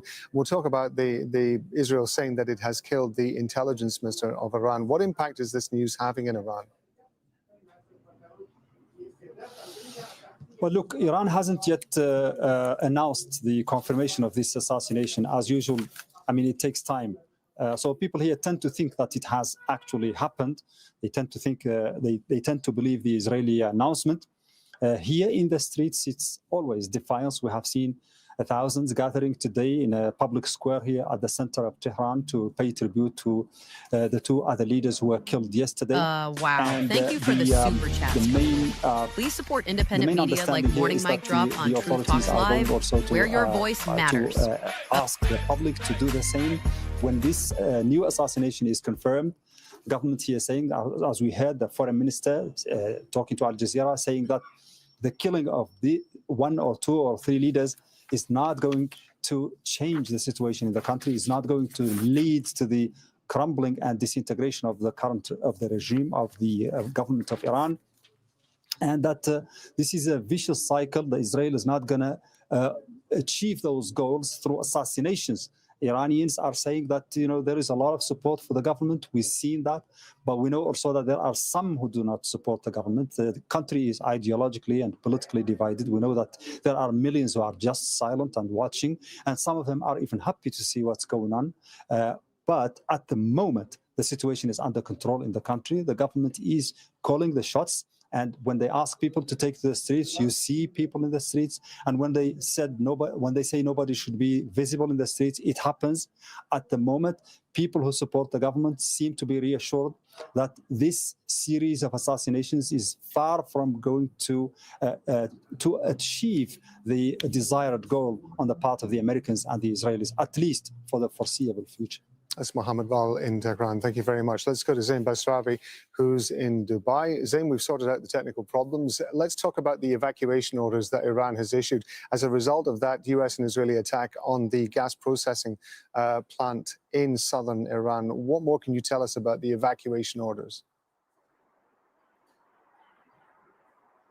Well, we're 3 weeks into this war, and throughout the course of that time, GCC countries have seen retaliation from Iran in an escalatory manner. Throughout the course of the last 3 weeks, multiple attacks on multiple places, only getting worse. Throughout the course of today, we saw escalating attacks, missiles, drones, and now, by the end of today, it is likely to escalate, perhaps exponentially so, following these attacks on Iran's energy infrastructure. They have vowed they will retaliate, and they have said at least 5 different locations in 3 different countries, in the UAE, Saudi Arabia, and Qatar, will be targeted as per what the Iranian government has put out in terms of a warning. They've said to stay away, to citizens and residents around the following facilities, a warning to stay away from oil facilities in Saudi Arabia, UAE, and Qatar, the Samref refinery in Saudi Arabia, Al Husn gas field in the UAE, Jubail petrochemical complex in Saudi Arabia, the Mesaid petrochemical complex and Mesaid holding company affiliated with Chevron, they say, in Qatar, and Ras Laffan refinery also in Qatar, phases 1 and 2. It's very specific here.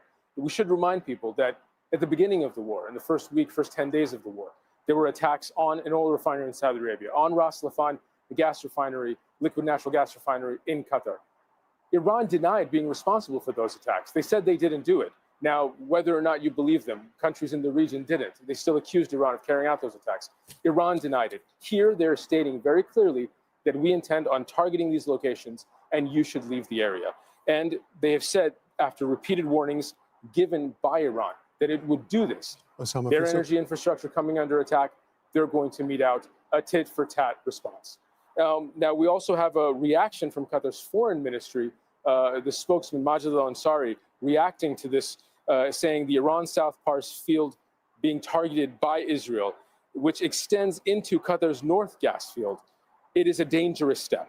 Targeting energy infrastructure is a threat to global energy security, the people of the region, and the environment. A very clear warning, a very clear reaction from Qatar's Ministry of Foreign Affairs there. Zain, it's worth remembering, of course, that apparently there are Gulf countries meeting in Riyadh later to discuss the security challenges that the region is facing. What more do we know about that meeting? Well, in the beginning of the day when the meeting was announced, it was really going to be addressing the last few weeks, a status quo kind of continuous bombardment of these Gulf Arab cities as part of the retaliation. But just to illustrate the day's events, how dynamic this conflict is, there's been targeted assassinations, attacks on energy infrastructure, Israel saying they're going to kill anyone in the Iranian leadership that they want to, Iran saying that they're going to use more potent and precise weapons and more heavy weapons to carry out its retaliatory attacks on whoever they deem necessary, wherever they deem necessary. The escalation just in the last 10 or 12 hours has been exponential. So this meeting that Riyadh has called, where foreign ministers of Gulf Arab countries, other Arab countries, Islamic countries, was with the aim of further consultation and coordination on ways to support the security and stability of the region. It's going to take on a great deal more urgency and immediacy now with these attacks lined up by Iran, planned for the coming hours. What the leaders in the Gulf Arab states, these people caught in the middle geographically and politically in this war, will be trying to do is bringing political pressure to bear, bringing diplomatic pressure to bear, to try to have the voice of reason rise up above the din of all this violence. But the reality is, the longer this conflict goes on, the more weapons that are used, the more severe the attacks are by Israel and the United States against Iran, by Iran in retaliation, the softer the voice of reason becomes. And that's really the challenge for Gulf Arab leaders that are continuing to push for diplomacy as a way forward. Zain Basravi breaking that down for us from Dubai. Zain, thank you very much indeed. Well, our White House correspondent Kimberly Halkett is joining us now. Let's broaden this out a little bit. Part of the backdrop to all of this was a planned visit by Donald Trump, that he was going to go to Beijing. He was going to visit Xi Jinping later this month. We understand that that's been postponed. What do we know?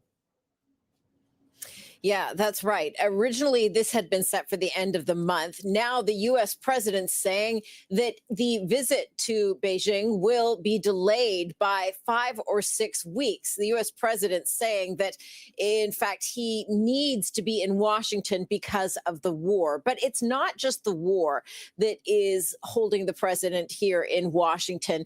It's also the crisis in the Strait of Hormuz. That has affected the president domestically. The fact that oil prices have spiked, and in turn, the price of gasoline or petrol for people to fill up their gas tanks is also rising. And there's a lot of domestic political pressure on the president. What this essentially signals, though, Rob, is that in terms of this crisis, it's the Iran war that's now taking priority over China diplomacy. Kimberly, I want to take a moment just to say we're getting a line in from Reuters quoting a post on X. The Iranian president on X is confirming that the intelligence minister Khatib has been killed as a result of Israeli actions. Just to remind you, that was a post on X. Iran's president confirming the intelligence minister has been killed. Kimberly, the Strait of Hormuz you were talking about there still, of course, as you were referring to, still a big problem for the U.S. Is there any indication that Trump has got a strategy for getting it reopened? Well, the strategy in the last few days has really been twofold, Rob. The first is that the U.S. president is publicly pressuring allies to form a multinational coalition to send warships to escort the tankers through the blocked Strait of Hormuz. But what we know is even as the president says that numerous countries are on their way, none has been named. In fact, we know there have been flat out refusals from countries like France, Germany, Australia. The essence of the sort of pushback has been, look, this is not our war. So there is a concern on the part of traditional allies that there was no advance consultation, and they don't feel now that once this war has started that they should be involved in essentially having to clean up the mess. Now, the second part of the strategy seems to be kind of that Israel and the United States will essentially go it alone militarily. What we've seen in the last 24, 48 hours is a real targeting in an effort to try and degrade Iran's ability to fire at ships as they go through the strait, essentially trying to degrade the sites that are responsible for those launching of missiles. Kimberly, thank you very much indeed. That's Kimberly Halkett there, our White House correspondent, talking to us and breaking that down from the White House. We're going to bring in our panel of guests. Joining me here in Doha is Mohanad Saloom. He's an assistant professor of international politics at Doha Institute for Graduate Studies. And Al Jazeera's own Osama bin Javed has reported extensively on the region. Thank you very much indeed, gentlemen, for being with us. Osama, I want to start with you, drawing your experience of this. It is important for us to remember that the South Pars gas field is shared by Qatar.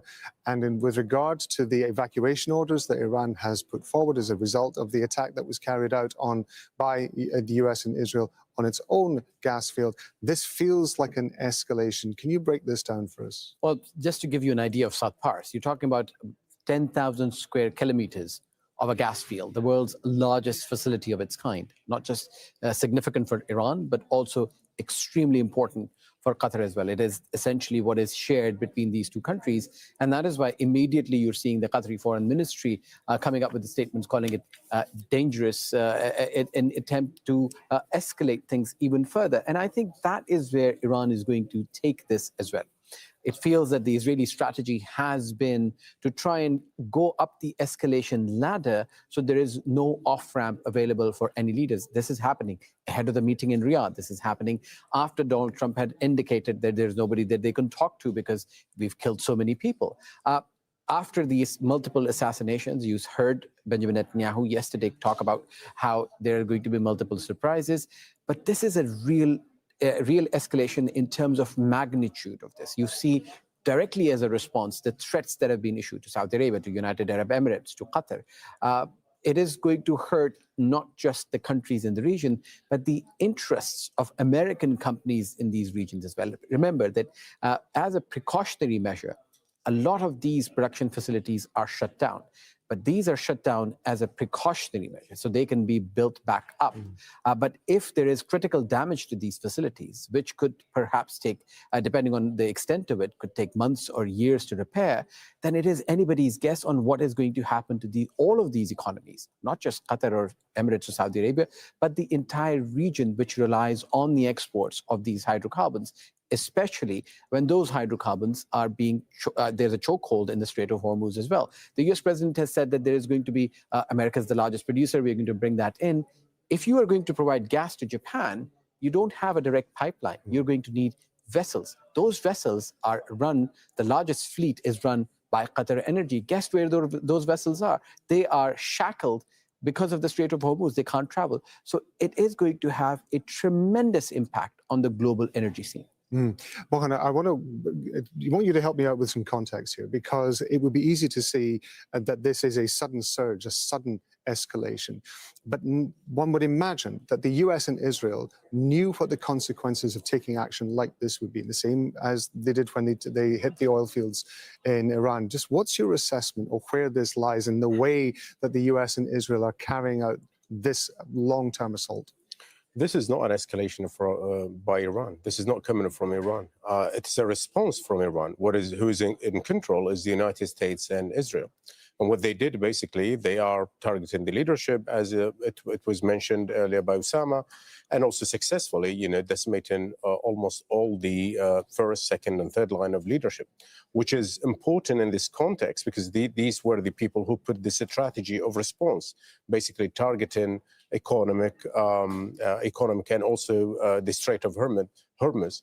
So economic interest in the region, and also with the hope that they would affect the global economy. But I think all of these are assumptions based on the fact, or based on the assumption that the Iranians would be successful in holding the Strait of Hormuz for long, which I don't see that happening because Iran does not have and possess the military capability to do that. And the second thing, that Iran would be able to actually destroy all these oil facilities. And the third factor that is not being talked about as much, even though that is being talked about in DC, which is that these countries, they do have agency, and their patience has limits. And we heard from the UAE as one of the first GCC countries saying that, well, if this goes on, we might have to respond. And other countries might follow suit, especially Saudi Arabia has already sent very clear signals to the Iranians that if you do attack our vital interest, you might find us attacking back. So these countries, their first, second, and third option is not to get into this war. It's not their war. They did not started it. But if they have to, and if Iran forces them to do so, they might have to take some kind of limited military action, attacking, probably neutralizing the source of attacks against their vital economic and petrochemical interest or infrastructure in countries, especially UAE, Qatar, and Saudi Arabia. Osama, Israel's prime minister has said from the get-go that he was expecting the people of Iran to be able to take the opportunity to rise up against their leadership. And we have seen, as we've just been talking about, the decapitation of much of the leadership to several different levels. And yet that rising up doesn't seem to have happened, and we understand that Israel Katz is quite surprised. The defense minister of Israel is quite surprised that it hasn't happened. Was there ever a realistic chance that could happen, and could it still happen if this eradication, if you like, of the leadership continues? Well, I think that is the top of the wish list of Benjamin Netanyahu and Israel Katz, that there is a complete implosion in Iran and people come to the streets, overthrow the regime. You've heard that being mentioned by Donald Trump as well, but I think that's where the calculus has been wrong, because what they did not get right was essentially how nationalist, how intrinsically nationalist the undercurrent is of all of Iran. Look at the reporting from Tawheed, from Mohammed Val. When you speak to people on the ground, they say, well, we don't want to be looking like the people who are causing damage to our country. We do not agree with the regime, but when it comes to an external threat, we are all together, we'll fight it, and then we'll figure out our internal issues later. Coming back to Mohammed's point, Iran's capability and Iran's strategy is what they've been trying to do is go for the long run. There's two ways of looking at it. The number of rocket attacks and drones falling is one that they're rationing it to. A lot of them has been destroyed. Strait of Hormuz, for instance. Iran does not need to line up a series of ships or mine the entire Strait of Hormuz to have control of the Strait of Hormuz. All it needs to do is destroy one tanker, target with one torpedo, leave one loitering munition, and the rest is done by the international crews that man those ships and the insurers. We're going to leave it there, gentlemen. Osama and Mohammed, thank you very much indeed. I want to take you to the Senate hearing where there are senior leaders of the U.S. intelligence community. That's Tulsi Gabbard there, who is Director of National Intelligence, who's speaking at the moment. You can imagine the war in Iran is going to be dominating proceedings. Let's listen in. In uniform and closing out his 37 years with tremendous leadership of the NSA. This briefing is being provided in accordance with ODNI's statutory responsibility. I'd like to remind those who are watching what I am briefing here today conveys the intelligence community's assessment of the threats facing U.S. citizens, our homeland, and our interests, not my personal views or opinions. In this assessment, we're following the structure of priorities that were laid out in the President's national security strategy, starting with threats to our homeland and then shifting to global risks.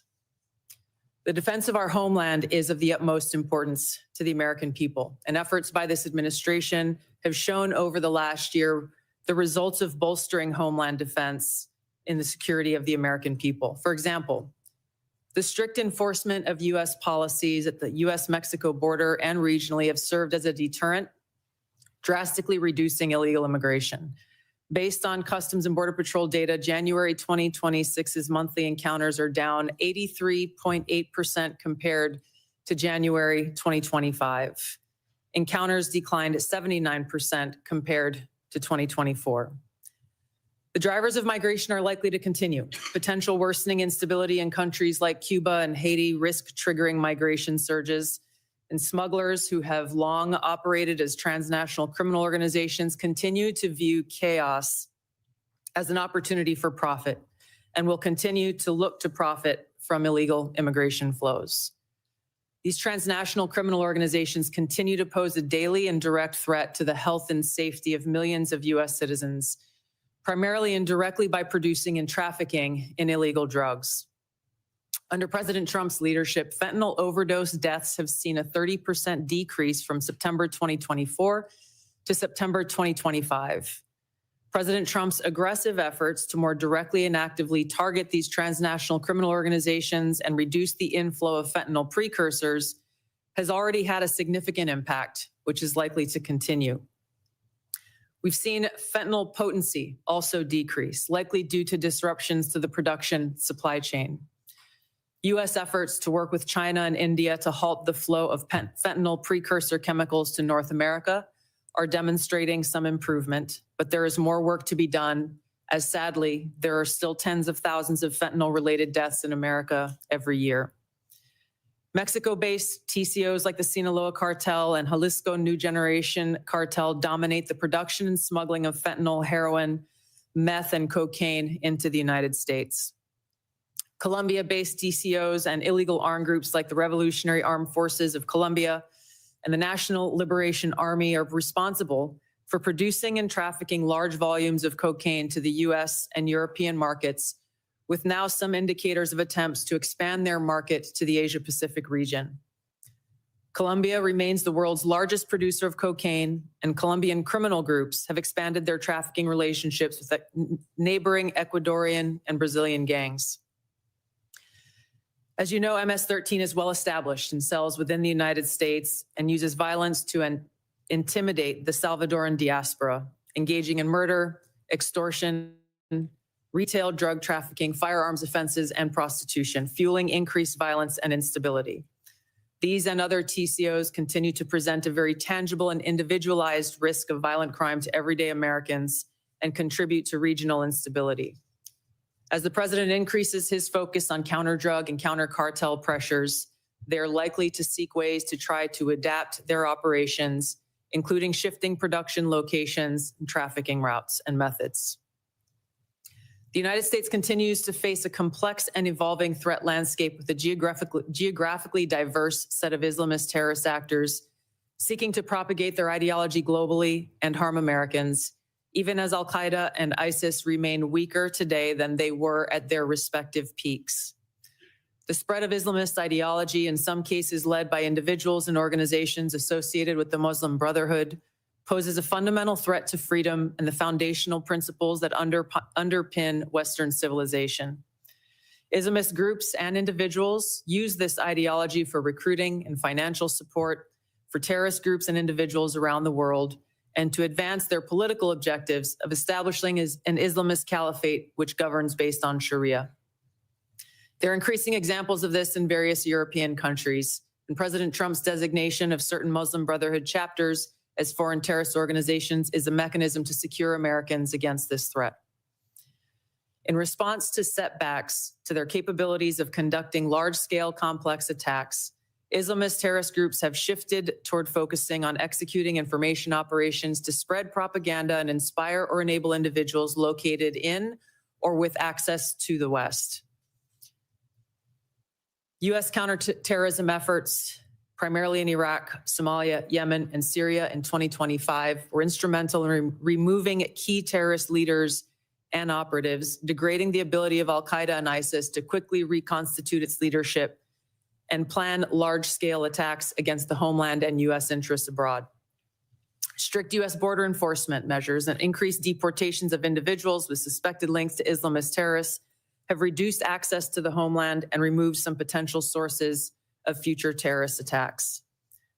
Since January, U.S. officials have only had a handful of encounters at our borders with individuals associated with terrorist groups. This is a positive trend. However, our interagency coordinated efforts to continue to identify, locate, and remove known or suspected terrorists who may already be in the United States continues with vigilance.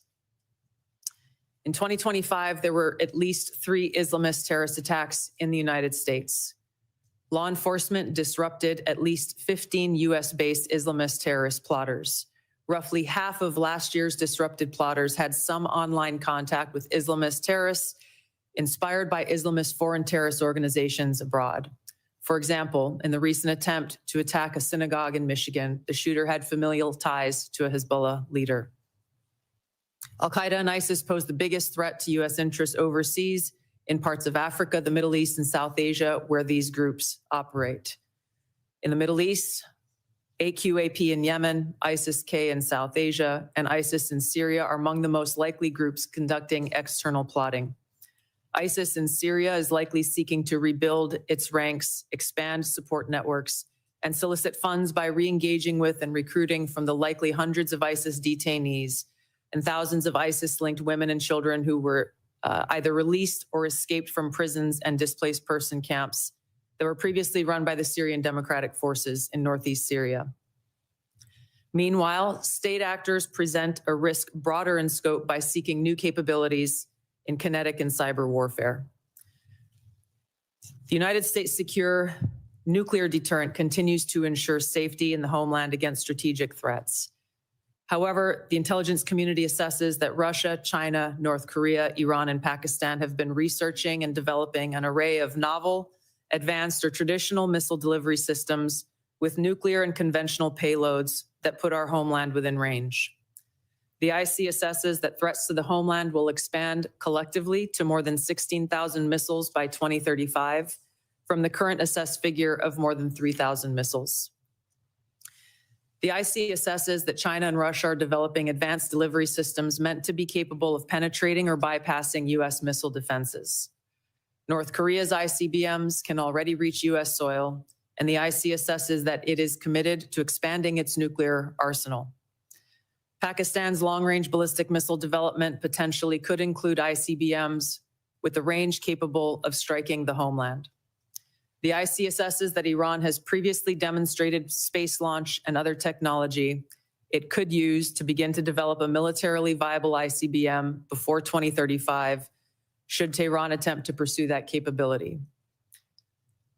However, these assessments will clearly be updated as the full impact of Operation Epic Fury's devastating strikes on Iran's missile production facilities, stockpiles, and launch capabilities is determined. These nations collectively will likely seek to understand U.S. plans for advanced missile defense for the homeland, probably for the purpose of shaping their own missile development programs and assessing U.S. intentions regarding deterrence. Shifting to the cyber domain, the IC assesses that China, Russia, Iran, North Korea, and non-state ransomware groups will continue to seek to compromise U.S. government and private sector networks, as well as critical infrastructure, to collect intelligence, create options for future disruption, and for financial gain. The IC assesses that China and Russia present the most persistent and active threats and are continuing their R&D efforts. North Korea's cyber program is sophisticated and agile. In 2025 alone, North Korea's cryptocurrency heist probably stole $2 billion, which the IC assesses is helping to fund the regime and include further development of its strategic weapons programs. Financially or ideologically motivated non-state actors are becoming more bold, with ransomware groups shifting to faster, high-volume attacks that are harder to identify and mitigate. Innovation in the field of artificial intelligence will likely accelerate these threats in the cyber domain. The IC assesses that it will increasingly shape cyber operations, with both cyber operators and defenders using these tools to improve their speed and effectiveness. For example, in August of 2025, cyber actors used an AI tool to conduct a data extortion operation against international government, healthcare, and public health emergency service sectors, as well as religious institutions. Moving to the Arctic, the IC assesses that Russia, and to a lesser extent China, aim to strengthen their presence in the region through increased maritime trade, natural resource extraction, and military activity. Russia, which has the longest coastline in the Arctic, has long sought recognition of its polar great power status and is deploying more military forces and building new permanent infrastructure. China, though not an Arctic country, is engaged in more limited efforts in the region to advance its own strategic and economic interests. The IC assesses that China is the most capable competitor in the field of artificial intelligence. The IC assesses that AI capabilities are rapidly advancing and changing the threat landscape, as this is a defining technology that enables computers and machines to simulate human learning comprehension, problem solving, creativity, and autonomy. It will be critical to ensure that humans remain in control of how AI is used and of the machines that may threaten to autonomously violate the interests of the American people across all domains. AI adoption at scale across the spectrum of usage poses serious risks. AI has the potential to aid in weapons and systems design and has been used in recent conflicts to influence targeting and streamline decision-making, underscoring the risk and likely threats that could manifest on the battlefield. You're watching Al Jazeera. We've been bringing you some coverage of the Senate hearing at which there are senior intelligence members of the U.S. intelligence community. This is Tulsi Gabbard, the Director of National Intelligence, who's been giving essentially a breakdown of the perceived threats to the United States. This is an annual hearing. It looks at worldwide threats to the United States. We were expecting the hearings are likely to focus on Iran. The chances are, when we get to the questions towards Tulsi Gabbard and others, that those questions about Iran and the U.S. operation in Iran will be asked. But she has gone through the implications of migration on crime. She talked about drug trafficking.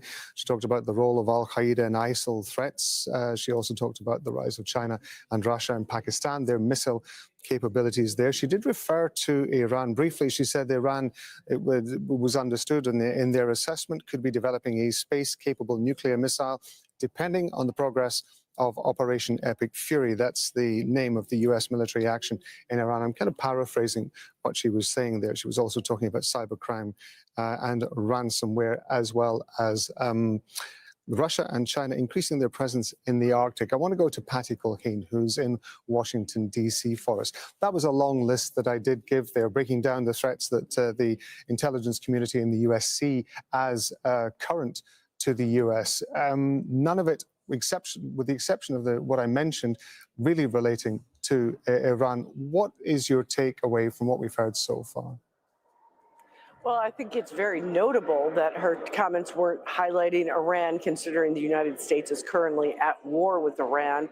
As for her assertion that they were close or working towards this ballistic missile, well, we've heard reports from sources talking to media outlets in the U.S. that that's not actually the case. So I think she's going to be grilled on that. But very interesting. As you know, this is a hearing that happens often. The focus for her is on Russia, China, North Korea, and so far not Iran. And this is going to be the topic, I think, of pretty much all of the questions once senators finally get a chance. It's going to be a minute. There's 5 or 6 different officials that'll all give opening statements. The question is going to be about Iran, because we have now seen the first high-profile defection from within the Trump administration. A man named Joe Kent, he was the National Counterterrorism Center director. He basically quit, put out a message on social media that the U.S. went to war with Iran because Israel wanted them to, and that Iran did not pose an imminent threat to the United States. And that is really very important, because if you look at polling, Americans don't believe that Iran, the majority of Americans don't believe that Iran posed an imminent threat. They don't support this war. So you're going to see Republicans and Democrats jockeying, trying to change that narrative, trying to explain to the American people through their questions and hoping through the answers to make the case either for or against. Because again, this hearing is happening in a time when the United States is directly engaged with a war with Iran that Congress did not authorize. Patty, thank you very much indeed. Patty Culhane there in Washington, D.C. Well, joining me here in Doha is Mohamed Saloom. He's an assistant professor of international politics and security at Doha Institute for Graduate Studies. I know you were listening to Tulsi Gabbard's breakdown there of the threats that they perceive are to the U.S. We're expecting, of course, that Iran is going to dominate that. We're also, just before that, we broke away for that Senate hearing, we were talking about the fact that this is being perceived, that what is happening over the last couple of hours in Iran, particularly Israeli and US attacks on an Iran gas facility, were being perceived as some sort of escalation. But you were describing to us that, no, this is actually kind of a part of the playbook. We have seen both Israel and the US follow this pattern before. For viewers who are just joining us, could you just recap on that and explain what you mean? What I meant basically is that the escalation did not come from Iran. Iran is responding to whatever comes from the US and Israel. And the US and Israel, they have a strategy in Iran. And it started off with the decapitation of the leadership, and it's continuing until today. We heard also from the Israelis that the army and whoever is conducting these assassinations, probably also in coordination with intelligence services of the US and Israel, now they don't have to get political approval for that. That could signal, ease that they can conduct these, but also it signals that there aren't many, if you like, senior figures in Iran on their hit list. And this is going in that direction. The second phase, basically, which is already going on, is the degradation of Iranian military capabilities and military industries. The third phase, which we have seen later, late afternoon, that basically it would include some kind of infrastructures that would disrupt the central government ability, the Iranian government ability to basically provide for its own people. This pattern is not new. The U.S., this is not its first war in the Middle East. It's not its first war to bring down a regime. We had seen this in 1991, although the U.S. chose not to bring the Saddam's regime down. We saw this in 2003. We saw this in Afghanistan and beyond. So they know what they're doing, both of them. There is a strategy on the ground, and it is escalating in a specific direction. Whether the Iranians would be able to retaliate, I think that's to be seen. We're just going to interrupt you there for a second, because I do want to take us back to the Senate hearing. Tulsi Gabbard still talking. Let's listen in. Attacks on its leadership and military capabilities. Its conventional military power projection capabilities have largely been destroyed, leaving limited options. Iran's strategic position has been significantly degraded. The US-led maximum pressure campaign and snapback of European sanctions added additional pressure to an already bleak Iranian economy, resulting in mass protests earlier this year that Tehran suppressed by killing thousands of protesters. Even if the regime remains intact, the IC assesses that internal tensions are likely to increase as Iran's economy worsens. Even so, Iran and its proxies continue to attack U.S. and allied interests in the Middle East. The IC assesses that if a hostile regime survives, it will likely seek to begin a years-long effort to rebuild its military, missiles, and UAV forces. Prior to Operation Epic Fury, the IC assesses Iran was trying to recover from the severe damage to its nuclear infrastructure sustained during the 12-day war and continued to refuse to comply with its nuclear obligations with the IAEA, refusing them access to key facilities. The IC assesses that China, Russia, and North Korea see the United States as a strategic competitor and potential adversary. Iran has long viewed the U.S. as an adversary and is engaged in active conflict with the U.S. as of today. These four countries, the IC assesses, are likely to continue their selective cooperation with each other, which could bolster their individual capabilities and threats to U.S. interests more broadly. However, currently these relationships are primarily bilateral on selective issues and depend on broader circumstances, divergent sovereign interests, and in some cases, concerns over directly confronting the United States. These factors, the IC assesses, are likely to constrain their relationships. Finally, conflicts on the continent of Africa are likely to persist through 2026 due to poor governance, economic demands, and external support. Tensions continue between Ethiopia and Eritrea, which could rapidly accelerate to conflict.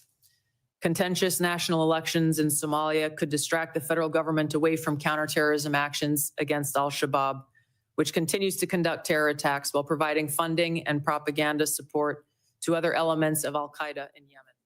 And you've been listening to Tulsi Gabbard, the Director of National Intelligence. She's one of several heads of intelligence in the US who are currently giving evidence or going to be giving evidence to a Senate committee. This is an annual hearing. It usually looks at worldwide threats to the US, and Tulsi Gabbard spent most of her introductory remarks giving a broad outlook of those perceived threats. The hearings are expected to focus on Iran, particularly during the questioning. We've just heard her refer to certain elements of Iran. She said that Iran's strategic activity has been significantly contained. I am, again, paraphrasing what she's saying here. She said, even if the regime remains in place, internal tensions could lead to the downfall of the leadership as the infrastructure begins to be attacked. He says Iran would be attempting to rebuild its nuclear capabilities in the assessment of the committee. I want to go back to Mohammed Saloon, who's with us in the studio. That brings me to a fairly logical question, which was the goal, as stated by certainly Israel, had all along had been to change the regime, with the assumption that as a result, if the regime was weakened, then the people of Iran would rise up, something that Tulsi Gabbard seems to have been relating to as well. However, we do not seem to see any groundswell perhaps in the way that Israel particularly might have expected. How realistic is it to think that after the attacks that the US and the Israelis have been carrying out on Iran, that the Iranians are going to suddenly decide that they are going to throw out whatever remains of their leadership?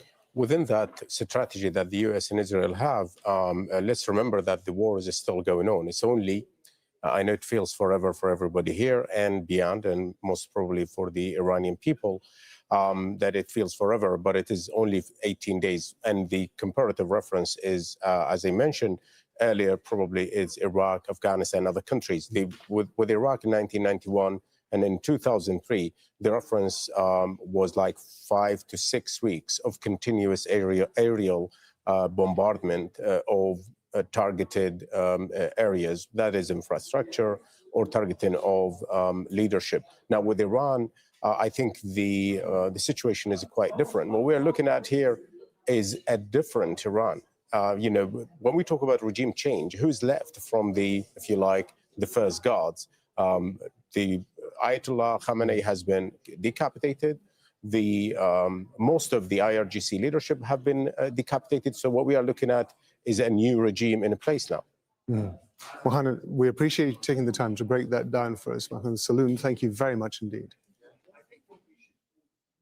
Well, Israel is also waging a second front in Lebanon. It's carried out 5 strikes on central Beirut within a few hours.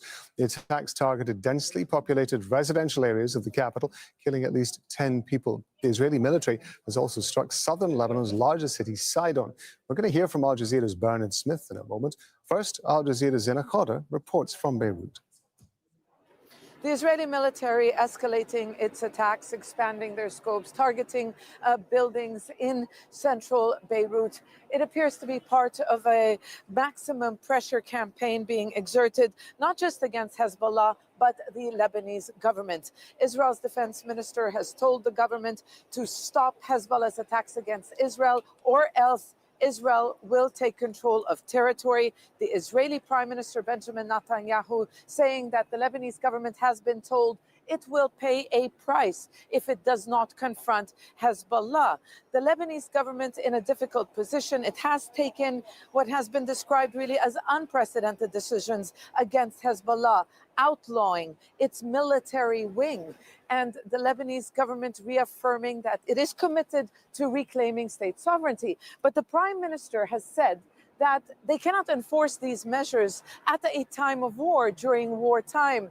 But it seems that the army, the Lebanese army, has been treading carefully. The army chief has come under some criticism for taking a conciliatory approach toward Hezbollah and focusing instead on, quote, national unity. That's the word he has been the words he's been using time and time again, the need for national unity, because the army chief is concerned that taking on Hezbollah or confronting Hezbollah could split the army along sectarian lines and cause internal divisions. So very dangerous times for Lebanon. The international community, and particularly the United States, clearly not happy with the way the Lebanese government has dealt with Hezbollah.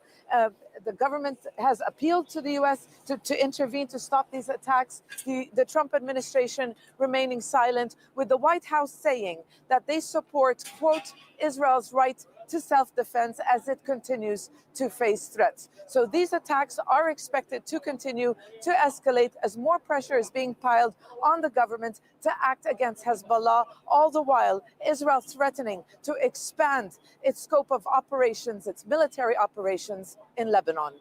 Zena Khadr, Al Jazeera, Beirut.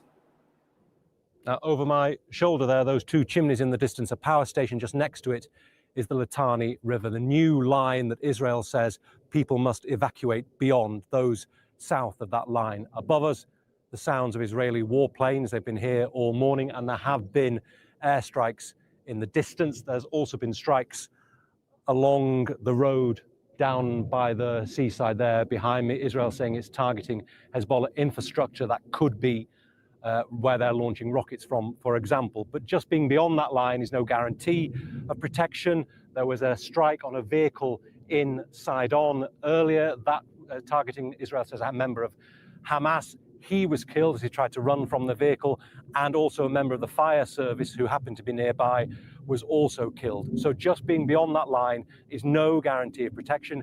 Israel is targeting wherever, whoever, and whenever it wants. Bernard Smith, Al Jazeera, near the Litani River, Lebanon. Well, Iraq has resumed oil exports through Turkey's Ceyhan terminal after a breakthrough deal between the Iraqi and Kurdish regional governments. They've agreed to form a joint committee. Revenues are going to go to the federal treasury, and new security measures are going to be put in place to protect oil fields. The move comes as Iraq faces a major production crisis.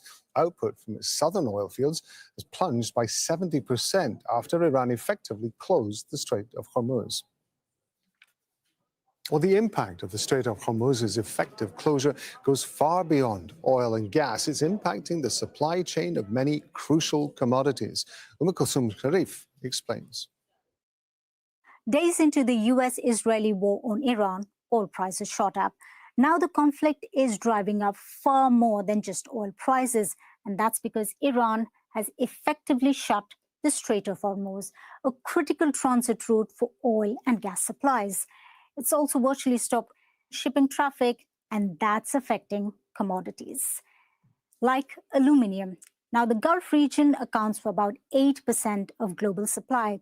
30% of Europe's imports and 20% of US imports. Now, low cost and vast energy resources have helped the countries here set up huge smelting factories, but they rely on raw material imports. And this choke point here is not letting that happen because those shipments are also getting stuck here. So now this is driving up aluminum prices, and it's the highest it's been in years. Now, nearly a third of the world's helium is sourced from Qatar's Ras Laffan hub. Now, helium is a byproduct of liquefied natural gas, and Qatar, as we know, is a major exporter, but it stopped production after Iranian attacks on its facility. Now, remember, if there's no LNG, there's no helium. The gas supports several industries in the semiconductor, medical imaging, and aerospace. Now, the Gulf also produces sulfur and urea. Now, sulfur is used in fertilizer processes and several other industries. Nearly half of the world's supply normally passes through the Strait of Hormuz. And when it comes to urea, the region is a major producer, but it needs to pass through this choke point to get to its buyers. Now, the disruption can have an impact on agricultural output, and that in turn is going to have impact on food prices, and they're likely to go up. And finally, we have Brazil, the world's largest sugarcane producer. And mills here can either produce sugar or ethanol, which is fuel used for cars in the country. Now, because of high oil prices, the producers are choosing to make ethanol fuel, and that's driving up sugar prices. Now, analysts say longer the disruption, greater the chaos across industries.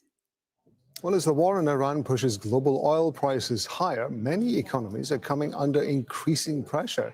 China is one of the world's largest oil importers, and it's heavily dependent on supplies from the Gulf. But as Katrina Yu reports from Beijing, the country's shift to electric vehicles is cushioning the impact of the conflict. For 12 hours a day, Liu Xiaolu drives this truck delivering goods around Beijing. With conflict in the Middle East pushing up oil and petrol prices, he's glad his vehicle is battery-powered. Now there is a war in Iran. The price of petrol is getting more and more expensive. Everywhere it's the same. It's better to have an electric truck. China is one of the world's largest oil importers and relies heavily on supplies from the Gulf.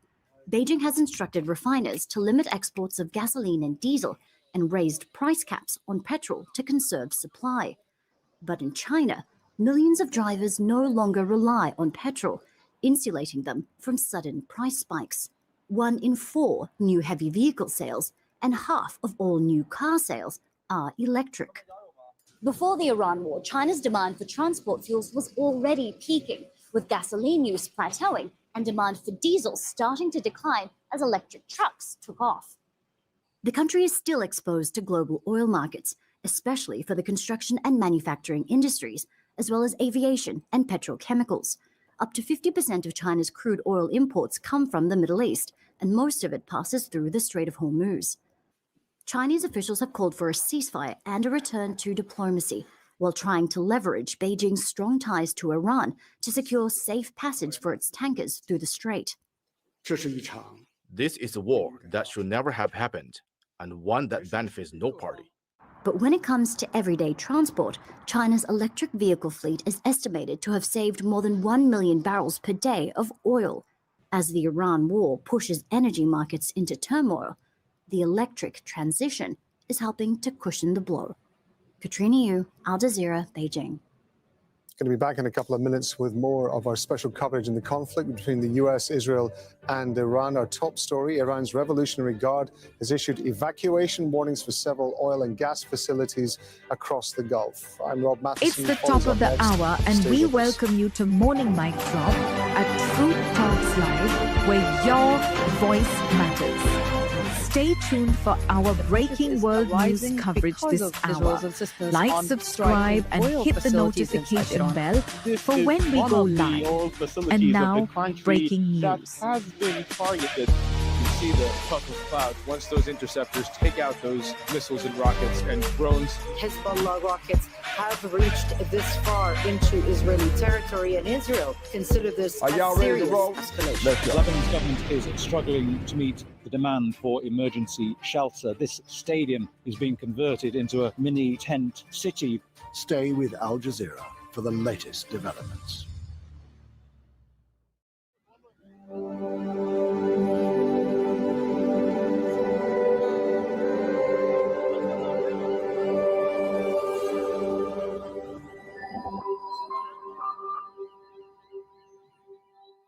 On counting the cost, a historic disruption to the world's oil supply. The Iran war is testing the resilience of the US, China, and Europe. Which is most exposed? And what are governments doing to protect their people? Could the global economy be heading for stagflation or recession? Counting the cost on Al Jazeera.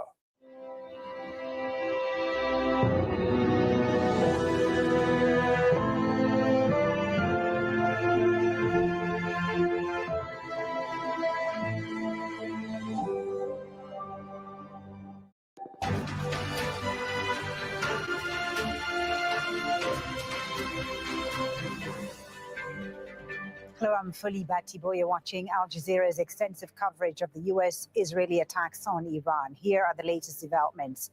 Iran warns energy facilities in the Gulf region are prime targets after one of its major natural gas fields is attacked.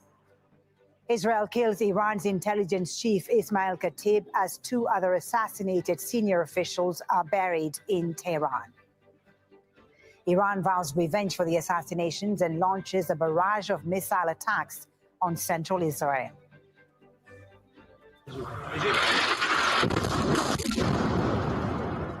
And Israel waging its war on another front. Its forces continue to strike central Beirut and southern Lebanon. And good morning. It's the top of the hour on Morning Mic Drop at Truth Talks Live, where your voice matters. Stay tuned for our breaking world news coverage this hour. Like and subscribe now. What it calls significant news surprises. The U.S. and Israeli war on Iran continues to escalate. There have been attacks in the last few hours on major natural gas infrastructure in Iran. These are the images coming out of the southwestern port city of Asaluye. Storage facilities for South Pars gas field have been hit. This is the world's largest natural gas reserve that Iran shares with Qatar. In response, Iran has warned that energy facilities in the Gulf region are legitimate targets, threatening imminent attacks. Qatar's foreign ministry spokesman has slammed the targeting of the gas field as dangerous and irresponsible. Meanwhile, Iran's intelligence minister Ismail Khatib has been killed in an Israeli strike. Iran's president has confirmed the death in the last hour. The assassination came as funerals were being held for two other senior officials. Ali Larijani and Gholam Reza Soleimani were killed in Israeli strikes on Tuesday. Large crowds of mourners attended the ceremony in Tehran. Israel has vowed to continue targeting senior figures in Iran. We'll continue to thwart and hunt them all down. Over the course of this day as well, significant surprises are expected in all arenas that will raise to a new level the war we're waging against Iran and Hezbollah in Lebanon. On Israel's second front, Lebanon has been under relentless attack. Israeli airstrikes targeted several areas in the country, killing 21 people on Wednesday. Most of the fatalities happened in the capital, Beirut. But we have a team of correspondents covering all the latest developments in Baghdad, at the White House in Washington, Capitol Hill also in Washington, Ramallah in the occupied West Bank, and Dubai. But of course, we begin in Tehran, where Mohammed Val is, in the Iranian capital. So, Mohammed, Israel continuing to target Iranian infrastructure, energy infrastructure. Tell us about the latest attacks on the South Pars gas field and the evacuation warnings that Iran has issued as a result. Right, fully Al-Salwiya refinery is one of the biggest oil and gas refineries in Iran. It's in the province of Bushehr, not far from the reactors there of Bushehr, and it is also on the Gulf Sea, not far also from Gulf states, particularly Qatar. That has been struck today. It's a major development here in Iran. According to the Iranis, this is a red line that has been crossed. Fire broke out in sections of the refinery, and work is going on to put it out, and also evacuation orders to the workers of the refinery. But the authorities are saying they are putting the situation under control at the moment. It's a going on situation, but at the same time, the Iranians are very angry with this at this incident, and they are saying that they will retaliate. And we have seen the IRGC issuing evacuation orders in many facilities, many gas and oil facilities in the Gulf region, including Al-Hisn in the United Arab Emirates, Al Jubail Petrochemicals Complex in Saudi Arabia, and also Smerf Refinery in Saudi Arabia, as well as Ras Gas in Qatar. So it's a serious warning, and they say that it is going to take place in the next few hours, retaliations against oil and gas facilities in the Gulf region in accordance with what they have been warning against, that they will retaliate when their facilities are hit. Zain Basravi in Dubai, as Mohammed said, there are evacuation warnings for several energy facilities across the Gulf. How seriously is this threat by the IRGC being taken in this region? Well, if you look at the past, we're into the third week of this war. If you look at past days, then going by that, we have to believe that when Iran says it is going to do something, it carries it out. That's what we've seen play out since this war began. And so these threats are being taken very seriously. We can hear what are unmistakably fighter jets flying sorties in the skies over Dubai, over the UAE now. 5 different sites named in 3 different countries as retaliation for its energy infrastructure coming under attack. Iran has said, stay away from oil facilities in Saudi Arabia, UAE, and Qatar. Mohammed mentioned some of the locations. I'm going to go through them again. Sumref Refinery in Saudi Arabia, Al Hosn Gas Field, UAE, Jubail Petrochemical Complex, Saudi Arabia, Mesaid Petrochemical Complex and Holding Company, Qatar, Ras Laffan Refinery, Qatar. A couple of these, Ras Laffan, another oil refinery in Saudi Arabia, came under attack in the initial days of the war. Iran denied carrying those out. Here, they're being very clear. They're naming them, and they say that we are going to attack within hours. That was a few hours ago. They say these facilities have become direct and legitimate targets and will be targeted in the coming hours. All citizens, residents, and employees are requested to leave these areas immediately and move to a safe distance without any delay. This is a serious threat, and it is a serious warning, and no doubt GCC countries will be taking this seriously, one escalation after another. Certainly very worrying developments there, Zain. And this is happening as Gulf countries are supposed to be meeting in Riyadh, Saudi Arabia, to discuss the security challenges the region is facing right now. What can we expect from that? What can they come up with in the face of these rising tensions? Well, that's the question they've been asking since before the war started.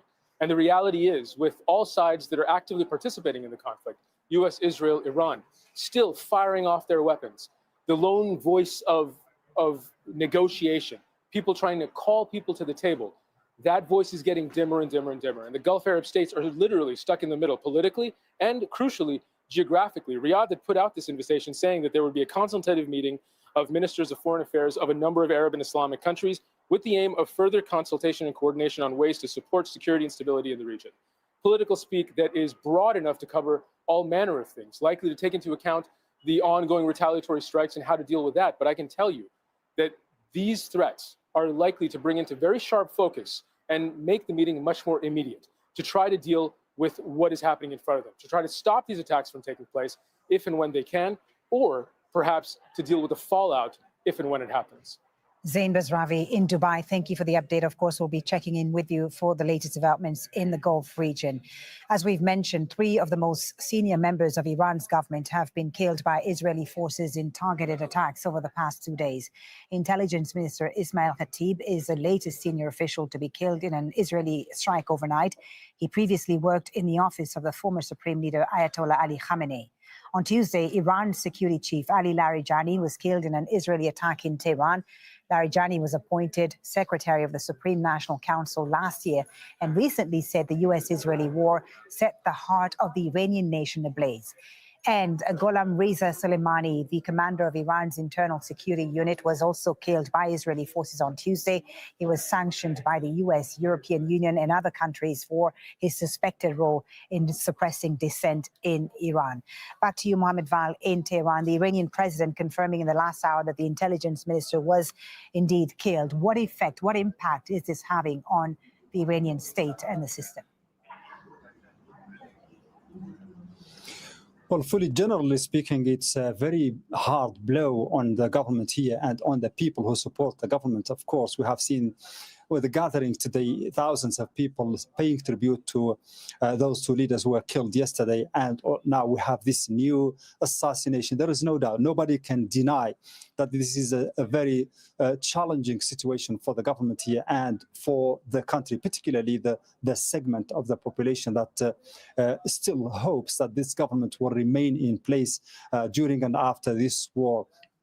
But there is also that spirit of defiance among the people, particularly among the leaders, saying that, you know, when the late supreme leader Ali Khamenei was assassinated, the Americans and the Israelis were betting on that scenario, on that incident alone to lead to the disintegration of the country or of the government. I mean, that didn't happen. And one after the other leaders have been assassinated. And before that, there were many assassinations during the previous war and so on. The leaders here are saying that this is not the way to change the regime in Iran, and it is not going to lead to the results desired by the Americans and the Israelis. As you can hear here, the foreign minister in an exclusive interview with Al Jazeera confirming. I do not know why the Americans and the Israelis still have not understood this point. The Islamic Republic of Iran has a strong political structure with established political, economic, and social institutions. The presence or absence of a single individual does not affect this structure. Of course, individuals are influential and each person plays their role, some better, some worse, some less. But what matters is that the political system in Iran is a very solid structure. And you can watch that full interview with Iran's foreign minister on Al Jazeera at 16:40 GMT. Meanwhile, Israel's defense minister Israel Katz says he and Prime Minister Benjamin Netanyahu have authorized the military to target and kill other senior Iranian officials. Israel's policy is clear and unequivocal. No one in Iran has immunity and everyone's in our sights. Prime Minister Benjamin Netanyahu and I have authorized the Israeli Defense Forces to eliminate any senior Iranian official for whom the intelligence and operational circles been closed without the need for additional approval. We'll continue to thwart and hunt them all down. Over the course of this day as well, significant surprises are expected in all arenas that will raise to a new level the war we're waging against Iran and Hezbollah in Lebanon. Noor O'Day is joining us now live from Ramallah in the occupied West Bank for more on this. So no Iranian leader is safe, Noor. The defense minister is saying there are going to be more surprises throughout the day. Any idea what he's talking about?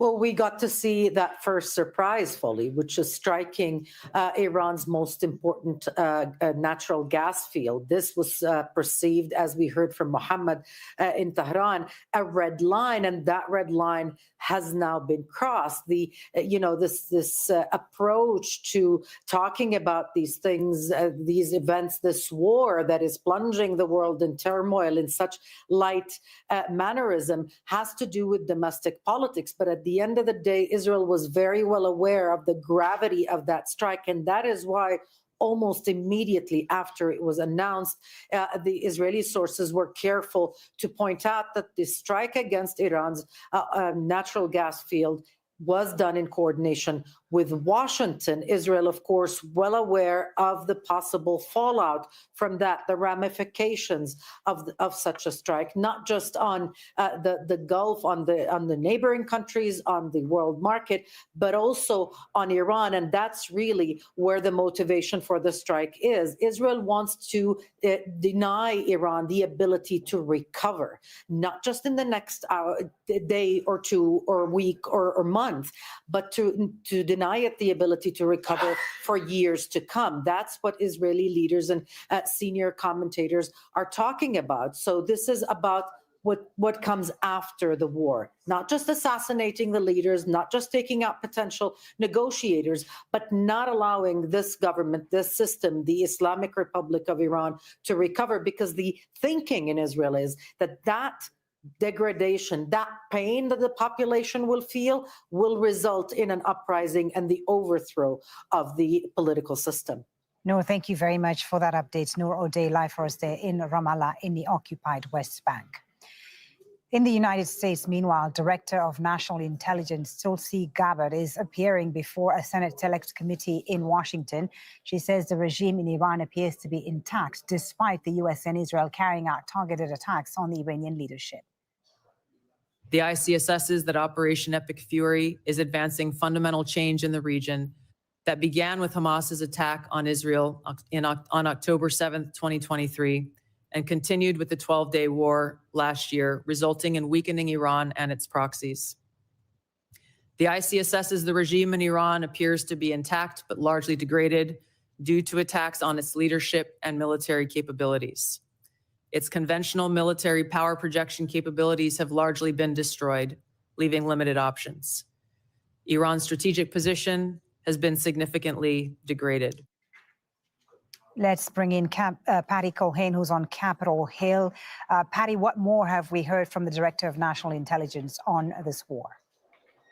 Well, somewhat surprisingly, considering the United States is currently in a war with a country that the Congress didn't approve, there's not a complete focus on Iran. We have heard the Republican leader of the committee, Senator Tom Cotton, ask if it was true that Iran could potentially have developed an ICBM within 6 months. The CIA director said, yes, that is the case. Of course, not providing any evidence, because we've seen reporting from unnamed officials and American media outlets that is in fact not the case.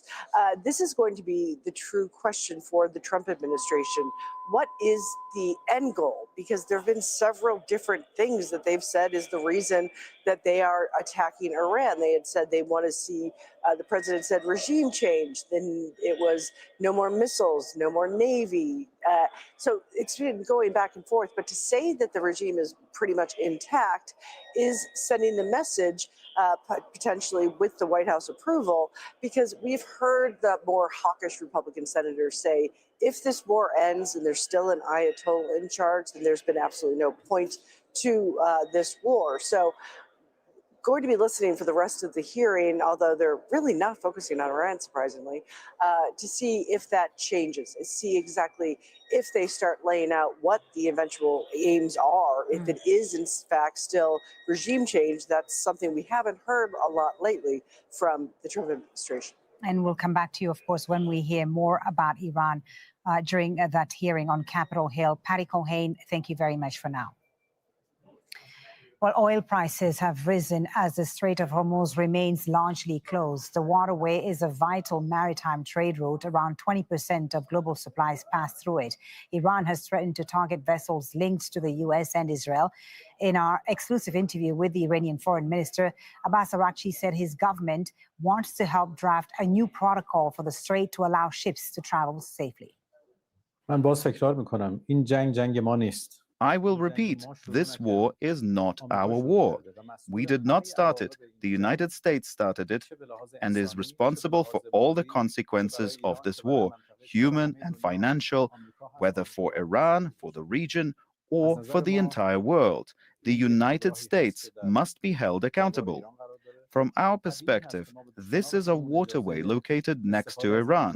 Naturally, we will not allow our enemies to use this waterway.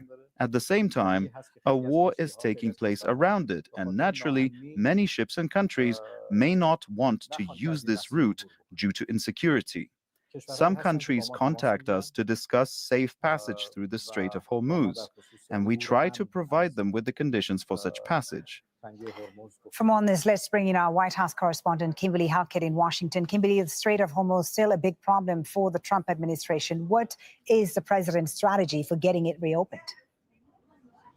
There seem to be the strategy is twofold. Essentially, the biggest part of the strategy on the part of the U.S. president has been to launch a pressure campaign against allies or traditional allies and also China to try and publicly bully them into essentially sending warships to escort tankers through the Strait of Hormuz. The U.S. president, in the last couple of hours, has made 2 social media posts where he has lashed out, calling them non-responsive allies and that they need to step up and help open the Strait of Hormuz, essentially because the 7 countries that the U.S. president named on Saturday have said they flat out refuse to participate. In fact, in the words of the German chancellor, he said, this is not our war. So what we know is that even as the president is essentially bullying traditional allies, the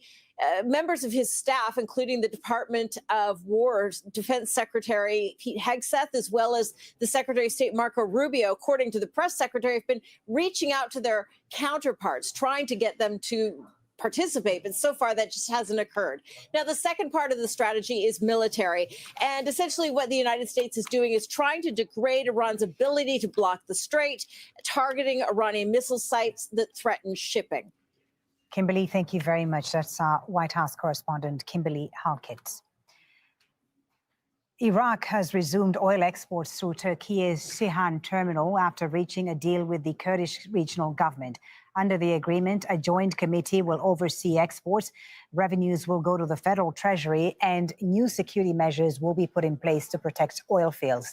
The move comes as Iraq faces a major production crisis linked to the spillover from the Iran conflict. Let's find out more with Assad Beg, who's in the Iraqi capital, Baghdad, for us. So oil now being transported to Turkey via Kurdistan. How much is this going to help ease the crisis in Iraq? Well, it'll help ease some of it, because if I just give you the numbers, Iraq was producing 4.4 million barrels a day. Now it's been producing just 1 million, and that's had a substantial impact here. But what it does allows Iraq to put its oil back on the market, and it's important for a number of reasons. You talked about impact. So if its oil is back on the market, it allows it to recoup some of those revenues that it's lost as a result of this crisis and ease the financial pressure. Over 90% of Iraq's public budget comes from oil revenues.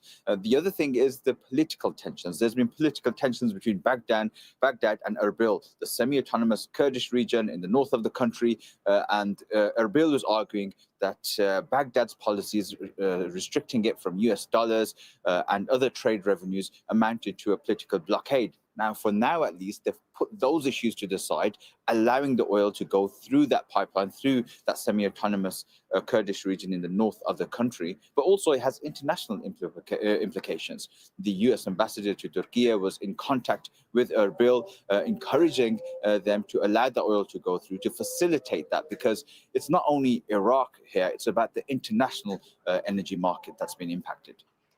And Assad, there have been more strikes around Iraq. What's been their impact?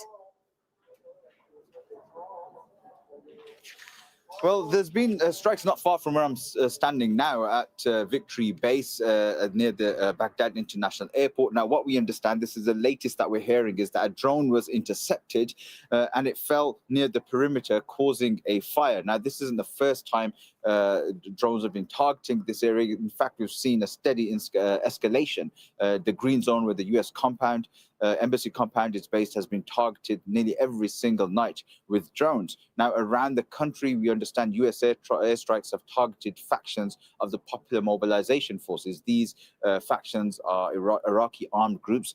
Some of them are aligned to Iran. Now, in the Anbar province, we have heard that one of the factions says that 3 of their fighters were killed as a result of an airstrike in Kirkuk.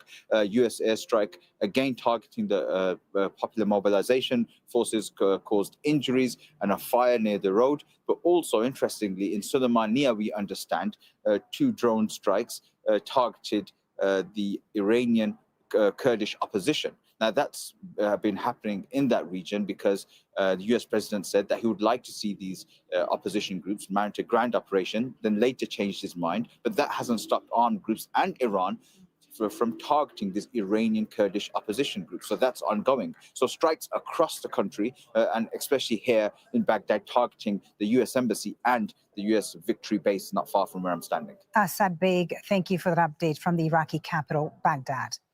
Now, to discuss the latest developments in this war, the US-Israel war on Iran on day 19. Joining me on set is Mohanad Seloum, Assistant Professor of International Politics at the Doha Institute for Graduate Studies, and Ross Harrison, a Senior Fellow at the Middle East Institute in Washington, D.C., and author of Decoding Iran's Foreign Policy. Gentlemen, thank you for joining me here on Al Jazeera. Mohanad, let me start with you. And these evacuation orders that Iran has issued for energy facilities in the Gulf region, how serious an escalation does this constitute if the IRGC goes through with the threat? Are we now basically entering a phase where military logic has completely overtaken diplomatic logic? Well, let's not forget that we are in the middle of a war. And so, both parties to this war, which is the United States and Israel on one hand, and Iran, they are targeting each other. The weaker party to this war is Iran. And Iran is basically taking the Strait of Hormuz as a hostage, but also targeting neighboring countries, GCC countries particularly, to make sure that it puts more pressure on the United States and its interests, and also, its interest in Iraq and beyond. So it is a very serious escalation, but it was the United States who started it. So they targeted the gas field in Iran, and Iran is threatening to retaliate. I think the next phase for everybody here is that where would this go?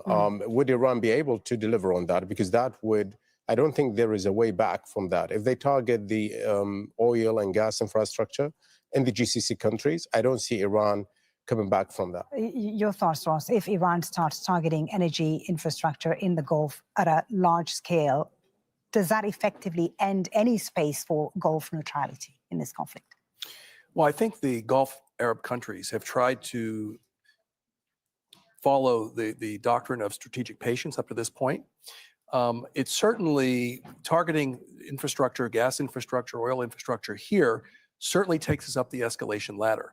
So in terms of any kind of what the response of the Gulf Arab countries will be, we don't know. What we do know is that in the early days of the war, the strategy was, we believe on the Iranian part, was to pressure the United States through its Gulf Arab allies. Right. But I think now what we're seeing is that the United States has moved so rapidly up the escalation ladder that I don't even think that will work. And that's the danger we're in right now. Do Gulf countries right now have any real leverage to force an off-ramp? I mean, they call for de-escalation, but the US and Israel are continuing to escalate. Do they have any leverage on Washington or on Israel to force an off-ramp? In a different administration in the United States, perhaps. But right now, it seems like the dynamic, the escalation dynamics are in play, and it does not seem like the Gulf Arab countries hold any real. They should have the leverage because the United States has significant interests in this region. We have bases in this region, and we have economic interests in this region. But it seems like this administration is moving in a direction impervious to and not influenced by normal economic and political considerations. What are your thoughts, Mohanad? Do Gulf states have leverage today? I mean, you wrote recently that their attitudes have shifted from reluctant tolerance of Iran to active hostilities. How sustainable is that alignment, you think? And leverage, what sort of leverage could they put forward today to force a de-escalation, you think? I don't see that they have a lot of leverage, neither in DC, just like Ross said, nor in Tehran, because in Tehran, the people they used to know, they have been neutralized, assassinated. And the last one was Larijani, at least a public face that they knew from before. I don't see they have a lot of leverage, but they're not an active actor. They have agency and they can defend themselves if they have to do that. I don't see the Gulf states yet engaging in any kind of hostilities against Iran. But if Iran keeps going up the ladder, there is a breaking point. So when they meet in Riyadh in a few hours, the Gulf countries, what are they going to say? What are they going to come up with? Are they on the same page as how to respond? I think what they are going to talk about is basically how to coordinate this, because they had similar challenges before during the second Gulf War against Saddam. And so they came together. Now Iran is targeting everybody, no exception. Nobody's safe, including Oman, which has put its best efforts to make sure that this war doesn't happen. So they would talk about what are we going to do if Iran keeps going up the ladder of escalation. All right, on the assassinations now, Ross, we've seen another Iranian figure assassinated in the last 48 hours. There have been at least 3. What does this serve, aside from the stated objective of regime change? What's motivating Israel to kill these senior Iranian figures? Well, it's hard to ascertain that, Folly. I think there's a couple different possibilities. One is that Israel wants to bring the regime down and eliminate any possibility, any actor, like whether it's Larijani or Rouhani or Pezeshkian, any actor that can negotiate with the United States, that Israel actually feels threatened by a diplomatic track at this point. So trying to shut down that kind of critical pathway.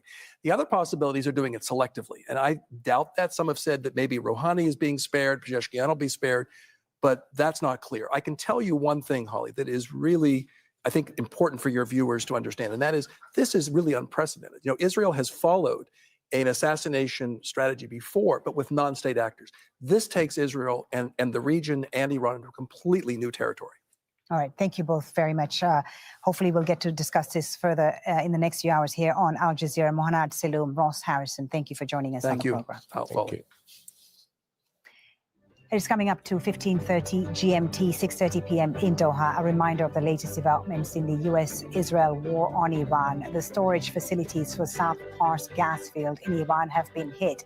This is the world's largest offshore natural gas reserve that Iran shares with Qatar. In response, Tehran has warned that energy facilities in the Gulf region are legitimate targets. Qatar has described the attack as dangerous and irresponsible. Iran's intelligence minister Ismail Khatib has been killed in an Israeli strike. The assassination came as funerals were being held for 2 other senior officials. Ali Larijani and Gholam Reza Soleimani were killed in Israeli strikes on Tuesday. Now, Israel is fighting on another front, targeting Lebanon. Israeli airstrikes hit several areas across the country on Wednesday, killing 21 people. Most of the fatalities happened in the capital, Beirut. Attacks there destroyed homes in residential areas and in some cases caused the collapse of buildings. Israel says it's targeting locations linked to Hezbollah. There are no fighters here. All the fighters are in southern Lebanon. Let the Israeli army fight on the ground, not fight innocent people, displace innocent people. It's just pain. They don't have targets anymore. They want to cause pain. That's the Israeli army. You saw them in Gaza. Al Jazeera's Zina Khoda reports from Beirut. The Israeli military escalating its attacks, expanding their scopes, targeting buildings in central Beirut. It appears to be part of a maximum pressure campaign being exerted, not just against Hezbollah, but the Lebanese government. Israel's defense minister has told the government to stop Hezbollah's attacks against Israel, or else Israel will take control of territory. The Israeli Prime Minister Benjamin Netanyahu saying that the Lebanese government has been told it will pay a price if it does not confront Hezbollah.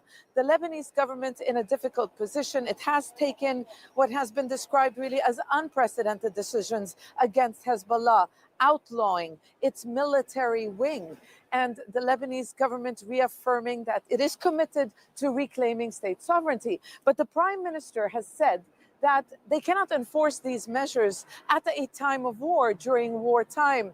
But it seems that the army, the Lebanese army, has been treading carefully. The army chief has come under some criticism for taking a conciliatory approach toward Hezbollah and focusing instead on, quote, national unity. That's the word he has been the words he's been using time and time again, the need for national unity, because the army chief is concerned that taking on Hezbollah or confronting Hezbollah could split the army along sectarian lines and cause internal divisions. So very dangerous times for Lebanon. The international community, and particularly the United States, clearly not happy with the way the Lebanese government has dealt with Hezbollah. The government has appealed to the U.S. to intervene to stop these attacks. The Trump administration remaining silent, with the White House saying that they support, quote, Israel's right to self-defense as it continues to face threats. So these attacks are expected to continue to escalate as more pressure is being piled on the government to act against Hezbollah, all the while Israel threatening to expand its scope of operations, its military operations in Lebanon. Zana Khadr, Al Jazeera, Beirut.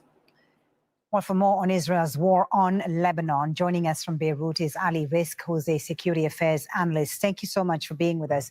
So Israel says it's targeting Hezbollah infrastructure in Lebanon, but as we've seen, entire neighborhoods have been flattened, hundreds of thousands of people displaced. What is the objective of this campaign, in your view? Is it purely military, or Israel trying to reshape Lebanon's internal power balance? Actually, there was an interesting development last night where the Israelis dropped leaflets on western Beirut, which is not known to be a Hezbollah stronghold. And in those leaflets, they called on the Lebanese civilians to take action against Hezbollah. Now, western Beirut was also subject to some bombings yesterday. So I think that one of the major Israeli objectives is to get the Lebanese population to turn against Hezbollah by saying, look, Hezbollah is jeopardizing your own security. Hezbollah is hiding out not just in its usual stronghold in southern Beirut, but also in western Beirut, elsewhere. So it's endangering Lebanese national security. So I think that not only now about turning the Lebanese government or trying to force the Lebanese government's hand against Hezbollah, it's also appearing to take the dimension whereby they're trying to make the Lebanese population rise up against Hezbollah. Is that likely to work, Ali? Is that likely to work, to turn the Lebanese population as a whole, the different sections of Lebanese society, to turn against Hezbollah? I think it may work to some degree, but I don't think it will end up achieving full success. You do have a rather sizable segment of the Lebanese population who are against Hezbollah, but you do have a sizable segment of the Lebanese population which are not against Hezbollah and that support Hezbollah. And as you know, in this country, in Lebanon, it just so happens that the single largest religious sect are Shia. And so that gives Hezbollah quite a large popular base. Until now, the Lebanese parliament speaker, Nabih Berri, who also leads a significant Shia party, the Amal movement, he continues to be like, he has had differences with Hezbollah, but he hasn't divorced the movement, so to speak. So with that particular sectarian factor in mind, in addition to the fact that you also have some Christians and Sunnis who are also not anti-Hezbollah, this would mean a very, very polarized situation in Lebanon, if that indeed is a strategy to create a rift and to make the population turn against the movement. How high would you say that is at risk today, this risk of this war and the Israeli strategy, reigniting sectarian tensions in Lebanon, which have existed but had somewhat eased in recent years? I think that's the Israeli plan, to reignite sectarian tensions in Lebanon. And remember that when it comes to land operations, Israel hasn't had a very good experience. Hezbollah has always been able to inflict heavy casualties on the Israeli military ranks when the Israelis try and invade and occupy territories. Now, why am I mentioning this? I mention this because the Israelis would prefer that they don't have to do this. Let's have the Lebanese infighting, and they would do the job on our behalf. That way, Hezbollah would be weakened without us paying the very, very heavy costs. Now, regarding the probability of this happening, of infighting, of civil war, unfortunately, there's a very real possibility. And that's why the Lebanese army chief, as we heard in the report, has been reluctant to engage in forcefully disarming Hezbollah, because he knows very well how that will end. So the Lebanese government, indeed, it is in a very difficult position.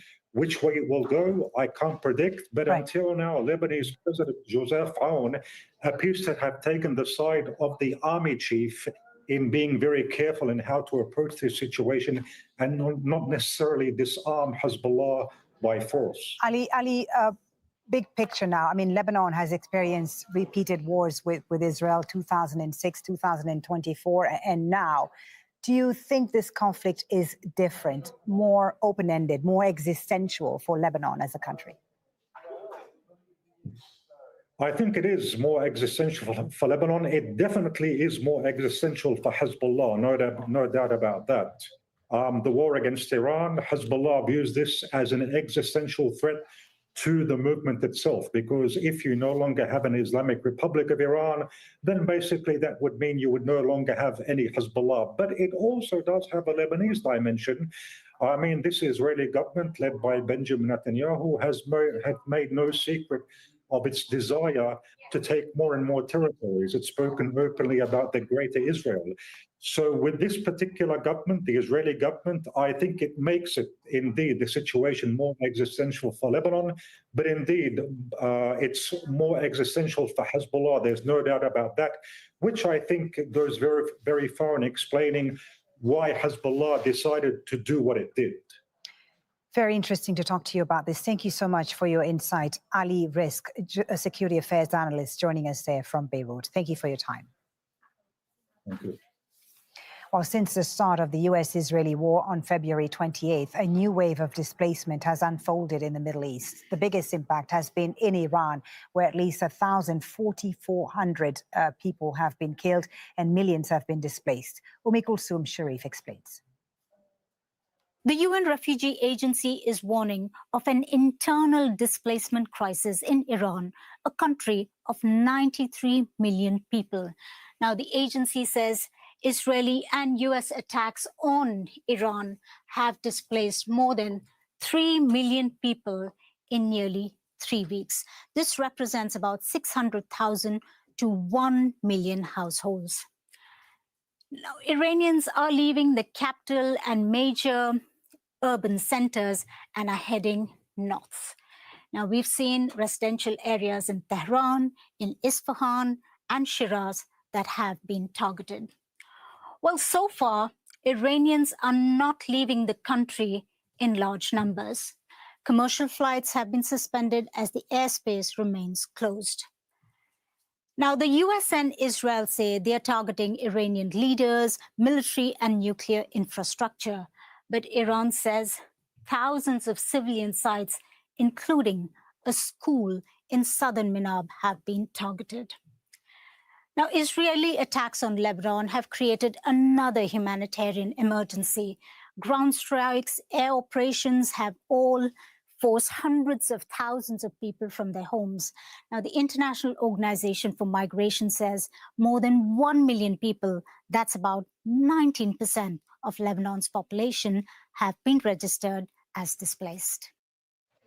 Japan's Prime Minister Sanae Takahashi is heading to Washington for talks with President Trump as unease grows among US allies in Asia.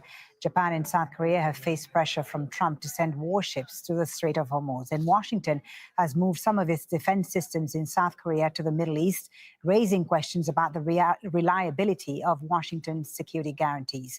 Jack Barton reports from Seoul. US artillery and anti-missile systems defending South Korea have been quietly redeployed to the Middle East, despite Seoul's objections. While we have expressed opposition to such a move, the reality is that we cannot fully enforce our position. US President Donald Trump has also pressured South Korea and Japan to send warships to the Strait of Hormuz, which had been a major oil transit route before the war and which Iran has effectively closed. South Korea is considering Trump's request, though many politicians in the ruling party say sending ships would be illegal under the country's laws. There is also concern about the US pivot to China dragging Seoul into an unnecessary conflict with Beijing. For those advising the South Korean government, the mounting demands are testing the alliance. There's a general line that South Korea should cooperate with the United States, but the real question is, whose war is this? It feels less like America first and more like Israel first. And I think there is a fundamental question as to why South Korea should have to cooperate in a war that is for Israel. The crisis is also reviving charged debate over whether South Korea should acquire nuclear weapons. This is not something emerging only in South Korea. It has already begun to surface in Japan as well. Japan is a country with 3 non-nuclear principles and a pacifist constitution. South Korea and Japan together host more than 80,000 US troops, a presence long regarded as the bedrock of regional security, a bedrock that is starting to crack. Jack Barton, Al Jazeera, Seoul. Well, as the war on Iran pushes global oil prices higher, many economies are coming under increasing pressure. China is one of the world's largest oil importers and is heavily dependent on supplies from the Gulf. But as Katrina Yu reports from Beijing, the country's shift to electric vehicles is cushioning the impact of the conflict. For 12 hours a day, Liu Xiaolu drives this truck delivering goods around Beijing. With conflict in the Middle East pushing up oil and petrol prices, he's glad his vehicle is battery-powered. Now there is a war in Iran. The price of petrol is getting more and more expensive. Everywhere it's the same. It's better to have an electric truck. China is one of the world's largest oil importers and relies heavily on supplies from the Gulf. Beijing has instructed refiners to limit exports of gasoline and diesel and raised price caps on petrol to conserve supply. But in China, millions of drivers no longer rely on petrol, insulating them from sudden price spikes. 1 in 4 new heavy vehicle sales and half of all new car sales are electric. Before the Iran war, China's demand for transport fuels was already peaking, with gasoline use plateauing and demand for diesel starting to decline as electric trucks took off.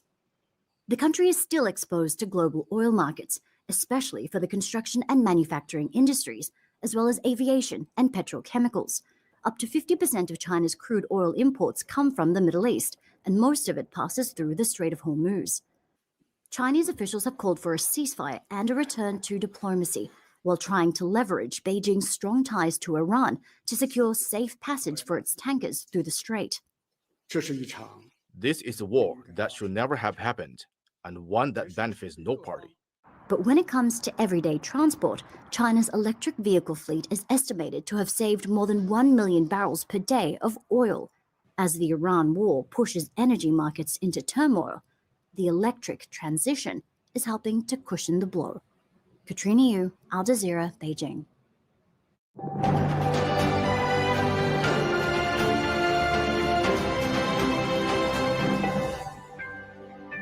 Let's take a look now at some of the day's other news. And Israel has again delayed reopening Gaza's border crossing with Egypt. As part of the ceasefire agreed with Hamas, the Israeli military had promised to allow limited travel through the Rafah crossing in the south of Gaza. The crossing is seen as a lifeline for Palestinians and has been closed since February 28th. It's limited medical evacuations of severely ill and wounded patients and prevented Palestinians from returning home. Doctors have warned that medical supplies in Gaza are also running low.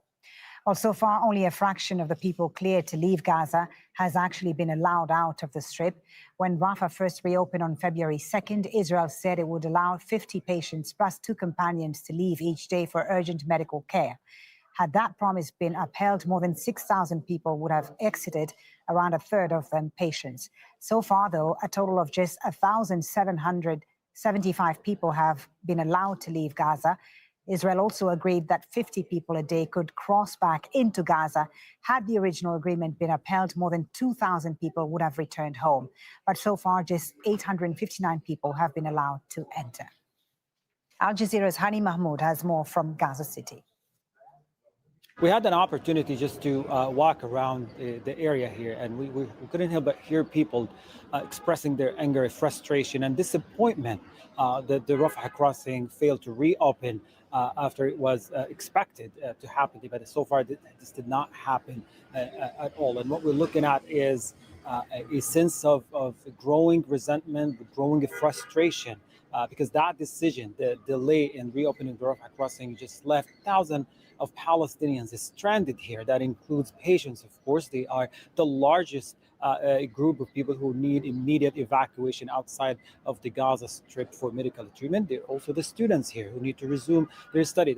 Their studies have been disrupted for the past 2 years because of the all the act of violence and the genocidal acts across the Strip. And those who have family members outside, they had actually hoped that they would be reunited with their families. Many of the people here wanted to go for medical treatment outside of the Gaza Strip. The longer it takes to reopen the Rafah crossing, the more it feeds into that sense of isolation and uncertainty, and that has been the case so far. Just even if we assume it opens, it's still going to operate under very tight and strict Israeli military control. Movement will be controlled both ways by the Israeli military, and that adds to the hardship that Palestinians are facing when it comes to get in and out of the Gaza Strip. Israel's military attacks in Gaza have taken a new turn in recent days, with a noticeable rise in strikes hitting civilian policing structures. The development is prompting concerns about the breakdown of internal order in a place already under extreme strain. Tariq Abouazoum has more on this from central Gaza. Since the war with Iran began, Israel has intensified its attacks on Gaza, opening what many describe as a forgotten front. But this time, the targets have changed. Israeli strikes are increasingly hitting police and internal security forces, those tasked with maintaining order in a territory already strained by a genocidal war and fragmentation. They have also been attacking armed groups, as Gaza's internal security landscape grows more volatile. This week in Zawaida, an airstrike killed 8 police officers, including 26-year-old Rami Harb. He was killed while serving in a force trying to prevent Gaza from sliding into lawlessness, leaving behind a family now grappling with loss in a place where loss has become routine. It's an incredible, difficult feeling. May he rest in peace. I couldn't hold myself together when I heard the news that he had been targeted. He had bought new clothes for Eid al-Fitr, but somehow he felt he wouldn't be here to celebrate it with us. With police forces increasingly under fire, their ability to operate is weakening.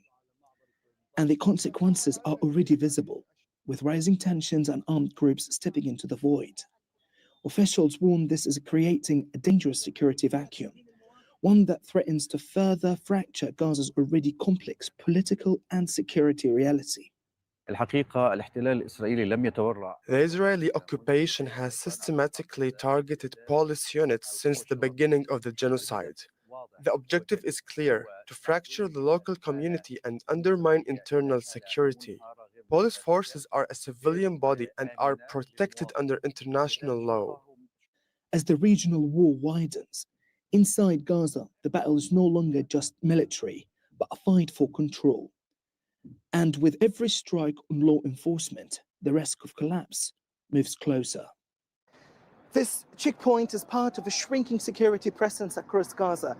Police are not only trying to enforce order, they are also confronting growing instability on the ground. But as Israeli strikes continue to target these forces, questions are growing over how long they can keep operating and what happens if they no longer can. Tariq Abouazoum, Al Jazeera, Deir al-Balah, Palestine. The Pakistani military has announced a temporary pause on attacks against Afghanistan. That's after it bombed what it calls a facility used for storing drones and military-grade equipment in Kabul on Monday night.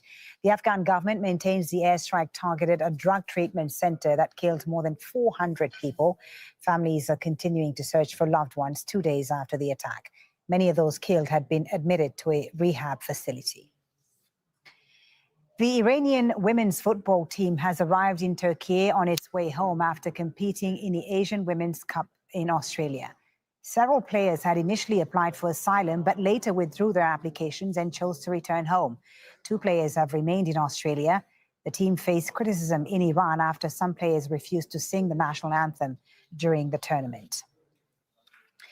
The Senegalese government is calling for an independent investigation into what it calls suspected corruption within African football's governing body. This comes after the country was stripped of the Africa Cup of Nations title.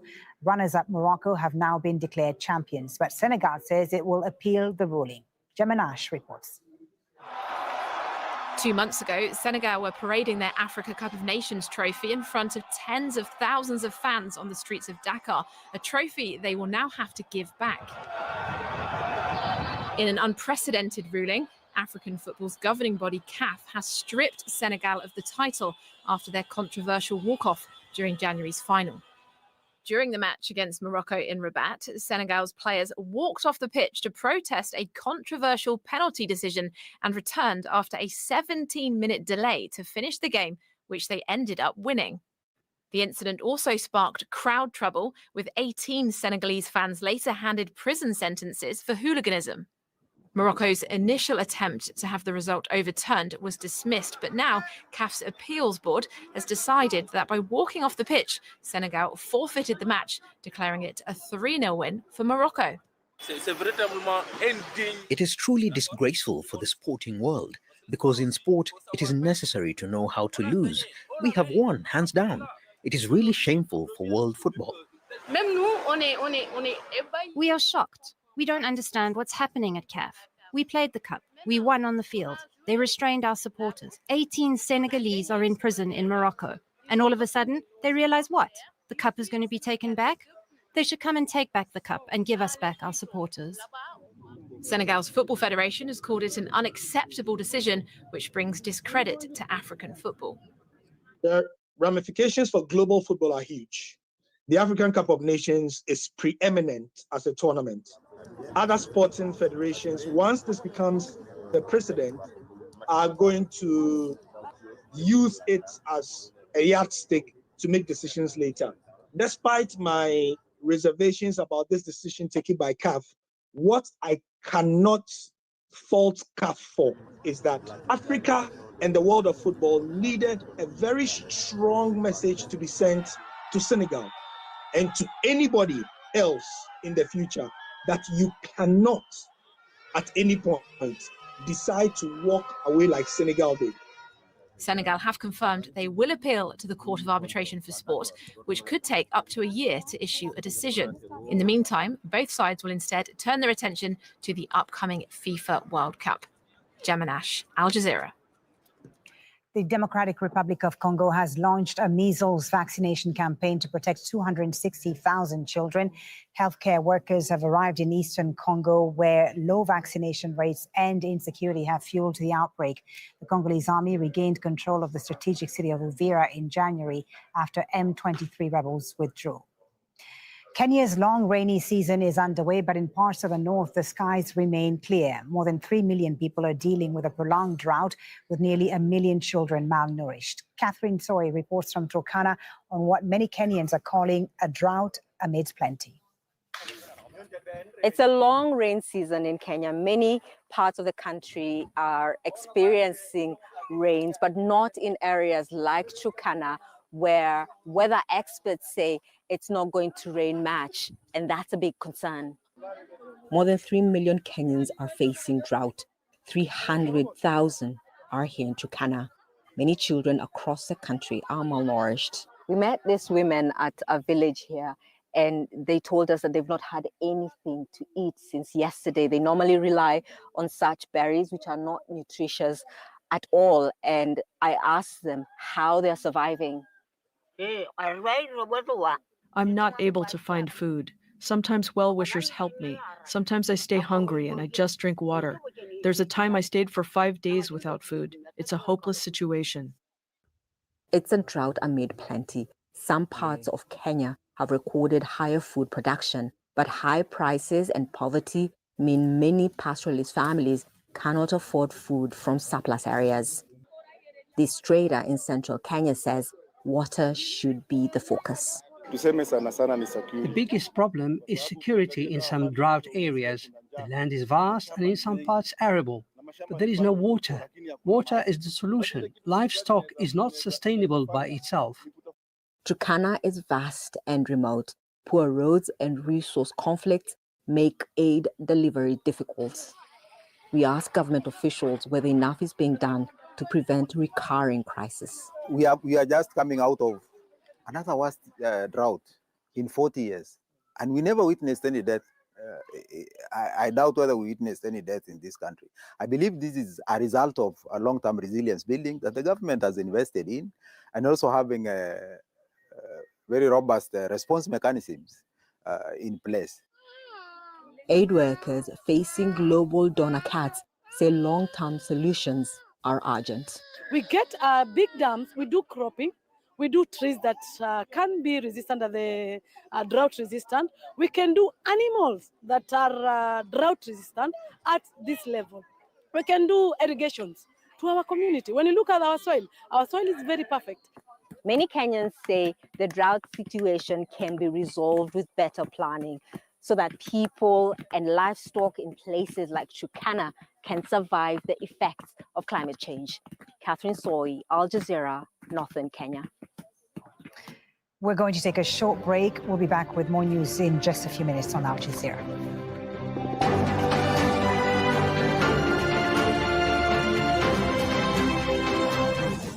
The United States military began major combat operations in Iran. We are not joining the US and Israeli offensive strikes. La posición del gobierno. The position of the Spanish government can be summed up in 4 words: no to the war. I have condemned the massive military strikes by the United States and Israel, and I also condemn the subsequent attacks by Iran. The attacks on energy facilities that has happened on both sides is a dangerous precedent. It will cause repercussions throughout the world. We can now see a regional conflict with unintended consequences. Stay with us for the latest developments on Al Jazeera. Manila has long struggled with public transportation. Many choose to take their cars, then take the complicated transportation. But recent events in the Middle East is bound to change that. The US-Israeli offensive in the Middle East is precisely the kind of conflict that many experts have warned about. The Philippine peso hit an all-time low against the US dollar. In response, President Marcos has rolled out measures to soften the economic strain. Many commuters say rising fuel prices are forcing many to leave their cars at home and simply ride it out.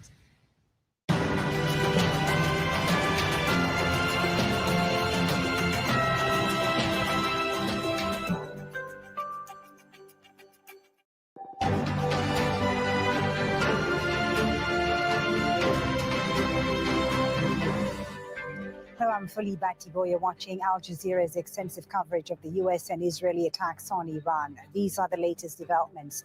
Iran warns energy facilities in the Gulf region are prime targets after its major natural gas field is attacked. Israel kills Iran's intelligence chief Ismail Khatib as 2 other assassinated senior officials are buried in Tehran.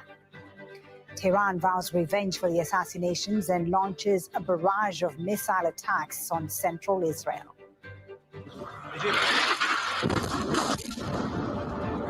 And Israel is waging its war on another front. Its forces continue to strike central Beirut and southern Lebanon.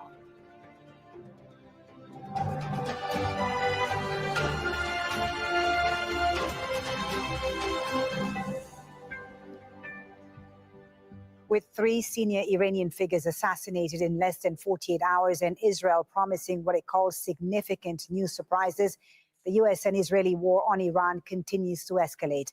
There have been attacks in the last few hours on major natural gas infrastructure in Iran. These are images coming out of the southwestern port city of Asuliyeh, where storage facilities for South Pars gas field have been hit. This is the largest natural gas reserve that Iran shares with Qatar. In response, Tehran has warned that energy facilities in the Gulf region are legitimate targets, threatening imminent attacks. Qatar's Ministry of Foreign Affairs has slammed the targeting of the gas fields as dangerous and irresponsible. Meanwhile, Iran's intelligence minister Ismail Khatib has been killed in an Israeli strike. Iran's president has confirmed the death in the last few hours. The assassination came as funerals were being held for 2 other senior officials. Ali Larijani and Gholam Reza Soleimani were killed in Israeli strikes on Tuesday. Large crowds of mourners attended their funeral in Tehran. Israel has vowed to continue targeting senior figures in Iran. We'll continue to thwart and hunt them all down. Over the course of this day as well, significant surprises are expected in all arenas that will raise to a new level the war we're waging against Iran and Hezbollah in Lebanon.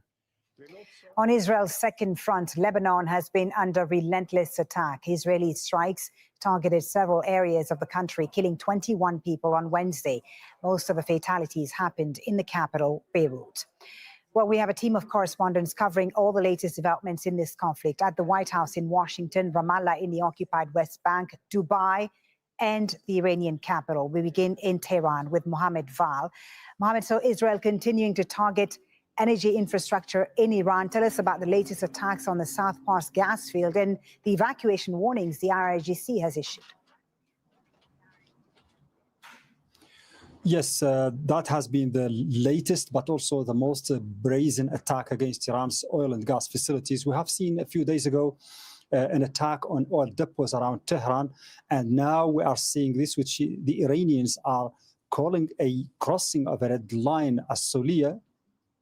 That's actually considered here Iran's biggest oil and gas field, and it is very crucial to the economy of the country. And now that it has been hit, we don't know the extent of the damage. The authorities say that they are putting the fires under control. They are extinguishing the fires. They have evacuated the workers from the area. But also we heard from some reports that it is not a very extensive amount of damage.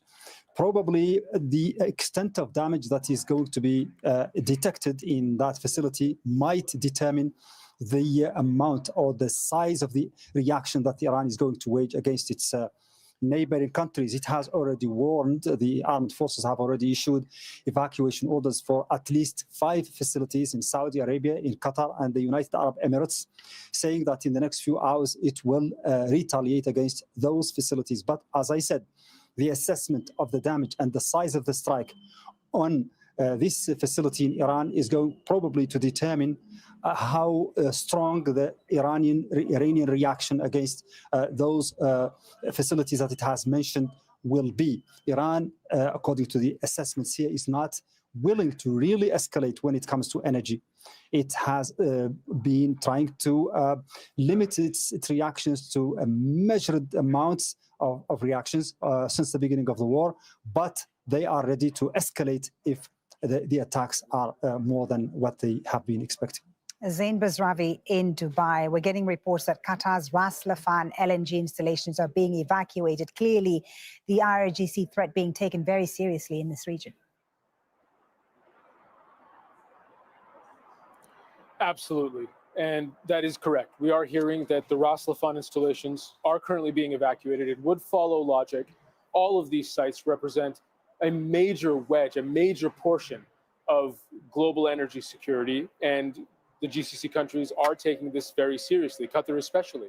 The last time Ras Laffan was attacked was on March 2nd. A drone attack targeted Qatar energy facilities at Ras Laffan and at Mesaid, and it forced a shutdown of production at the world's largest liquid natural gas facility. And the same day, Ras Tanura oil refinery in Saudi Arabia also came under attack. During those attacks, Iran denied that it was behind the targeting of those 2 facilities. Now, trajectory information, according to the government of Qatar and Saudi Arabia, did illustrate that they emerged from Iran. But whether or not you believe the Iranian side or not, the fact of the matter is, right now, what they've done in retaliation for their energy infrastructure coming under attack, they have identified 5 targets in 3 countries, and they have said that they're going to attack within hours. That threat and those satellite photos of those installations, that was posted widely on social media 3 hours ago, with the warning from multiple government officials that we warned you what our red lines were. They have been crossed. Now just evacuate. And that is what we're seeing happening now. A consultative ministerial meeting of foreign ministers in a number of Arab and Islamic countries, from a number of Arab Islamic countries, will be held with the aim of further consultation and coordination on ways to support security and stability in the region. Political speak that covers all manner of things. That at the time this was written was talking about these constant missile and drone strikes being carried out by Iran as part of retaliation, but being meted out to its Gulf Arab neighbors. That was a very serious problem. Targeting these oil and energy installations in retaliation makes this much more serious, makes this much more immediate and much more urgent. This is the kind of inflection point in a conflict from which it's not about finding an off-ramp anymore. There may be no off-ramp to come back to if these threats are carried out, if these attacks take place. And the cost of it, that's kind of math that hasn't been done yet. If you look at the calculations of what hitting these installations could mean for the global energy market, the math is just mind-boggling at this stage. So in terms of what this meeting is likely to discuss, it is probably going to be discussing how to stop these attacks from happening, or if and when they happen, how to deal with a fallout that will be a global fallout. Zain, thank you very much for the updates. That's Al Jazeera's Zain Basrawi reporting from Dubai. That's our program Now, for the in an day. exclusive Keep watching with Morning Al Mic Jazeera, drop Iran's on at foreign Truth Talks minister Live, insists the death where your of voice two of matters. Iran's senior- We are here daily from 6 a.m. to noon with unfiltered breaking world news coverage. Like, subscribe, and hit the notification bell for when we go live. See you tomorrow.